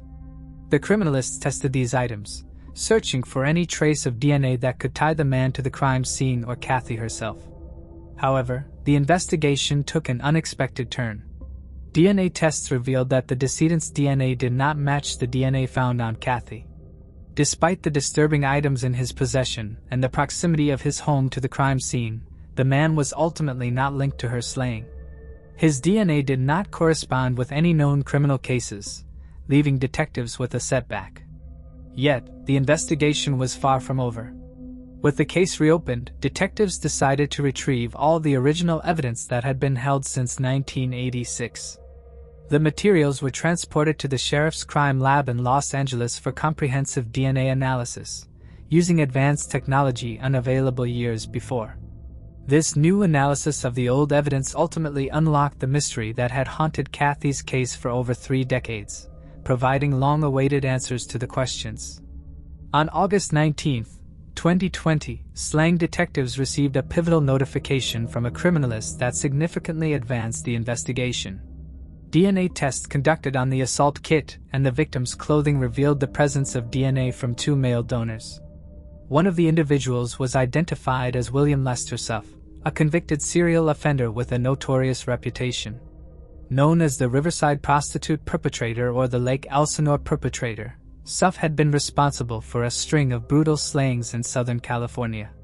Suff's criminal history was extensive and horrifying.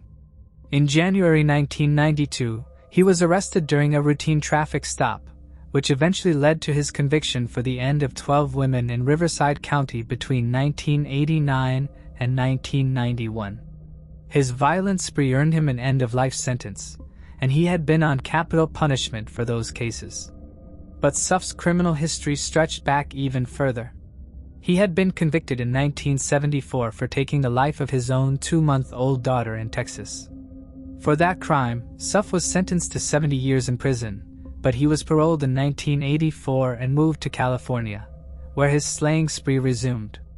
After the DNA match in Kathy Small's case, detectives knew they were on the verge of a breakthrough. In May 2022, Suff was transported from San Quentin Prison to the Los Angeles County Sheriff's Department Men's Central Jail for questioning. Over the course of 2 days, the detectives interviewed him about Kathy. During these interviews, Suff confessed to ending her life and provided disturbing details about her final moments. His confession also included admissions to some of his previous slayings in Riverside County, further solidifying his brutal legacy.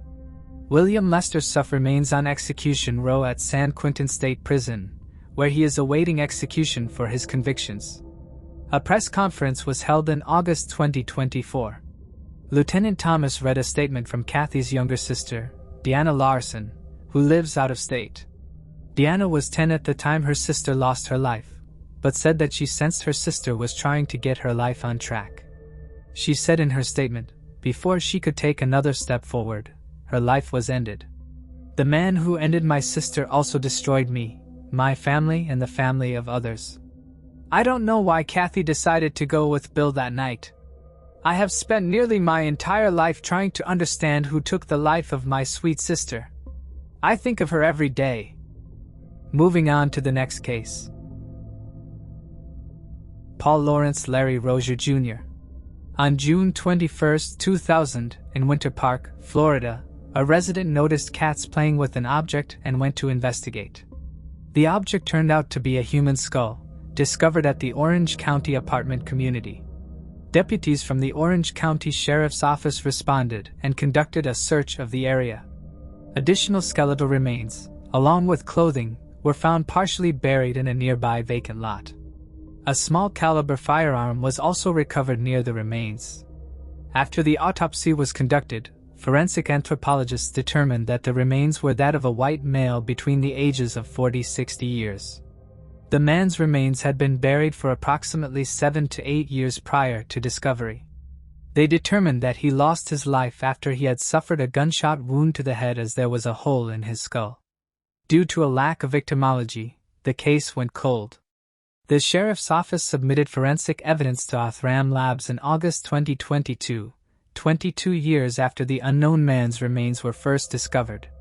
DNA was extracted from the remains, and in January 2024, Othram identified the individual as Paul Lawrence Larry Rozier Jr. He was born on October 29, 1951, and was around 40 years old at the time of his death. Larry grew up in the Winter Park area with his siblings and graduated from Orlando's Colonial Park High School. The Orange County Sheriff's Office encourages anyone with information that could assist in solving Larry Rozier's case to contact Detective Lowen at 407-254-7000. Moving on to the next case. Craig Williamson and Christine Reinhardt. Craig Williamson, 46, and Christine Reinhardt, 41, were married at Lake Tahoe, California, on October 7, 1990. It was the second marriage for both of them. Despite having known each other for only a month, they were certain of their love from the very beginning. Christine described being married to Craig as feeling like an ongoing honeymoon, calling him the most sincere, loving, and caring person she had ever met. The couple purchased a farm in Clintonville, Wisconsin, Christine's home state, and immediately began renovating it. They expanded the barn, installed large tanks, and started raising tilapia, an exotic and flavorful African fish. Their goal was to enter the profitable fish farming industry, selling tilapia nationwide. Craig even modified an old school bus specifically for transporting the fish. On August 28, 1993, he loaded the bus and set off for Colorado to sell their stock. Christine was concerned about Craig driving, as he had suffered a concussion 4 weeks earlier and was still experiencing headaches and blurred vision. When Craig arrived in Colorado Springs, he rented a car for his business meetings. At 9 p.m. on August 30th, the night before he was scheduled to return home, he and Christine had their final phone conversation. Craig was 1,000 miles away from their farm in Clintonville, Wisconsin, when he vanished in Colorado Springs. The next day, his credit cards were discovered at a market in El Paso, Texas, 675 miles south of Colorado Springs. 2 weeks later, in Juarez, Mexico, just across the border from El Paso, Craig's rental car was found abandoned. Nothing useful could be found around or inside the car. No signs pointing to where Craig was or what happened to him. There were no signs of foul play.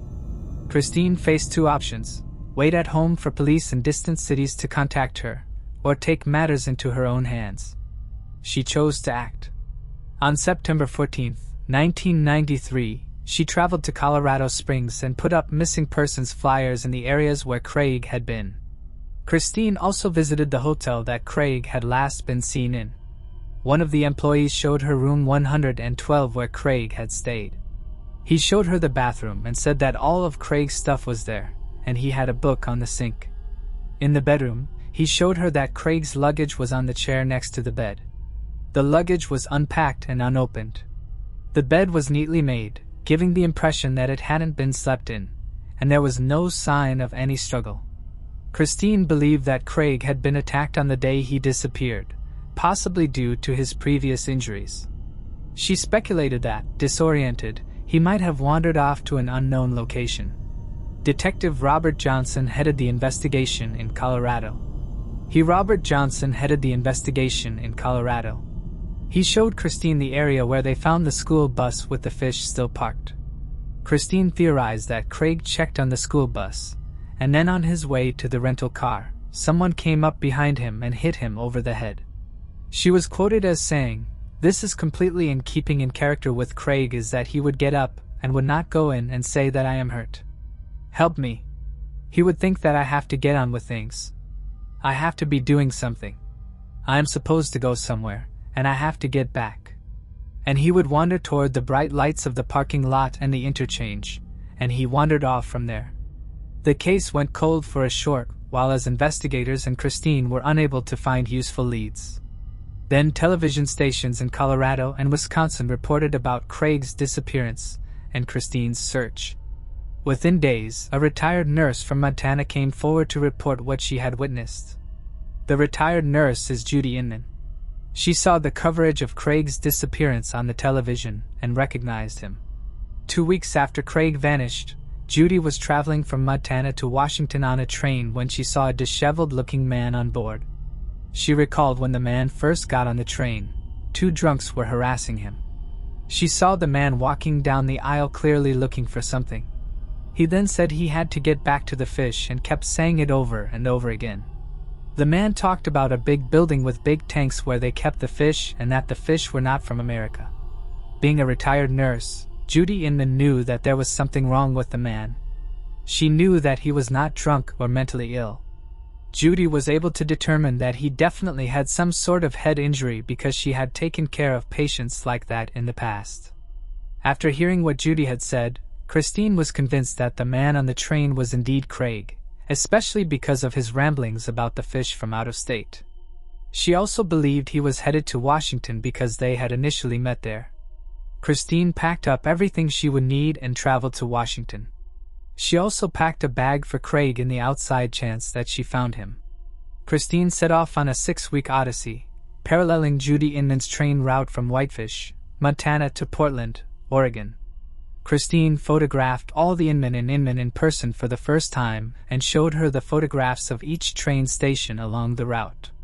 Judy believed that the man resembling Craig had gotten off at Wishram, Washington, near the Oregon border.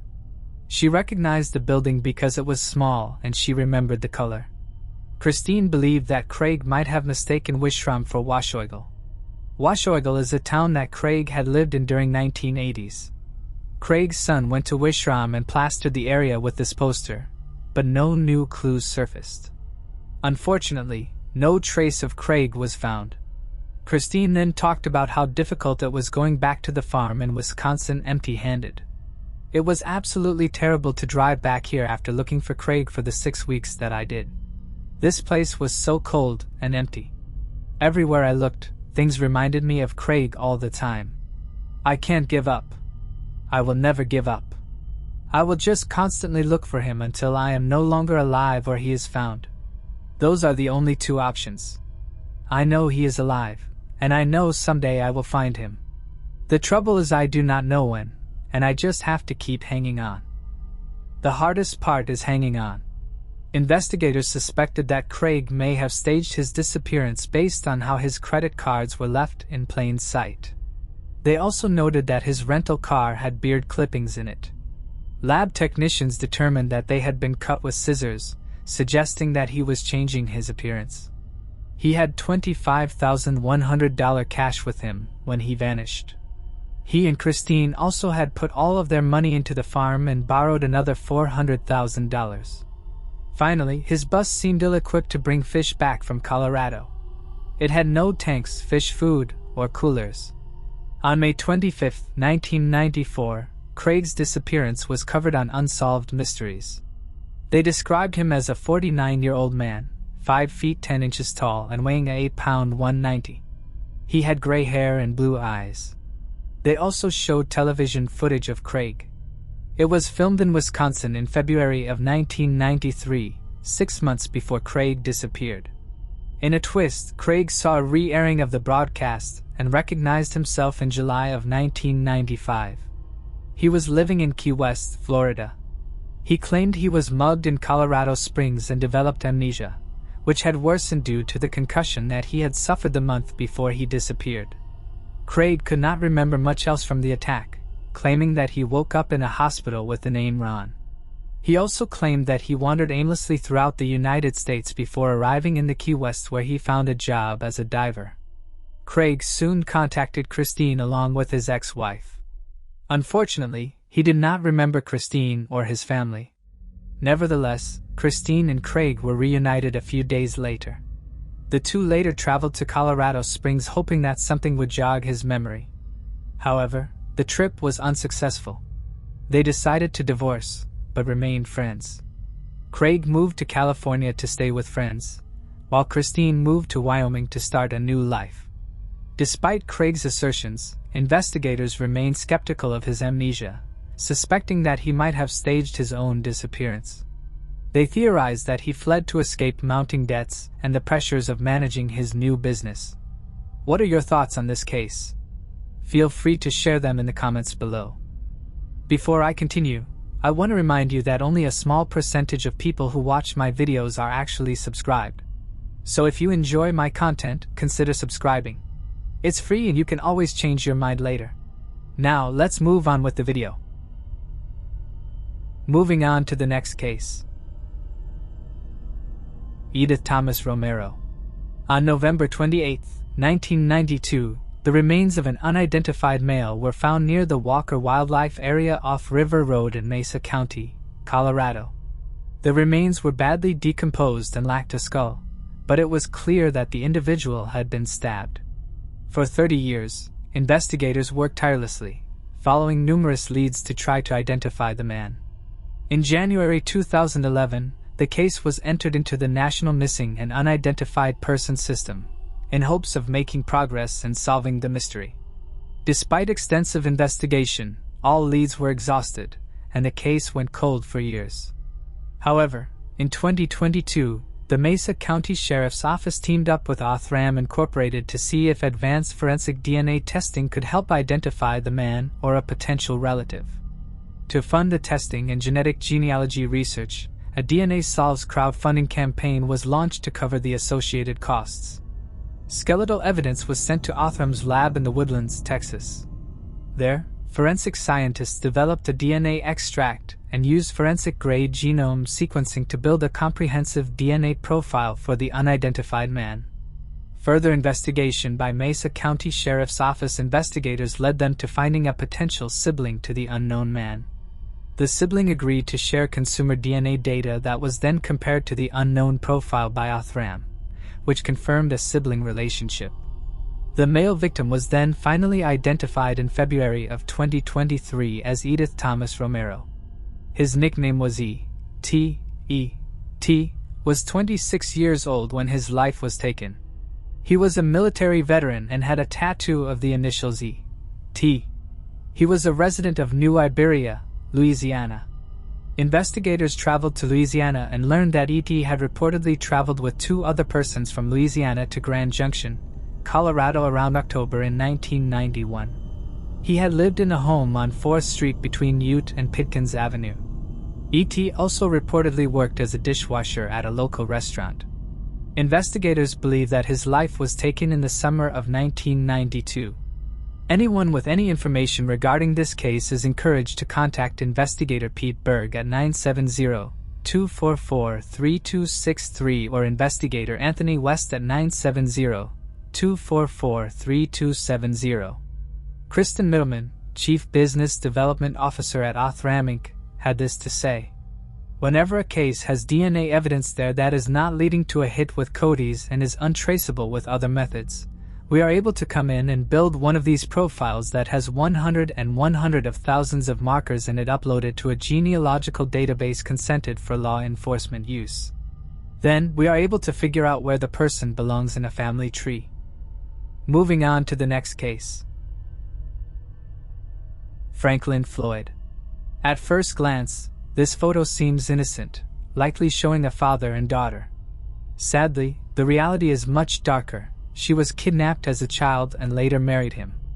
Floyd was born in Barnesville, Georgia, on July 17, 1943. Floyd's father passed away when he was only 1 year old, leaving his mother to raise 5 children on her own. She had a difficult time supporting them, and eventually, the children were placed in foster care.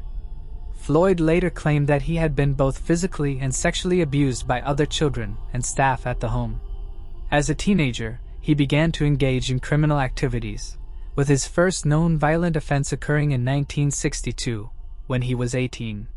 He abducted a 4-year-old child from a bowling alley and sexually assaulted her in the nearby woods. He was given 10 to 20 years for kidnapping and child molestation before being released and sent to a halfway house in 1972. 3 months later, he attempted to sexually assault a woman at a petrol station, but she managed to escape. He was arrested, but made bail and subsequently fled the area, making him a fugitive. In 1974, Floyd met Sandra Brandenburg, who was the mother of 4 children, 5-year-old Suzanne Savakis, 3-year-old Allison Brandenburg, 2-year-old Amy Brandenburg, and newborn baby Philip Brandenburg. Floyd and Sandra dated for a month before getting married, and she moved into his home in Dallas, Texas, along with her children. Sandra later shared in the Netflix documentary Girl in the Picture that she had been facing the possibility of losing her children when Floyd approached her at church, offering to marry her and adopt the children, which led to their swift marriage. In 1975, Sandra was sentenced to 30 days in prison for passing bad checks, leaving her children with Floyd while she served her time. However, when she returned, she discovered that all of the children were gone. She managed to find Allison and Amy in a church-operated social services group, but was unable to locate Suzanne or Philip. She tried to file kidnapping charges, but was told by law enforcement that as the children's stepfather, Floyd had a right to take the children. Floyd raised Suzanne as his daughter. He often gave inconsistent and conflicting statements about how he had taken custody of her and enrolled her in various schools under different names. She first appeared in an Oklahoma City school in 1975 where she went by the name of Susan Davis. By the time she graduated high school in Georgia, 1986, she was using the name Sharon Marshall. She dreamt of going to university to study aerospace engineering and had earned a full scholarship to do so at the Georgia Institute of Technology, but told a friend that she was pregnant and her father wouldn't allow her to attend further education. She later gave birth to her baby, who was put up for adoption. Afterwards, she moved to Florida with Floyd and began working as an exotic dancer. She soon became pregnant again, and Michael Hughes was born in 1988. Suzanne married Floyd a year later, aged 19, in New Orleans, with the pair using the aliases Clarence Hughes and Tanya Tadlock. During their time in New Orleans, Suzanne gave birth to another child named Megan, who was also given up for adoption. In April of 1989, friends Suzanne made at work encouraged her to leave her husband, whom they saw as domineering and abusive. However, Suzanne told them that he would kill her and her son if she did, noting that Floyd had joined the Fraternal Order of Police despite not being a police officer, and that he could track her anywhere she went using his connections. By 1990, though, Suzanne realized that she was tired of the life she'd been living and wanted to run away with her son and Kevin Brown, a man she was having a secret relationship with. Tragically, Suzanne was not able to find her happily ever after. She was found dead later that same month, aged just 20, at the side of the highway outside Oklahoma City. Food items were scattered around her, leading to the belief that she'd been out for a shop and was attacked when heading back to the motel room she was sharing with Floyd. Authorities theorized that she'd been struck by a car, and though she was alive when she was found, she died in hospital. Floyd claimed that he'd fallen asleep after his wife had stepped out to get groceries. Suzanne's real identity was not established until 2014. After her death, Suzanne's son, Michael, was placed into foster care and Floyd left the state. Michael's foster parents reported that he had limited muscle control and was nonverbal, but that he was doing well under their care. In 1994, they started the adoption process. Meanwhile, Floyd was imprisoned for a brief time, and when he was released, he tried to get custody of Michael.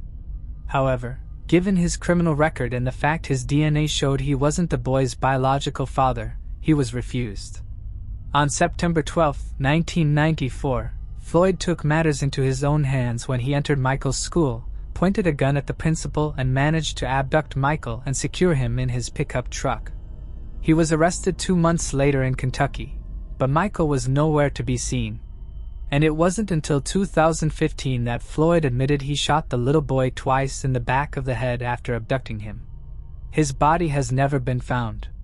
In 2001, Floyd was convicted of kidnapping Michael and was sentenced to 52 years without parole.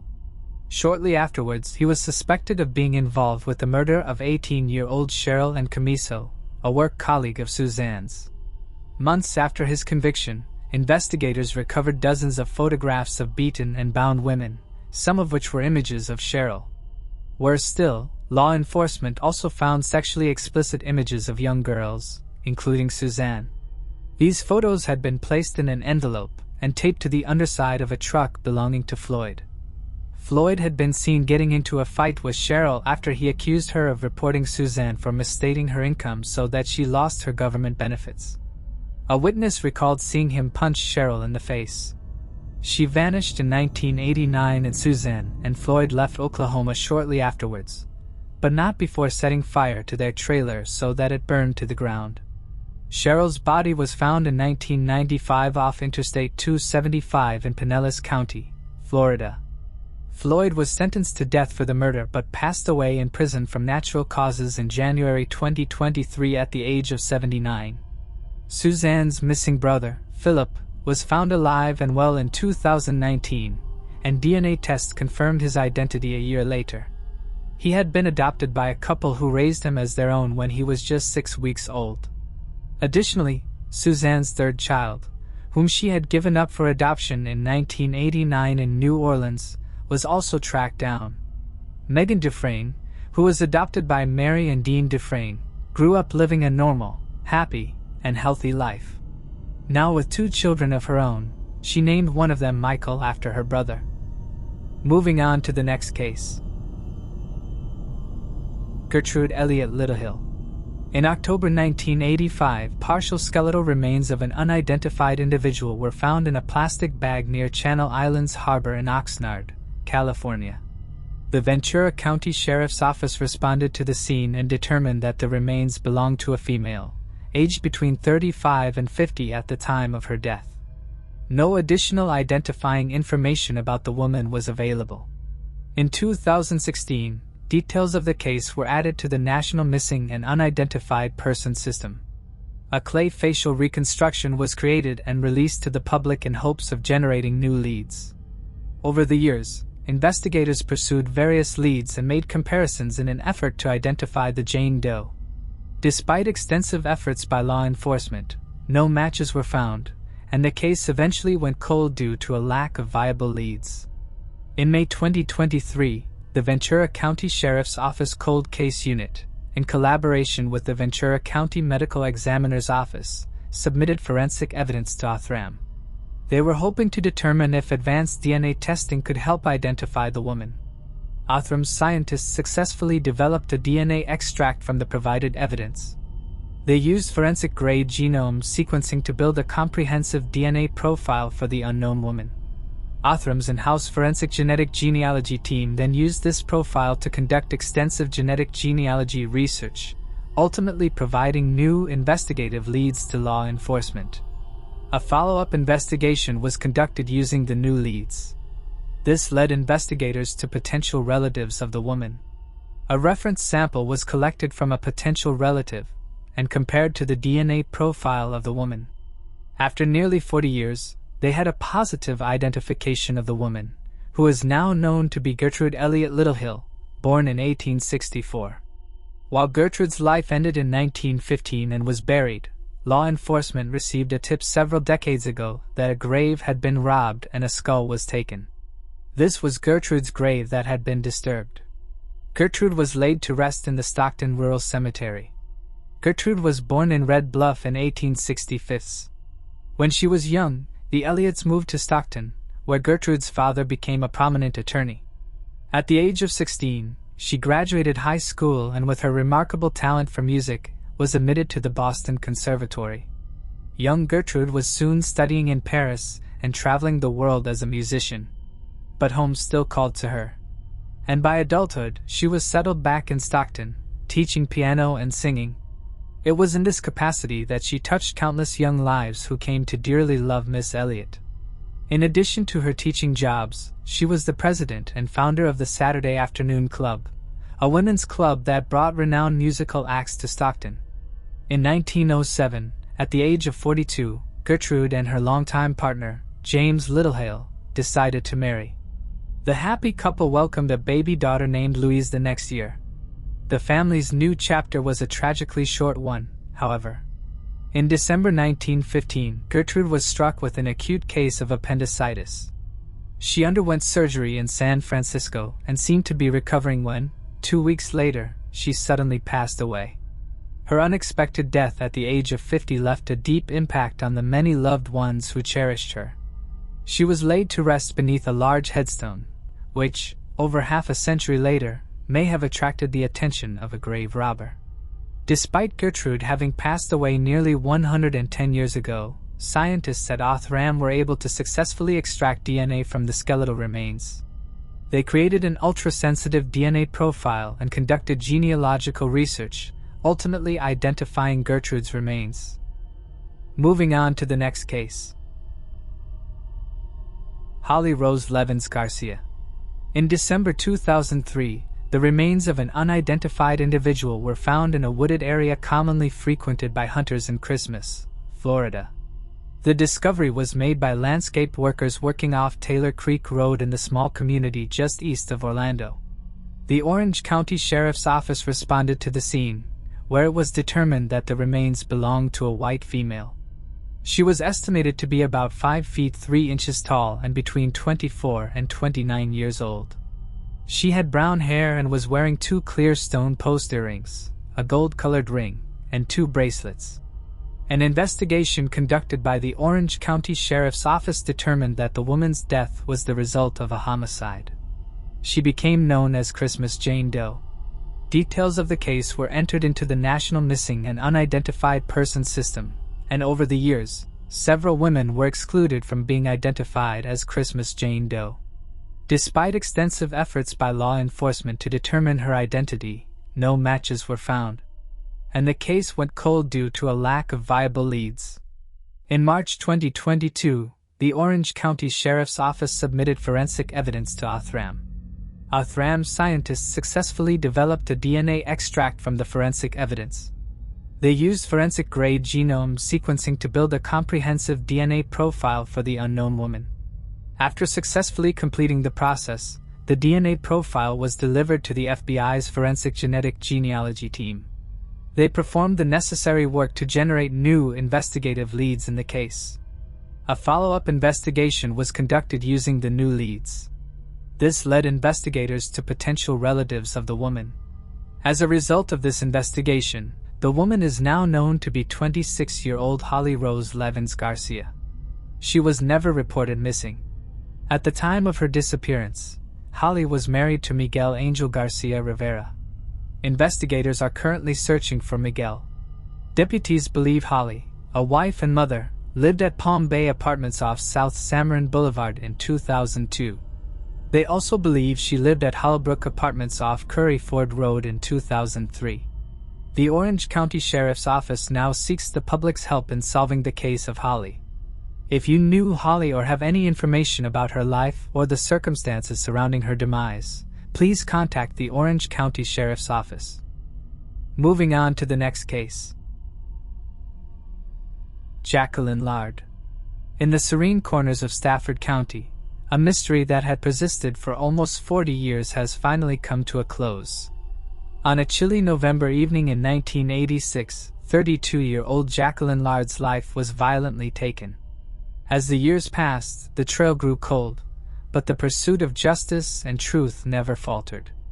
Decades later, a breakthrough would not only offer answers to Jacqueline's tragic death but also reveal an unexpected connection to another unsolved case. Jacqueline was a 32-year-old real estate agent. Jacqueline lived and worked in Stafford County, Virginia. Known for her energy and devotion, she was a mother to 2 children, a 13-year-old daughter and a 7-year-old son. Her job at Mount Vernon Realty required long hours, hard work, and dedication. These qualities were a reflection of who she was, both in her professional and personal life. On the surface, her life in November 1986 seemed like that of a busy professional. Jacqueline juggled the demanding responsibilities of her career and family, but her normal routine would soon be shattered by a heartbreaking event. On the morning of November 14, 1986, she followed her usual routine, getting ready for another day at Mount Vernon Realty on Garrisonville Road. As with many days before, Jacqueline worked late into the evening, dedicating herself to her job. Little did she know, this day would mark the beginning of a tragic fate. At home, her children were accustomed to the routine. They knew that their mother often worked late and trusted that she would return, as she always did. As night fell on Stafford County, an unsettling quietness fell over the Lard household. Jacqueline did not return home at her usual time. The hours ticked by with no sign of her. The following morning, as Jacqueline remained missing, growing anxiety shifted into deep despair. Workers from nearby businesses alerted the police after discovering signs of a violent altercation at the realty office. Blood had been smeared across the walls and floors, and one of her black pumps, business cards, and real estate papers were found scattered around, stained with blood. The next day, a chilling discovery was made in neighboring Prince William County. Jacqueline's loved one's worst fears were confirmed. Jacqueline's partially clothed body was found beneath a pile of discarded carpets in Woodbridge. The state of her body indicated she had suffered blunt force trauma, a violent end to a life described by those who knew her as vibrant and devoted to her children. Initial findings at the crime scene and Jacqueline's last known location began to paint a grim picture for investigators. Authorities pieced together the events leading up to her disappearance. It was noted that Jacqueline was last seen by her colleagues around 9 p.m. on the night she disappeared. The signs of a struggle at the realty office indicated that this could have been the starting point of the attack. In the following days and weeks, detectives conducted interviews with colleagues, family members, and potential witnesses, hoping to reconstruct the last hours of Jacqueline's life. Jacqueline's husband worked as a DA agent. He was on a mission in Costa Rica during the time of her demise. They combed through her phone records, financial transactions, and professional interactions. They searched for any lead that could point them to the perpetrator. Her car, a champagne-colored Nissan Stanza, was found abandoned in Fairfax County a month after her body was found. This added yet another piece to the puzzle. It suggested that after leaving her office, Jacqueline had been abducted and forcibly taken to another location, and then the fatal encounter occurred. The proximity of her abandoned vehicle and the location where her body was found pointed to a planned and possibly hurried attempt to hide the crime. Despite the efforts from the detectives, the case quickly grew cold.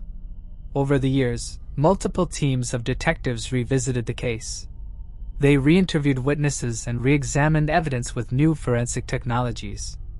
Advances in DNA analysis provided hope for a breakthrough, but a match remained elusive. Investigators also reached out to the public for help. They released information about the case periodically and asked for anyone with knowledge to come forward. They followed up on countless tips, but none led to a conclusive suspect. As the years turned into decades, the case was handed down from one sheriff to another. They were each committed to solving the mystery of Jacqueline's untimely demise, but they were hindered by the fading trails and aging evidence.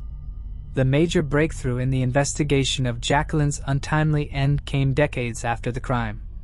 This was driven by advancements in forensic technology and a revitalized commitment to solving cold cases. In 2017, officials from Stafford County decided to use the services of Parabon Nano Labs. This method offered a new angle on the case. It generated a suspect profile and reignited investigative leads in a mystery that had stagnated for years. Despite this progress, the profile did not match any existing records in criminal databases. This left the suspect's identity still shrouded in mystery. Persistent in their pursuit, detectives shifted their strategy to genetic genealogy. By aligning the DNA from the crime scene with these databases, genealogists were able to identify distant relatives. On December 14, 2023, they established familial connections to narrow down potential suspects.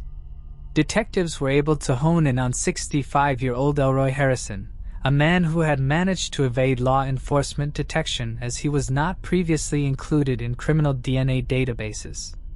After identifying him as a potential suspect, a court warrant enabled detectives to collect a new DNA sample from Harrison. In February 2024, the comparison of this sample with the DNA evidence from the crime scene decades earlier confirmed a definite match to Harrison. Investigators were shocked to find that the DNA evidence also linked Harrison to another tragic case, the 1989 slaying of Amy Baker. On the evening of March 29, 1989, 18-year-old Amy found herself stranded along Interstate 95. Her blue Volkswagen Beetle had run out of gas near Backlick Road in Springfield, Fairfax County, Virginia. She was returning home from visiting her aunt in Falls Church. Amy switched on her hazard lights and set out on foot towards a nearby Exxon station for help. Tragically, during her walk, she was confronted by a violent assailant. Amy was assaulted, and her life was brutally cut short by strangulation. Her body was discarded in the nearby woods. Her vehicle would be found by the roadside and towed the next morning. Her family, who had reported her missing, learned that the car had been towed and went back to the scene where it had broken down. 2 days after her disappearance, her mother, Sue Baker, and her aunt found her remains concealed under a layer of leaves. It was near the location where her vehicle had been left. Similar to Jacqueline's case, forensic evidence collected from Amy's scene initially led to an end. Her case also grew cold. In 2020, detectives from the Fairfax County Police Department's cold case team collaborated with DNA Labs International to submit evidence from Amy's case for analysis. The connection made through the genetic genealogy unified the two separate tragic events under a single suspect. It provided crucial evidence that had eluded detectives for decades. On March 4, 2024, after decades of relentless investigative work and groundbreaking advances in forensic technology, Harrison was indicted by a Stafford County jury. Multiple charges were made against him. It included a first-degree charge, abduction with the intent to defile, and aggravated malicious wounding of Jacqueline Lard. Also breaking and entering with the intent to commit a felony. He was apprehended at his home in Stafford County on March 5. He was subsequently detained at the Rappahannock Regional Jail without bond. The Cold Case Unit of Fairfax County is collaborating with the Fairfax County Office of the Commonwealth Attorney. They want to prepare additional charges related to the demise of Amy Baker. Sue Baker, Amy's mother, said Fairfax is taking care of this, and they will. At this point, the focus is on ensuring that Jacqueline Lard's case is fully addressed, guaranteeing that the perpetrator remains behind bars. The family never anticipated such a turn of events, but they had always vowed not to give up. The Stafford County Sheriff's Office shared that Jacqueline's family is choosing not to comment at this time. These efforts represent an important step toward bringing closure to long-standing cold cases, offering some measure of comfort to the families affected. Moving on to the next case. Karen Snyder. Karen Snyder, a compassionate and loving 18-year-old, was a devoted mother and a familiar, friendly presence in her community. Her kindness touched everyone who knew her, leaving an indelible mark on those around her. Tragically, her life came to an abrupt and horrifying end on November 12, 1966. That evening, Karen was discovered lifeless in her home in Calumet City, Illinois, by her husband. The shocking nature of her death left her family and the community reeling, with no answers to explain the circumstances surrounding her untimely passing. The crime scene was a chilling and brutal display of violence.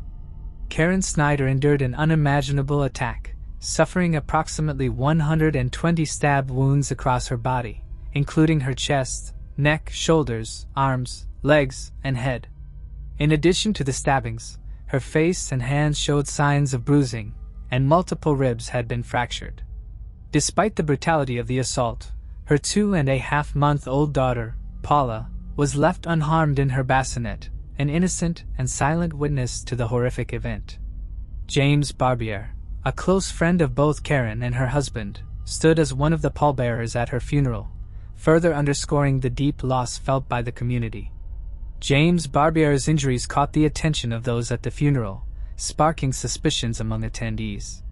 His connection to Karen and her husband only intensified the curiosity surrounding his role in the case.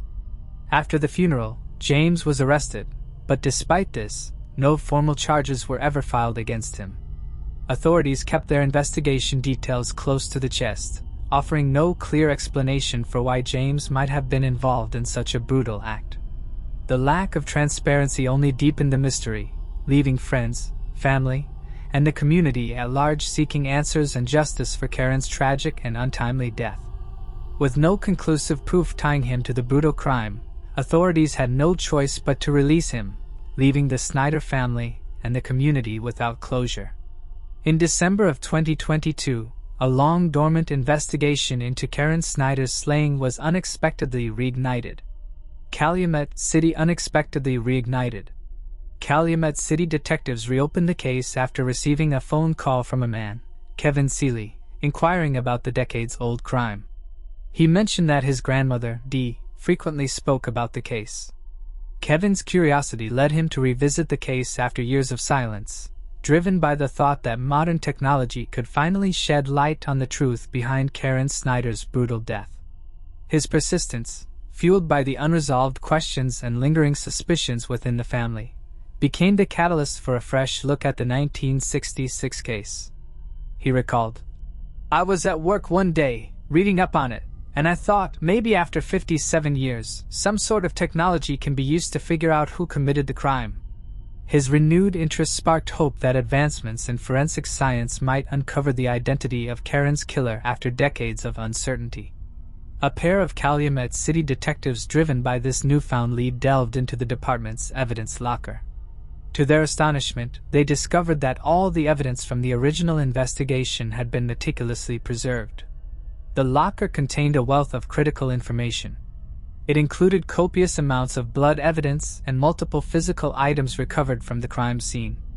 Also, comprehensive case files detailing the investigation. With the help of modern forensic tools, detectives sought to finally solve the mystery surrounding Karen Snyder's brutal murder. They sent the bloody clothing to the Illinois State Police Crime Lab, hoping that advancements in DNA technology could provide new leads in the case. As they waited for results, the investigators traveled to Creve Coeur, Missouri, armed with a search warrant for James Barbier, the man initially arrested but never charged for the crime. Now 79 years old, Barbier had remained a key figure in the investigation despite the many years that had passed since Karen's death. The renewed focus on him indicated that detectives were determined to uncover the truth, no matter how much time had elapsed. The detectives collected a DNA sample from him, setting the stage for a potential breakthrough in the cold case. The evidence submitted for testing yielded conclusive results. Every item came back positive for James Barbier's DNA. Detectives had obtained his DNA through a buccal swab in March 2023, and the match was undeniable. After decades of uncertainty and anguish for Karen Snyder's family, they finally had a breakthrough, although Barbier was a lead suspect from the very beginning. When James Barbier returned home that fateful night, his behavior raised immediate concerns. His wife noticed his unusual nervousness and agitation, which was unlike him. What struck her most were the cuts on his body, the blood smeared on his skin, and the stains on his clothes. Without offering any explanation, Barbier hurried inside, quickly removing his bloodied clothes and throwing them into the washing machine. His actions seemed to suggest an attempt to hide something, further fueling suspicions surrounding his involvement in Karen Snyder's brutal murder. The sight left his wife bewildered and uneasy, sensing that something was terribly wrong. Decades later, the Snyder family faces a bittersweet moment. The reopening of the case and the recent arrest of Barbier had rekindled their hope for justice. In April 2024, an arrest warrant was issued for James Barbier. On April 29, 2024, law enforcement officers arrived at Barbier's Missouri home. They arrested 79-year-old former co-worker of Karen's husband. The arrest marked a significant turning point in a case that had haunted Calumet City for nearly 6 decades. Barbier was extradited to Illinois within 3 days of his arrest. At first, it seems unclear whether Barbier had secured legal representation. The arrest had brought a mix of relief and renewed grief to those who remember Karen, her tragic end, and the enduring mystery that surrounded her demise. Barbier returned to court on May 2nd, facing the gravity of the newly uncovered DNA evidence that linked him directly, and the community awaited justice for Karen. Under the provisions of the Pretrial Fairness Act, the court was compelled to consider Barbier's age and medical condition when determining his pretrial status. Consequently, the judge decided to release Barbier, albeit under strict conditions designed to ensure he remained within the reach of the law. Barbier's release, though conditional, stirred mixed reactions. The family is disappointed he will remain free at home until the trial. Karen's brother, Bill Neves, said, "I cannot imagine to see him sitting there, and for 57 years he was free. And my sister's been in the ground, and now we gotta hopefully present a good case and make sure he pays for what he has done." Yet the legal system's obligation to balance humane considerations with the pursuit of justice meant that Barbier would not remain behind bars while awaiting trial. The conditions of his release included regular check-ins with law enforcement, surrendering his passport to prevent any attempt to flee, and a mandate to remain under house arrest with electronic monitoring. These measures aimed to ensure that Barbier remained accountable and accessible to the court, while addressing the concerns related to his health and age. Barbier is due back in court in Markham on May 21, 2024 for his next status hearing. Paula Larson, daughter of Karen, said, "Had he had more time or maybe been even more deranged than he actually is, again, my opinion, maybe he could have eliminated me as well. My family on my father's side had always said, 'This is the man.' My father fought from the day he found her until the day he passed to try and bring this to justice." Paula said her mother was beautiful and that her family loved her very, very much. When the case was reopened, Karen Snyder's family received a call that brought a sense of relief and hope. The caller shared that progress was being made in the investigation. Karen's family member recalled, "It was one of the best phone calls I have ever received." The joy was amplified when they received a follow-up call confirming that the man responsible for Karen's tragic death was finally in custody. Driving past the cemetery, the family member couldn't hold back emotions and said aloud, "Mom and Dad, we got them." The long-awaited moment of justice was a bittersweet triumph for the Snyder family. Moving on to the next case. Merle Evelyn Miller. In a peaceful Union County home in Pennsylvania, an otherwise ordinary marriage would take a shocking turn, ending in a tragic slaying. Merle Evelyn Miller, a woman with a dark past, lived a life full of deceit that ultimately led to the poisoning of her husband. What had started as a shared life together ended in emptied bank accounts and a fatal dose of medication, marking a crime no one could have predicted. In 2012, Merle Miller, then in her 70s, married John Nichols, a retired union carpenter who believed he was financially secure, with hundreds of thousands of dollars in savings spread across various accounts. However, what John didn't know was that Merle had begun to methodically drain his accounts, writing checks and spending significant amounts of money under the pretense of everyday marital expenses. She even funneled money to her son, instructing him not to inform John. John remained oblivious to the financial losses until early 2018, when his family and investigators from the Union Snyder Agency on Aging raised concerns. They suspected Merle was engaged in financial exploitation and notified the authorities. While John was initially open to cooperating, Merle quickly persuaded him to put an end to the investigation. On April 14, 2018, just 9 days after the agency began its inquiry, John passed away suddenly in his home. The passing initially appeared to be from natural causes attributed to his existing heart condition. That was until an autopsy revealed the presence of a fatal dose of verapamil, a heart medication prescribed to Merle, but not to her husband. Investigators determined that Merle had obtained 2 large refills of the substance in the months leading up to his demise, raising suspicions of foul play. As investigators delved deeper into John's financial records, they uncovered evidence of Merle's systematic theft. Bank statements showed drained accounts, overdrafts, and even a $19,000 loan taken against John's life insurance. Testimonies from John's family painted a picture of isolation and control, with Merle barring him from contact with relatives during the final months of his life. Merle's financial exploitation, coupled with the toxicology report, led prosecutors to conclude that she had taken her husband's life to silence him and prevent the exposure of her scheme. In May 2021, 3 years after John Nichols' end, Merle was arrested and charged with first-degree slaying, fraud, theft, and other related crimes. During the trial in 2023, prosecutors argued that Merle's actions were cold and calculated. Witnesses, including the investigator from the Agency on Aging and John's family members, testified about her manipulation and greed. Merle's defense claimed that John had consented to the financial decisions and that his demise was accidental. They were focusing on his deteriorating health and dementia diagnosis.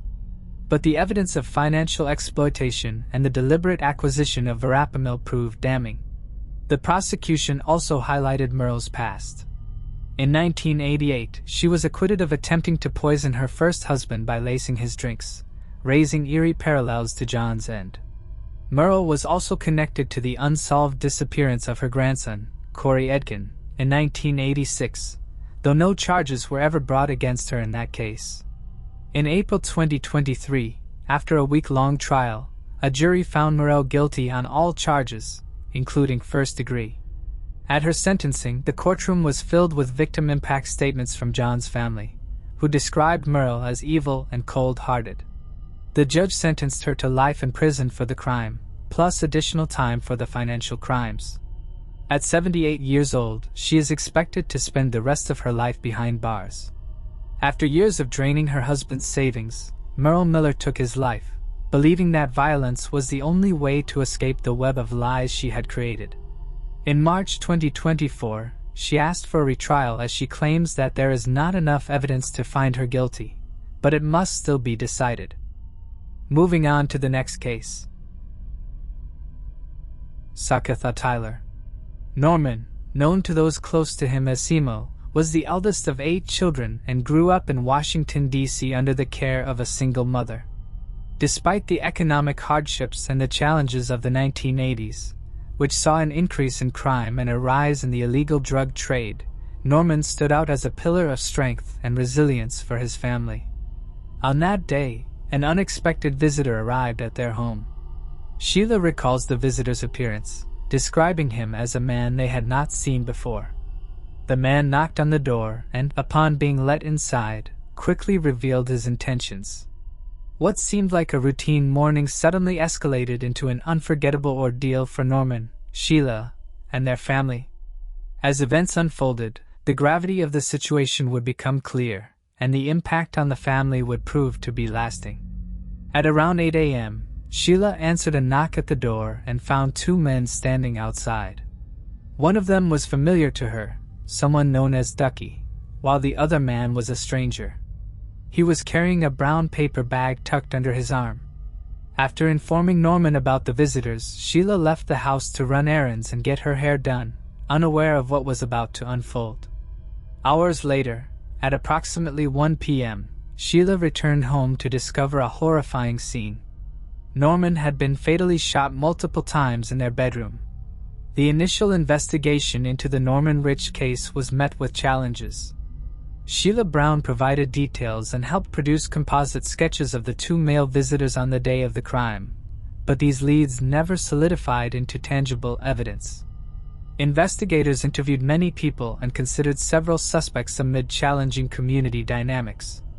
The challenges were only worsened by distrust in law enforcement during the illegal substance epidemic and high crime rates at the time. Despite offering a significant cash reward of $25,000, the case struggled without clear leads and very few cooperative witnesses.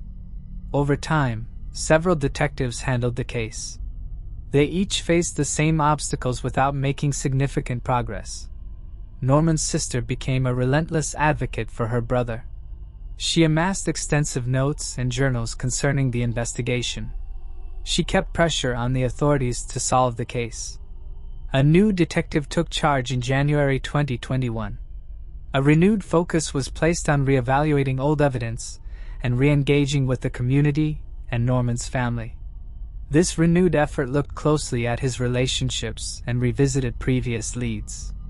Advances in forensic technology and a fresh review of witness statements ultimately led to a significant and shocking breakthrough 31 years after the tragedy. The reanalysis of existing evidence led to suspicions that pointed back to Norman's girlfriend, Sheila. It contradicted her initial account of the events.